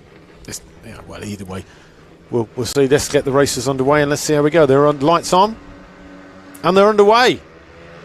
That's a good start. All 3 are suppressed. This is going to be good into the first corner. Ooh! Thorley just missing out and getting punted to the back there, but who knows what will happen over the next 7 laps or however many laps we're doing. I guess it's good. We'll see it on the screen in a minute. I'm not used to being out the loop, so it's a bit difficult for me anyhow. So maybe don't all have eyes on Tyler Humphreys. Maybe our information is incorrect, but that is certainly what his team were telling me yesterday. I do know that sadly Wilson Dilks was granted special dispensation to race in this class as the Ovale 160 by myself and Peter Hickman because of his ability. He was too fast to remain in the 110 class, really, as you can see. The sad thing is that means he doesn't comply with the FIM regulations, which if we had been running the FIM Championship as we originally planned, then they would have been separate races. So obviously the Ovale 160 Cup wouldn't run when the FIM was running, and sadly Wilson wouldn't have been able to take part in those races.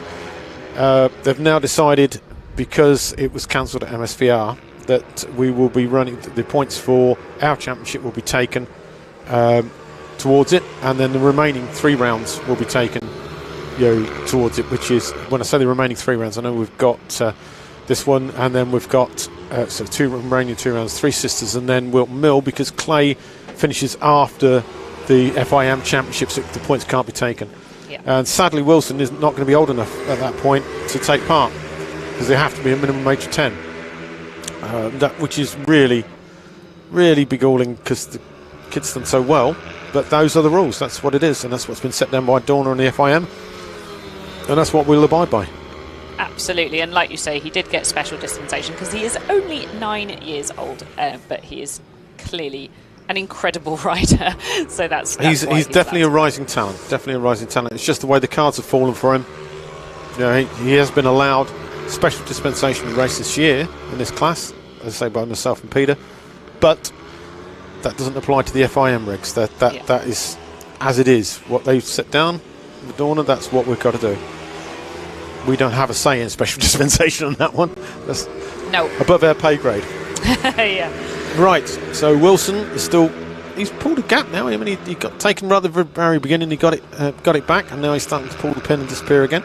We've got Tyler Humphries in second and Thorley Trevorrow in third. Not the biggest grid on the planet. Bit disappointing, really, when last year we had about 15 to 16, 20 at the FIM, and 15 to 16 as regulars, and about similar sort of size in the Ovale 110 Cup. For various reasons, that isn't the case this year.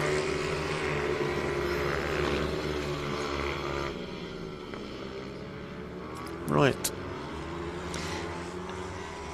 Here we go. So, still pretty much the same as it was a few seconds ago.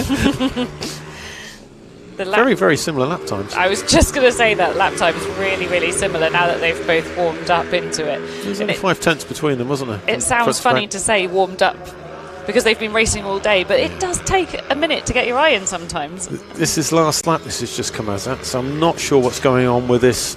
But I've not seen the last lap board go out yet. I'm not sure what's going on with the graphics or with that.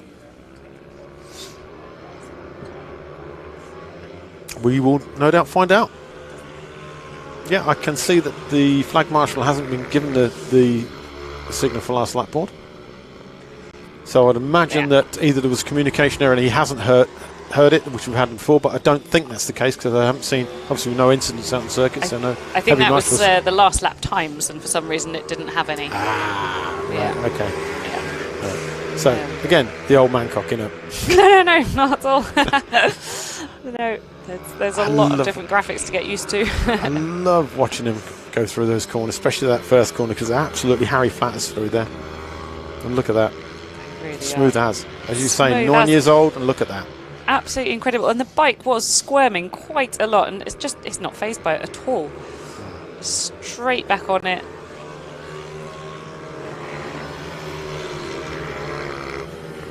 I can't wait to see what these guys can do as they get older. It's really exciting. Yeah. Where were we? Cadwell for the FIM, and I won't say the name of the rider. BSB rider come down and watch them on the grid. And I said, "And what do you think?" He said, "What I think is I'm glad I'll be retired by the time they get up there." So I think he, thought, oh dear. And like a lot of us, we look at these and think, God, I wish this was going when we were, that age. We had that style. Sadly, Spain and Italy, they've already had a very, very young, and they start them for very, very young and very big, grids, and also they have big support. That's never been the case in the UK. Well, as far as I can see, championships like ourselves and Fab Racing have done their best to try and get them there and do the best we can. Fab have done a fantastic job over the years. Obviously, they've been going a lot longer than us, so there's a lot more people coming through. But the last 3 or 4 years, there's a lot of them come up from British Minibikes into the British Talent Cup and other classes. And it's nice to see that talent now starting to come through and get the support that it needs and help from people like Danny Webb, boot camp and all that sort of stuff. It's good. And a guy called Chaz Mortimer, which some might know, that's ex-MotoGP, or MotoGP, I think GP style was in his day, the 500s. He's on board, doing an awful lot to help them as well. Obviously, you've got Peter Hickman, from Ovale, pushing all of this and putting his support behind it and helping develop the kids. It's great to see. Great to see. It really is. And if you're just joining us, this is the leader of this particular race. We are in the Motel Oils Ovale 160, and we were just looking at Wilson Dilks. We are still looking at Wilson Dilks. We are? Yes. That threw me. The sunlight on his bike threw me. So Wilson Dilks is leading away from Tyler Humphries, with Thorley Trevorrow bringing up the rear. Just 3 bikes on the track today. I'll tell you what, it's getting close up those. Look at that, second and third. That's closed right back up, isn't it? Really, really close. Yeah, Thorley's found his mojo and he's taking it to him, isn't he? Thorley has had a shaky weekend, I think it's safe to say, with a few big crashes. That was a big crash. My very big goodness, crash. he just gets straight back on the next bike, whichever one is ready. And that was on this class, wasn't it? It was yeah. race 1, wasn't it? In this class, and he chucked it into the tyres. Yeah. I think the front tucked and down he went. Just in case his granddad wasn't listening earlier as well, we do want to send our well wishes to his granddad, who is in hospital. That's very important to Thorley and his family that we say that. So, yeah, best wishes to you. Yeah, best wishes, granddad. Hopefully, we'll get to see you trackside soon. Yeah. So it looks looks like there's a little bit of a moment there, and I think that's pushed him back a little bit. It really has. It's amazing how a moment which doesn't look that big on track can actually make a huge difference. Yeah. Because these guys really are at the top of their game, so they are really pushing hard. It's good to see that. Do you know what? Thorley's closing him down again. Thorley's closing him down. You can't see that. I'm looking out the window. Looking out the window. I'm looking We've seen at Wilson screen. at the front going around that lovely. God, I forget what it's called. What is that corner called? Shoemakers. Is that right? Shoemakers is in the middle. No. So what's that called? But Wokes. Wones. It looks Wones. like Wones. Right. Oh, we missed the checkered We flag. did miss the checker flag Yeah. while we were trying to get the name of the corner. We missed the checker flag, but it was Wilson Dilks away from Tyler Humphreys and Thorley Trevorrow, bringing up third place and rounding out the podium. Yep. It's good to see all three of them celebrating together. I think Thorley's just chewed through, but I saw him give him a nod as he went through. Yeah. And Tyler and Wilson just exchanging. I hope that was shakes, not blows. No, shakes. I saw it. There is such great There's a lot of camaraderie. yeah. I can say there's a lot of camaraderie between them. They're very good. Yeah. Very good. So that was the Motel Oils Ovale 160. Next up, we have one of the slightly bigger grids. It is the Pit Bike Spares Minibike 160 and Vets.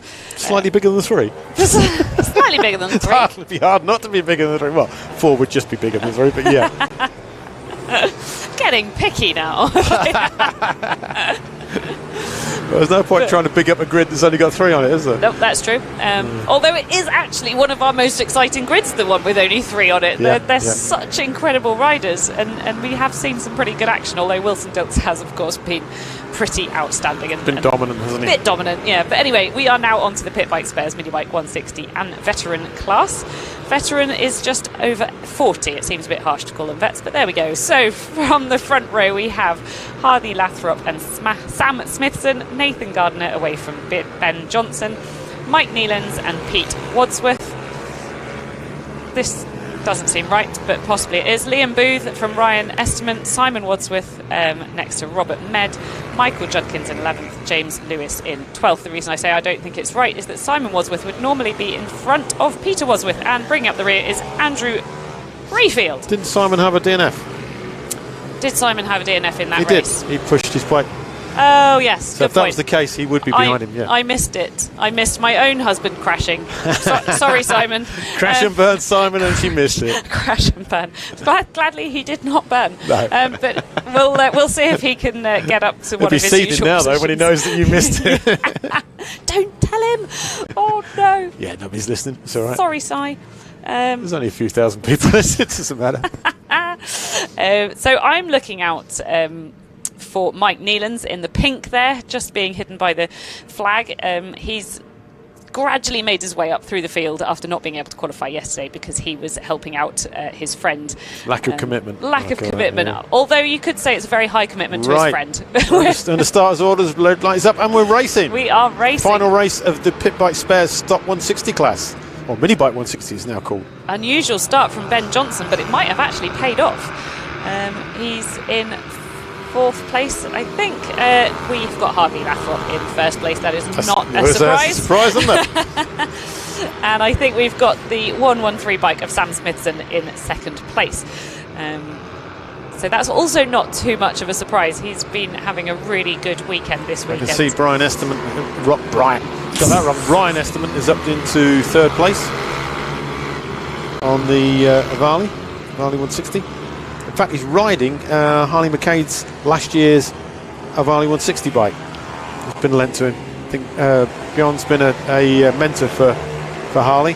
and is here at the weekend racing himself in the Super Mini Class. Oh, he was, but I think the bike's detonated. I think we discussed that, the lack of maintenance from its previous owner. Yes. At least that's his excuse. And yeah, Ryan is up there in fourth place at the moment. Who else we got up there? We've got Simon Wadsworth has jumped forward to 6th place. Mike Nealons is in 7th. Peter Wadsworth in 8th. Now that is going to be an exciting battle if all three of those are on track. They are very, very good friends and they share paddock space. So yeah, it might not be after this couple of corners because it's looking a bit tight. But we are riding, of course, with the front runner 222 Harvey Lathrop. He's had an incredible weekend, winning, I think, all of the races that he's taken part in. If not, Podium did all of the races. Podium in all of them. Yeah, in not 140 quite class, Ben beat him in race 1. Good point. And he was second. And in race 2, he got the win and Ben was second. So they're equal Stevens at the moment. You have a better memory than I do. I suppose Ben was in it, so I was going to remember, wasn't I? Yeah. I say it's a novelty for me to get to watch the racing. I don't get a chance normally. Look at this action for 4th, 5th, 6th. There's nothing in it, is there? There's nothing in it.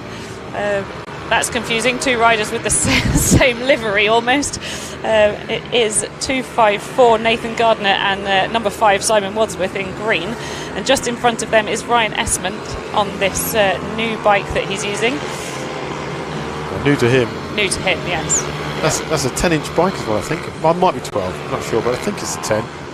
So he's like Pete when he's on it. Pete is 6 foot something and sits on a 10-inch bike. He like tucks in and then suddenly as he brakes you see all the elbows and knees come out like air brakes. So yeah, like a parachute. Yeah, almost. Can Wadsworth take Esmond at this point? He's having a look at it, isn't he? He's having really a look. Trying he's hard. having a look. He's going to have to be I don't careful. think it's close enough. Because I think that's Gardner behind him, isn't it? It is. Gardner's going to have a look. Nathan Gardner is waiting. It's like a vulture going to pick up the pieces. Yeah. Well, like a bull in the china shop, make the pieces if we're not careful. Let's hope not. Let's hope not. Yeah. Oh, Esmond that's running a wide really line. He wide. lost that. You know what I said earlier, but it's not the fast line. Yep, absolutely. And so Wadsworth capitalised on that. And I think Nathan's gone through as well. Nathan Gardner's also gone through. It looked like he wiped the nose of Esmond though, so I wonder what happened to... Yeah, whether we got it back or not. We'll see in a minute. No, he didn't. Nope. He's still there, still upright. And who else we got? Mike Nealons was just behind that now. He's behind Ryan Estimant, isn't he? Yep. And Simon, behind Simon. No, they're going across the line now. We'll see it because it's going to change. That's it. There we go. Mike Nealons, and then we've got Andrew Rayfield. Andrew Rayfield. I couldn't remember his first name. And Peter Wadsworth. Peter Wadsworth, yeah. So a really tight pack still in that midfield. It's good to see them all close together. It really is. I bet Peter's going to be taking another trip to the dyno. I can see it coming. Do you know what? We say we dyno quite a lot, and more than people know. As soon as they leave Parc Fermé, if they haven't been chosen, they don't know. Yeah. They have no idea. But I think we've dynoed.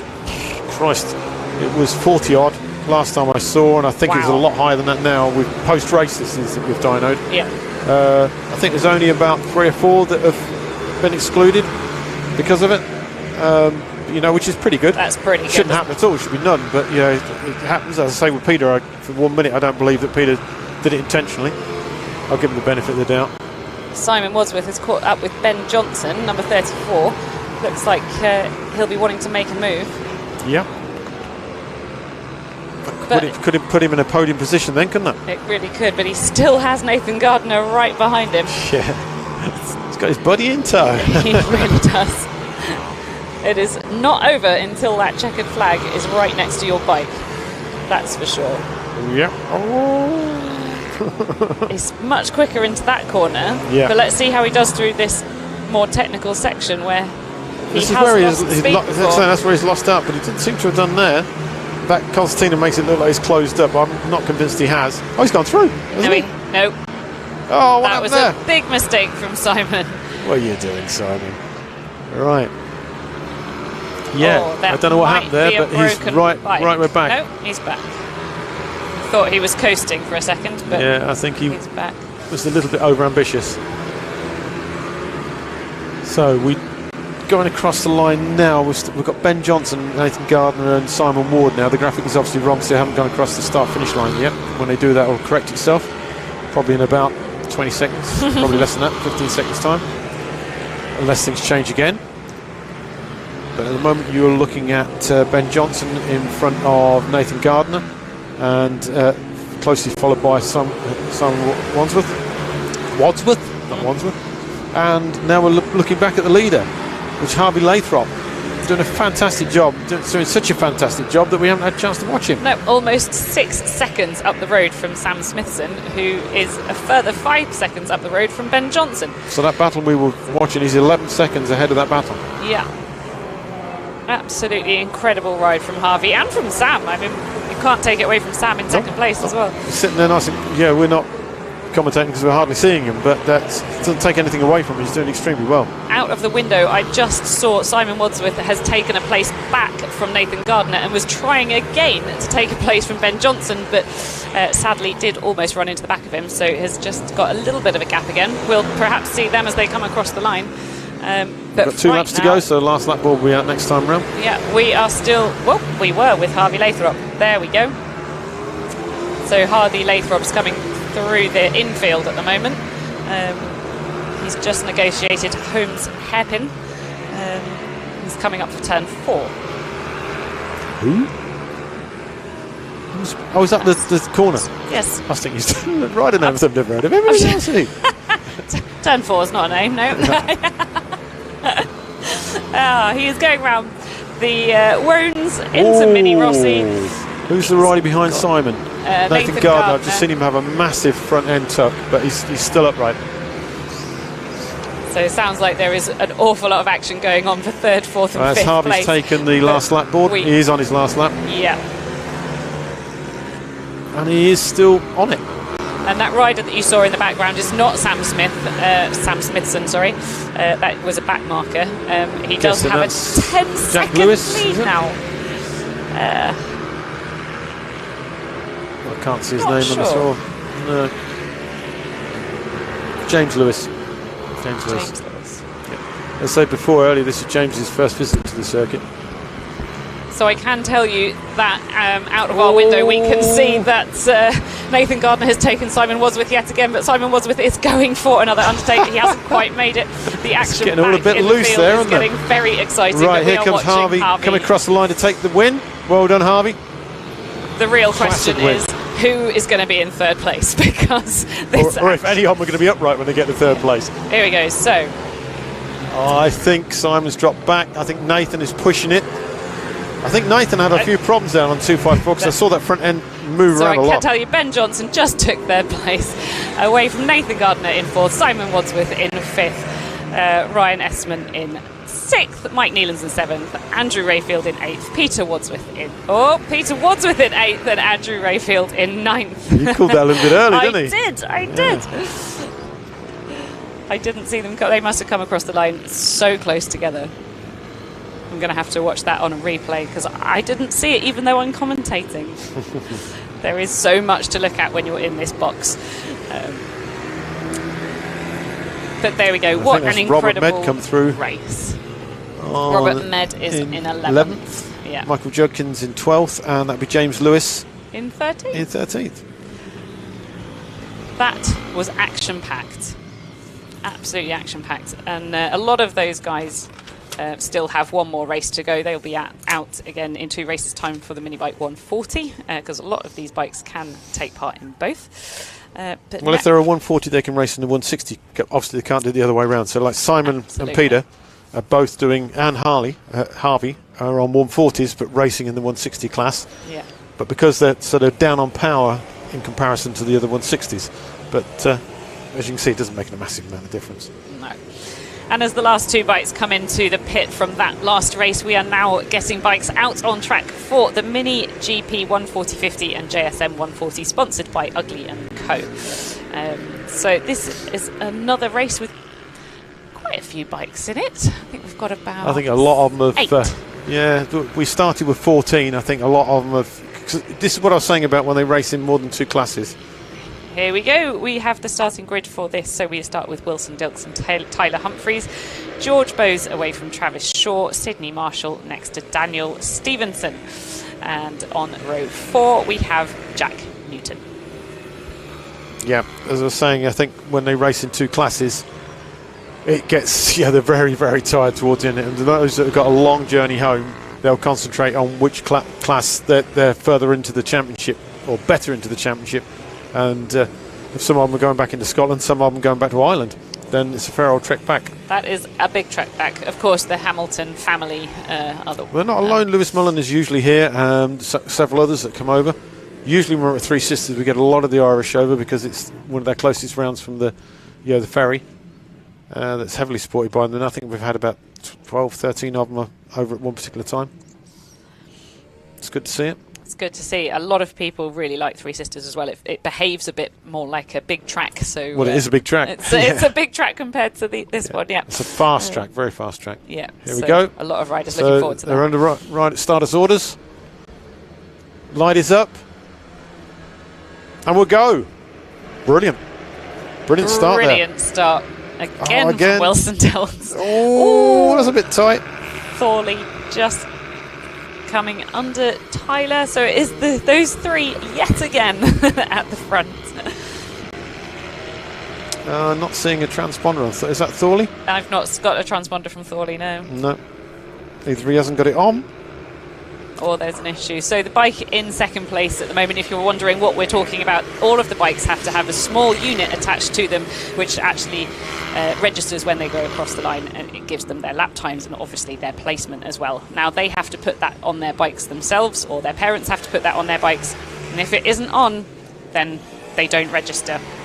So hopefully it is an issue with the transponder as opposed to it not being on, because otherwise he won't classify. But right now, at the moment, we have Wilson Dilks away from Thorley Trevorrow, who we don't have a transponder for at the moment, away from Tyler Humphreys in 3rd place. Then we have George Bowes in 4th, Daniel Stevenson in 5th, Travis Shaw in 6th, Sydney Marshall in 7th, and Jack Newton in 8th. Apologies, Jack. Sorry, I was concentrating. I was looking at them and admiring it. I forgot all about it. Forgot the job I was doing. No, don't you worry. So we've got 3 groups, haven't we? We really do. Yeah. Wilson Dilks and Tyler Humphreys in with Thorley Trevorrow, which is obviously must be a transponder issue there.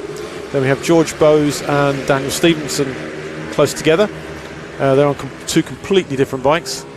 Although looking out the window, I can see that George Bowes has pulled quite away, so that's not so much of a group. You'll see them separate in a second, I would imagine. Yeah. Then you have Daniel Stevenson and Taylor. Oh no, Sydney Marshall. Together. In fact, all 4 of those are actually quite close now, aren't they? They've grouped back up again. They have. It's not super tight yet, but no doubt they will get tighter. The front 3 is still where all the action is, really, although that is George Bowes. Thanks for covering that, cameras. This is just taking a look back down the field. That's Sydney Marshall and Daniel Stevenson. It looks like Sydney Marshall might have got in front of Daniel Stevenson. Yeah, we probably won't until they come across the start-finish line, but or at least the timing might catch up with that then. He has definitely gone in front, and now we're back at the front of the pack with Wilson Dilks, Thorley Trevorrow and Tyler Humphreys. Until it's getting later in the day. I'm slowing down. My batteries are running out, I think. Has anyone got any fresh ones? I think, as the saying goes, my get up and go, got up and went. So, yeah, we've got Sydney Marshall is doing quite well in there, hasn't he? He's popped up. I'm not sure, don't hold me to this, but I think he was behind Daniel Stevenson in the last racing, but he's managed to get in front of him and stay in front of him now. That last graphic that popped up really does show you how incredible Wilson Dilks is out front. He's currently running 4 seconds a lap faster than 4th place Sydney Marshall. Yeah. Absolutely incredible stuff. And he's pulling away at the moment from Thorley Trevorrow in 2nd. Yeah, a little bit. It's opened up a little bit, hasn't it? Just a tiny bit. Yeah. He's just gone down into the 47s. Nice.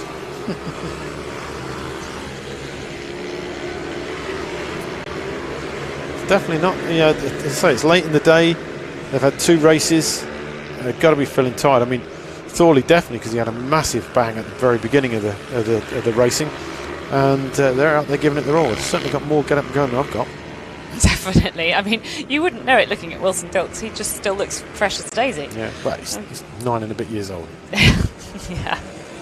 I don't know if I could have done that at 9. No, maybe not. I certainly can't do it at 60. But yes, he really is pulling away now from Thorley Trevorrow, who's just about keeping the gaps the same between him and Tyler. Not much in it, is there? As we say, we don't have times for him for some reason. And I imagine he's either sometimes when these people do 2 classes and they only have 1 transponder, it's very easy for mum and dad not to remember to put the transponder on. They'll take it off one and put on the other. That happens a lot. Or they haven't fully charged the transponder and the transponder is stopped because it's a 3-day event. Yeah. And if they've only charged it on Friday, it's very easy to do. And that'll be very disappointing for him. If, yeah, it will be. That happens. Yeah. As I said before earlier in the broadcast, we've had incidents where people haven't, other younger riders, and we've had to stick to that rule, and that will be the same for everybody, regardless of who you are, or what you are, or what we can see on screen. It's there for a reason. Absolutely. So that could be quite crucial for his championship as well, because at the moment he's in 3rd in the championship. Who's behind him in the championship? Lewis Mullin and Luca Wilkinson. Well, Lewis and Luca aren't in this race. Nope. So no, I don't think it'll be drastic for him. It won't be drastic, but it will give Tyler a few extra points above him. Yeah. But there's a moral to that. Absolutely. Make sure you've got your transponder. Yeah. Not sure if Wilson Dilks has had a little bit of an issue. Yeah, or I'm going if to say he's dropped back into them a bit, He hasn't he? really has. Let's When he see goes what across his... the line, we'll see his lap time. 48.1, yeah. It's a bit slower, yeah. We're calling 48.1 slow. That's not slow, is it? Slow for him. Slower, yes. Slow for him. Definitely. Thorley's on him now, isn't he? It really is. I do love watching that when they're sweeping round there. I love the way that they've got the shoulders lent in, they're looking round the corner. So professional. So professional. Yeah, we've said it already today. They really do look like they've just been shrunk in the wash MotoGP riders. Yep. They're just about. Is that Jack Newton they're going through? Oy. Oh, pushed them a little bit wide. We do say to the riders when they're being lapped, put a high emphasis on the person doing the lapping to make it as clean, as smooth as possible, and that's not easy when you've got people around you that are trying to beat. No. And also to the rider that's being lapped to not try and get out of the way too much. Stay on your racing line, but obviously if somebody suddenly appears, move enough to give them the room, because if you just suddenly move left, you might have a rider on your left you don't know about. Absolutely. You haven't heard or seen. So he did it. Jack did an excellent job there. I think it caught him napping a little bit and shook him up a bit, but then he stayed nice and clean and let everybody else through, which was great. Definitely, and perhaps he didn't expect 3 bikes to be coming through altogether. No, definitely not. Definitely not. We did see earlier on coming down the straight, some people do look both ways because of that issue of bikes coming either side of you. But let's see, last lap board is going out now. Yep, there we go. So this is their last lap. On to the last lap, and they are still really, really close. This Nothing is exciting in it, racing.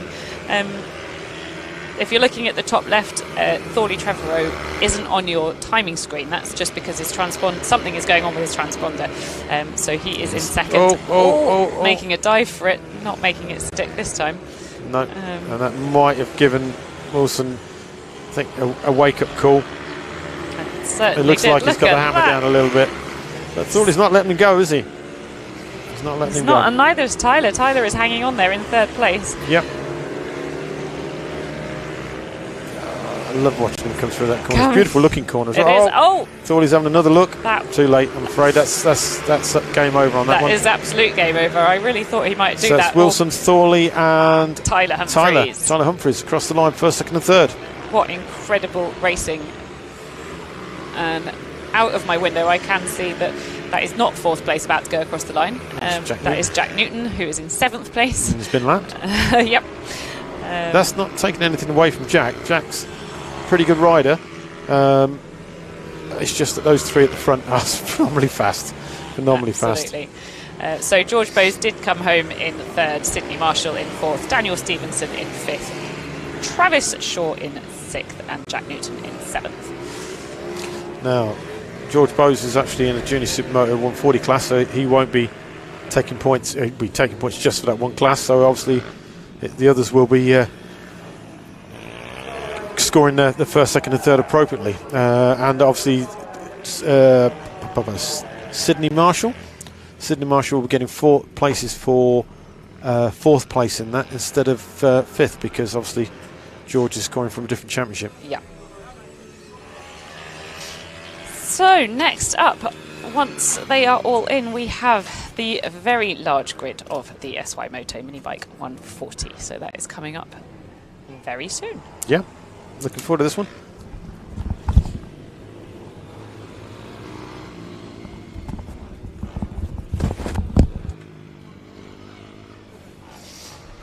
Right, they're in the holding area, I believe. Hear them all revving their engines. Yeah.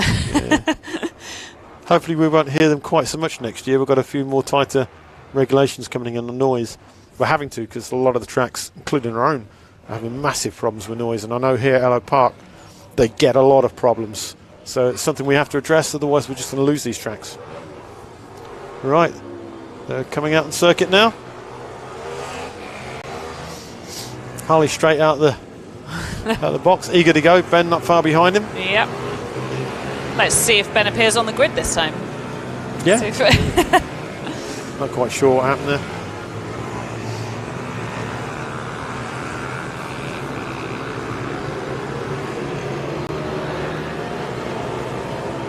I don't know how much of this at home you pick up, but there's a real rumble to these bikes. These bikes sound so different to the Ovale 160s that have just... There's still a single-cylinder 4-stroke.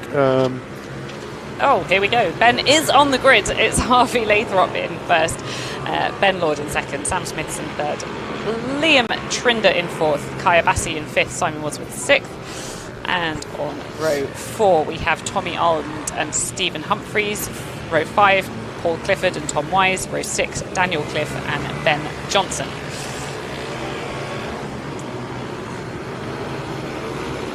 And on row 7, Ryan Warrington, who did have quite a big crash.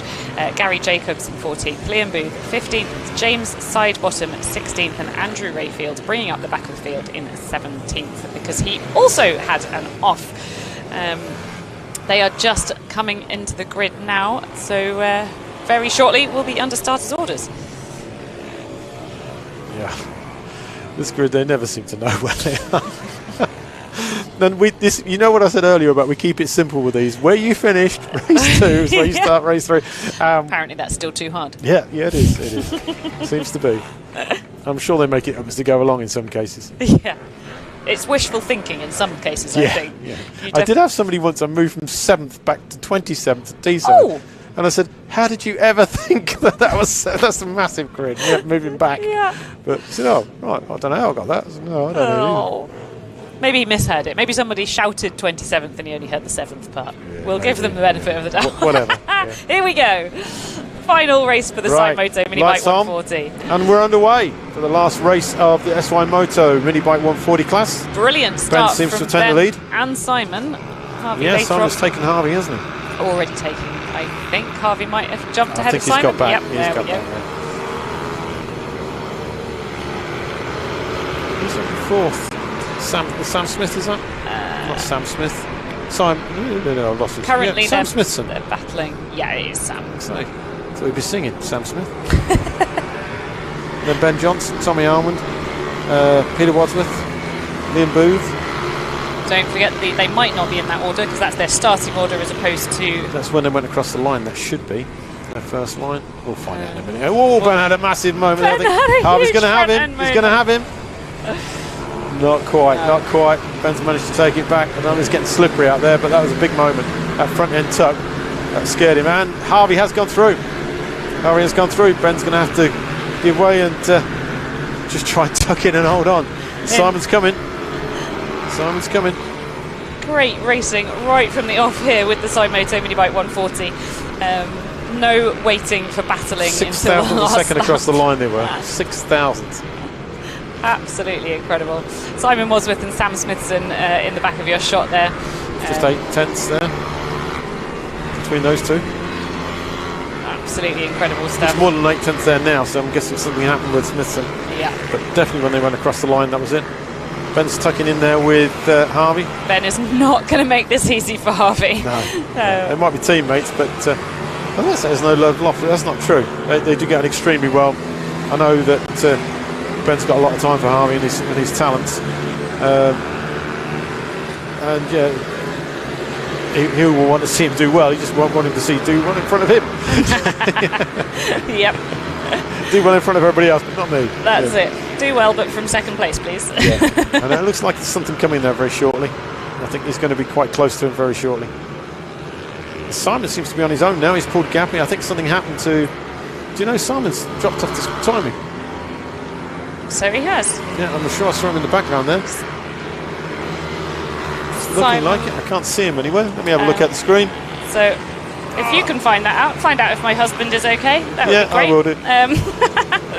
And I will stick with you. We're at the front of the Moto Minibike 140 Championship, and the championship leaders at the moment are at the front. They're in reverse order though. So championship leader Ben Lord away from Harvey Lathrop. Yeah, I can confirm. I can see Simon's helmet pushing his way back into your awning area. So yep, Simon is out. Oh dear, Simon. That's going to be a difficult journey home. It is. You're going to have to listen to that, him griping on about it. Yeah. In the meantime, Ben's gone through. Ben has gone through yet again. Yep, but Harvey's coming back. Oh. This is incredible racing from teammates Harvey and Ben. You're going to have a better journnie home. He's not in with me. He's not in with me. He drove here in his own van, so normally it's him and Mick driving back, and Mick gets it in the ear, but or vice versa. Absolutely brilliant stuff. We haven't seen Sam Smithson in the background, so I'm not sure how far behind he is right now. He was 4 seconds. Oh, Harvey's gone through. Harvey's gone through again. Harvey's gone through. He went round him on the outside. This There's a song about that somewhere. I don't see a trailer park anywhere around here. 0.021. 0.021 of a second. Oh dear. And then 5.6 back to Sam. So these guys have got a really healthy lead, but who knows who will come across the line in first place. It takes one slip up, doesn't it? It really does.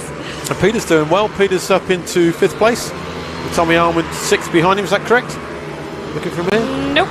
Where's Peter? Peter is in 7th place. Sorry, Peter. We have Ryan Warrington after his big crash, which did end in a red flag, but luckily we see him back on track in 5th place at the moment, battling with Ben Johnson and Tommy Armand.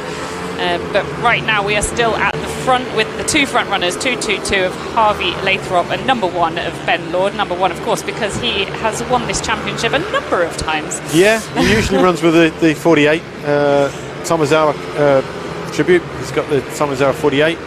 Usually runs with it, but obviously racing for a team, they wanted him to run the number 1 because he was the British Championship last year, which is rightly so. Ben will normally still continue running with a number 48, but I think Andy's put his foot down. Now you will run the number 1.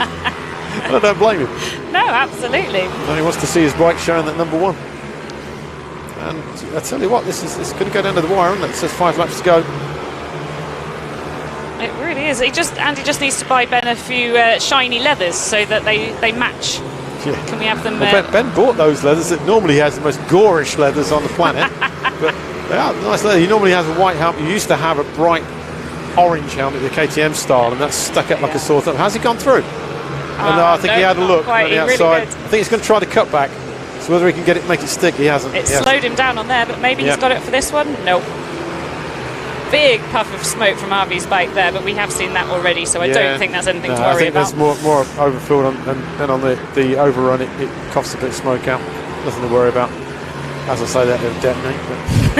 Yeah, commentator's curse. Yeah. That's a nice line Harvey took through there. Used every inch of track. Ben is right there with him. He is. Whether he's close enough to do anything about it now on the straight, I don't think so. No. I don't think that. I think Harvey's always going to have a little bit of edge. There's a little bit of weight difference between them. Well, I think quite a lot, but that's not taking anything away from Harvey. He's got to put himself in that position in the first place. Ben takes a completely different line through there, and I think that actually is the faster line because it makes him in a position where he can attack. Oh, we got a bit squirrely there. A bit squirrely.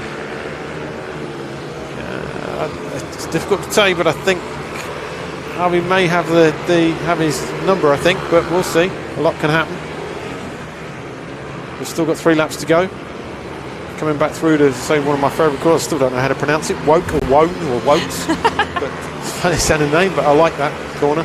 Looks great. Coming through the penultimate and then onto the last corner. I do know the name of that one. And there we go. Start finish line again. Again, next to nothing in it. Very, very close. Very, very close. Do you think Ben is just biding his time now, or? I don't know. I don't know. I can't make that up. I think if he goes, he's putting pressure on him to try and get Harvey to make a mistake, but Harvey's having none of it. They're coming up to back markers now. This could become quite that crucial. Could play a bit. We'll see. That is the bike 232 of Paul Clifford. Will he get out of the way for both of them? Paul's going to get a bit of a shock. Because usually the first person pushes them wide. I say pushes them wide. They see the first person, then they go wide. Both very cleanly. Yeah, that had no effect whatsoever, did it? Not that I could tell, anyhow. This is a damn good race. It's very, the problem very is there are races going on right the way down the field, but obviously they're concentrating on the leaders. Went a little bit wide on that lap there. I think that's given Harvey a little bit more. I think the last lap board has just gone out. I could just say that further down the field, Stephen Humphreys has just done an absolutely marvellous manoeuvre on Peter Wadsworth. Has he? Which is sad for me. That's my brother-in-law.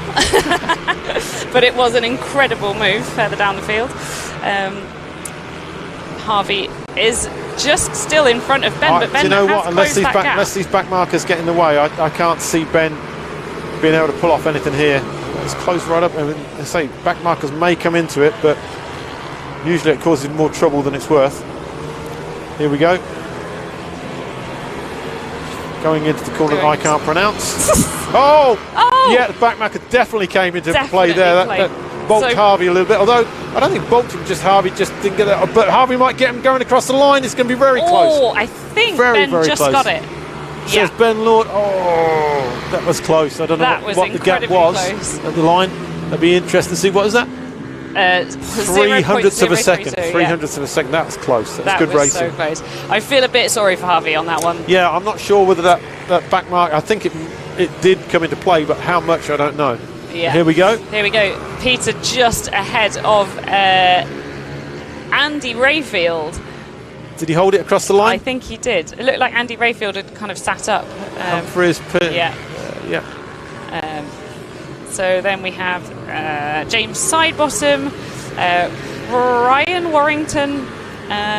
So he's done really well to come Tommy back. Almond just come across. Tommy Almond. Oh, big change there at the last minute. Big change. Maybe something. Gary Jacobs. I think it looks like Warrington's going back down the field. So, it does. So I'm maybe not sure whether he came again. off or. Liam Booth. I don't see any bikes down. No. Oh, yes, there is down the bottom here. You can see them. Yeah. Last corner. If you are a fan of Ryan Warrington, I'm very sad to say that he did just. It looks like either he had a mechanical or a low side. He is walking away with his bike. He's absolutely fine, but that does mean that he didn't actually finish the race. Walk of shame. Thank you, Vision Mixer camera people. That was a brilliant shout. So there he is. You can see he's totally fine. And as the bikes gather in Parc Fermé for the Cymoto Minibike 140, we are getting ready for the final race of the day, the Brap Bikes Super Minis. You can't see it from this distance, but they have a number board 1, 2, and 3, which you would have seen when Simon, lucked into it. He's going to hate me for that. He really is. But and they take a picture of them, which goes up, and they get a plaque for first, second, and third for all of the races. It's something. It's like a fridge magnet. It's only a small one, but it's great. And then obviously they get a trophy for the overall at the next round. We didn't do the trophy this round. We were planning to, and we had the memorial for Miller Buchanan, but myself and the rest of the team immediately after that really didn't have it in us to do the trophy. It didn't seem right. It did at first because I thought that's what he would have liked to have seen, but as we got nearer to it, we didn't really have it in us to do it, so none of us were feeling very elated, let's put it that way. So we've shelved that, and that will be going out at the next round. We'll do 2 trophy presentations.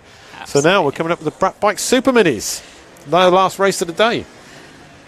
Yeah, and the sun is getting so low that I'm struggling to see our screen here. That's why I'm standing back here. But yes, we do have bikes on track for the Brap Bikes Super Minis, where our British Talent Cup riders will be back in action alongside all of our normal Brap Bikes Super Minis Championship riders. So we shall see. I do believe that Calvin Kelly and Harley McCabe should be out front again. I think a decision has been made Oh. because they were underweight, so therefore been disqualified. Well, one of them elite, so they should start from the back. The problem we've got with that is obviously got a fast rider coming through, but they should be mature enough, especially as professional riders in the British Talent Cup, to do that cleanly and do it properly, not barge their way through. I want to see that. I'm sure if we saw that, the black flag would be brought in. In the senior classes, we do go by, wherever you finish race 1 is where you start race 2 and vice versa. Obviously, the juniors, it would go on lap time, so it wouldn't have been effective, and that's what Harley would have been used to. But obviously not in this. If you're a senior, we trust you to act like a senior and behave like a senior. So if you're starting from the back of the grid, we want to see clean overtakes. That's your penalty for your misdemeanor. If you're underweight, you've entered a class that has that. You should have checked the bike and everything else that complies with it. Absolutely, and they can, of course, add ballast. So if they are underweight, there's they no just excuse. add ballast. We've got scales here. They've been here all weekend. They could have checked the scales, check it, and seen where they are. Problem is, people we have this a lot. They come as a race as a one-off, and they don't thoroughly check everything, and don't realise because they've never been in that position before. They've not checked that that's what we do, and we do keep an eye on it. And they are weighed, and they are everything is done as best as we possibly can to keep it as level as possible. So as you can see from that grid graphic, Harley is a fantastic rider. I can see him. He will come through this pack well, but I think he'll do it cleanly, smoothly, and he'll show us what a fantastic rider he actually is. Right, red light is on. Starters orders. We are go.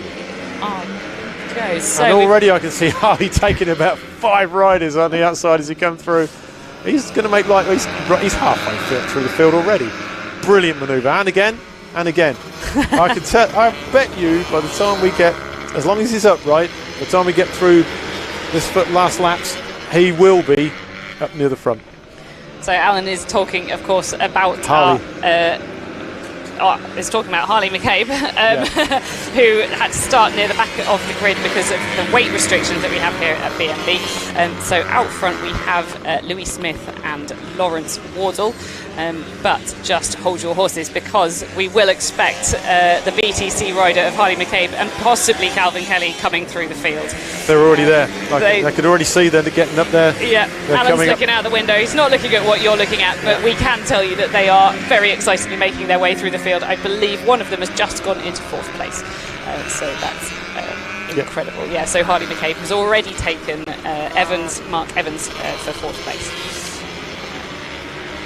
And Calvin Kelly is currently sat in 6th, but no doubt will move further forwards than that. I'd be surprised if that doesn't change. But for we now have 3 riders that have come up through our championship that have gone on to bigger bikes. Grouped together, we have Corey Tinker. No, Kelly actually hasn't come through us. Let me rephrase that. So we've got Corey Tinker and Harley McCabe very close together. And I think Kelly's in there as well now in the mix. Yeah. And it's not taking anything away from Louis Smith, who's out front with Wardle and going for it. Absolutely. I don't put money on it, but I believe that is Louis Smith's fastest lap he's done this weekend. That is an absolutely brilliant lap time that he's doing. And I think McCabe is up into 3rd already.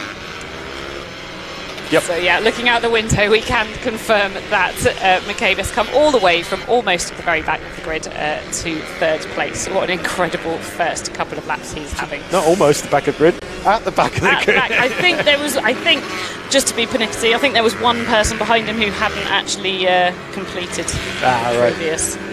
But yeah, otherwise, back of the grid. Can't take it away from him, can you? Nope. Showing what I did say, didn't I? That I had every faith that he would do it. Yeah, properly. Trying to keep an eye out for number 90, Calvin Kelly, as well, who also is going to be chewing that screen. And there he is. He's in 4th place. Right behind Harley. And Harley's now coming up against a championship lead at the moment. Absolutely 4-1-4 Lawrence Wardle. Lawrence is no pushover. No pushover whatsoever. So it'll be interesting to see how this pans out. It does look like the young guns do have a... Ooh, that was close, wasn't it? That was an unusual line, yeah. I think he thought he'd got that, not expecting Harley to cut back on him. Yeah. Yep. Yeah, the young guns are coming. And I bet Lawrence can hear them there because they're on 2 strokes, I believe. I might be wrong. Here we go. Yep. Nice that's clean manoeuvre. Really clean, good manoeuvre. That was good. Quick look That over was his good. shoulder. And here comes Kelly too. Calvin as well. Absolutely amazing stuff. Lawrence Wardle must just be thinking, what is happening? Who are these guys? Can I have my championship back, please? He knows who they are. And look, they've gone through it. They're into the lead now. There's nothing that Louis Smith can do about that. Nope. Both of them through. Now we're back to the same battle that it should have been. But that has given Lawrence a little bit of a chance. Has he gone through? Not quite. No, not quite. not quite. Not quite. Louis Smith is in third. This just shows the raw talent of these guys. Unless they've changed their ballast, they are, which I'm hoping they have. But if not, then they are going to get disqualified from this. I'm not sure that there was actually that Kelly was underweight. I think it was just Harley who was underweight. I don't know why Kelly was a bit further back. But yeah, it's not taking anything away from the brilliant. Oh, little wheelie coming out of that. Well, a little wheelie. I think he's got a little bit too much grunt coming out there. Oh, here we go. Beautiful move, but is Harley going to make it back? No. I think he's letting go. That looked to me like he sat up. It really did. Yeah, I'm not sure what he's on, to be honest. It's a 2-stroke or 4-stroke. Can't tell from here. So we have a new leader. Calvin Kelly is now out in front with Harley McCabe straight behind him, and then in third and fourth, still battling incredibly closely, are Louis Smith and Lawrence Wardle, who are actually in this championship. But Calvin Kelly, now that he's out front, is already pulling a gap. I can tell you that because they were underweight once, they will be weighed again. That is a given. Yep. Just like if you foul a dyno, you will be given they'll keep checking you, and obviously they keep going just to make sure that you do keep that there. And Lawrence is all over Louis there for the moment. I'm not sure whether he's got the chance to take it. I think Lawrence has got the pace there, you know. I think he's with him. Well, he's been with him for a while, but I think he's got the pace to do something more about it. Let's wait and see. Yep. Nice, smooth, flowing lines from Lawrence there. And Louis. They're so closely matched, though, that you can see that he's just deciding to take exactly the same line rather than trying anything at the moment. Yeah. Well, they've still got 4 laps to go, so that will give them that chance. No doubt when that last lap board comes, it will absolutely light a fire under Lawrence. Yeah.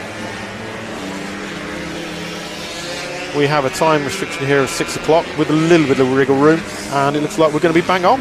6 minutes 2, 3 laps to go. I think that will be absolutely bang on. Tiny bit of breathing room. Team have done a fantastic job, to be honest. They really have. They have.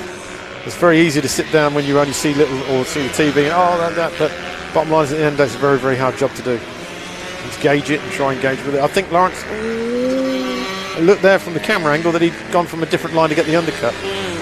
He's definitely beginning to think about it. Yeah. A little wheelie out of that. Yeah, I think the time is running out. It really is. Not only is Lawrence the rider rep here, but he's also the sponsored rider by Brat Bikes, who sponsors the championship, and they also sponsored Lawrence's right. Look at this. I think he's having to go. He's having to go. Is he through? Is he going to hold it? That's he has. The question. He has. I think he's got the run down there. I think he's got it. Brilliant pass. I think that. I mean, don't hold me to this, but I think Lawrence is going to struggle to. Louis is going to struggle to stay with him now. I think he's going to pull the pin. You watch. I've now said that. He'll come straight back at him. He is the championship leader, though, so you would hope that he would be out in front. Obviously, he isn't actually out in front. There are 2 riders. Yeah, they are. Don't take that away from them. Nope. Yeah. Not taking anything away from Calvin Kelly and Harley McCabe, who are here to ride this one, and they will be riding the next one as well, hopefully at Three Sisters. But they haven't ridden yet in the championship, which is why we talk about Lawrence Wardle being the leader of the championship. Kelly starts his last lap. Can't see McCabe. There he is. And McCabe coming through in second place. So Kelly has pulled a massive gap from McCabe. Yeah, I don't know what happened there, but we saw McCabe look like he sat up a bit. To me, I'm not sure he had a little bit of a bike issue. Perhaps I'm not sure if it is a 2-stroke. With 2-stroke, I might nipped a little bit and decided to bring it home. Kelly's still on it, hasn't he? He really is. Yeah, class rider. Using every second of track time to improve on lines, improve on his focus and his mental game, and just, of course, enjoying being on a bike. Yeah, and taking home yet another win. Yeah, here he goes. So here he goes. He's going to take the checkered. That's a great win from Kelly there.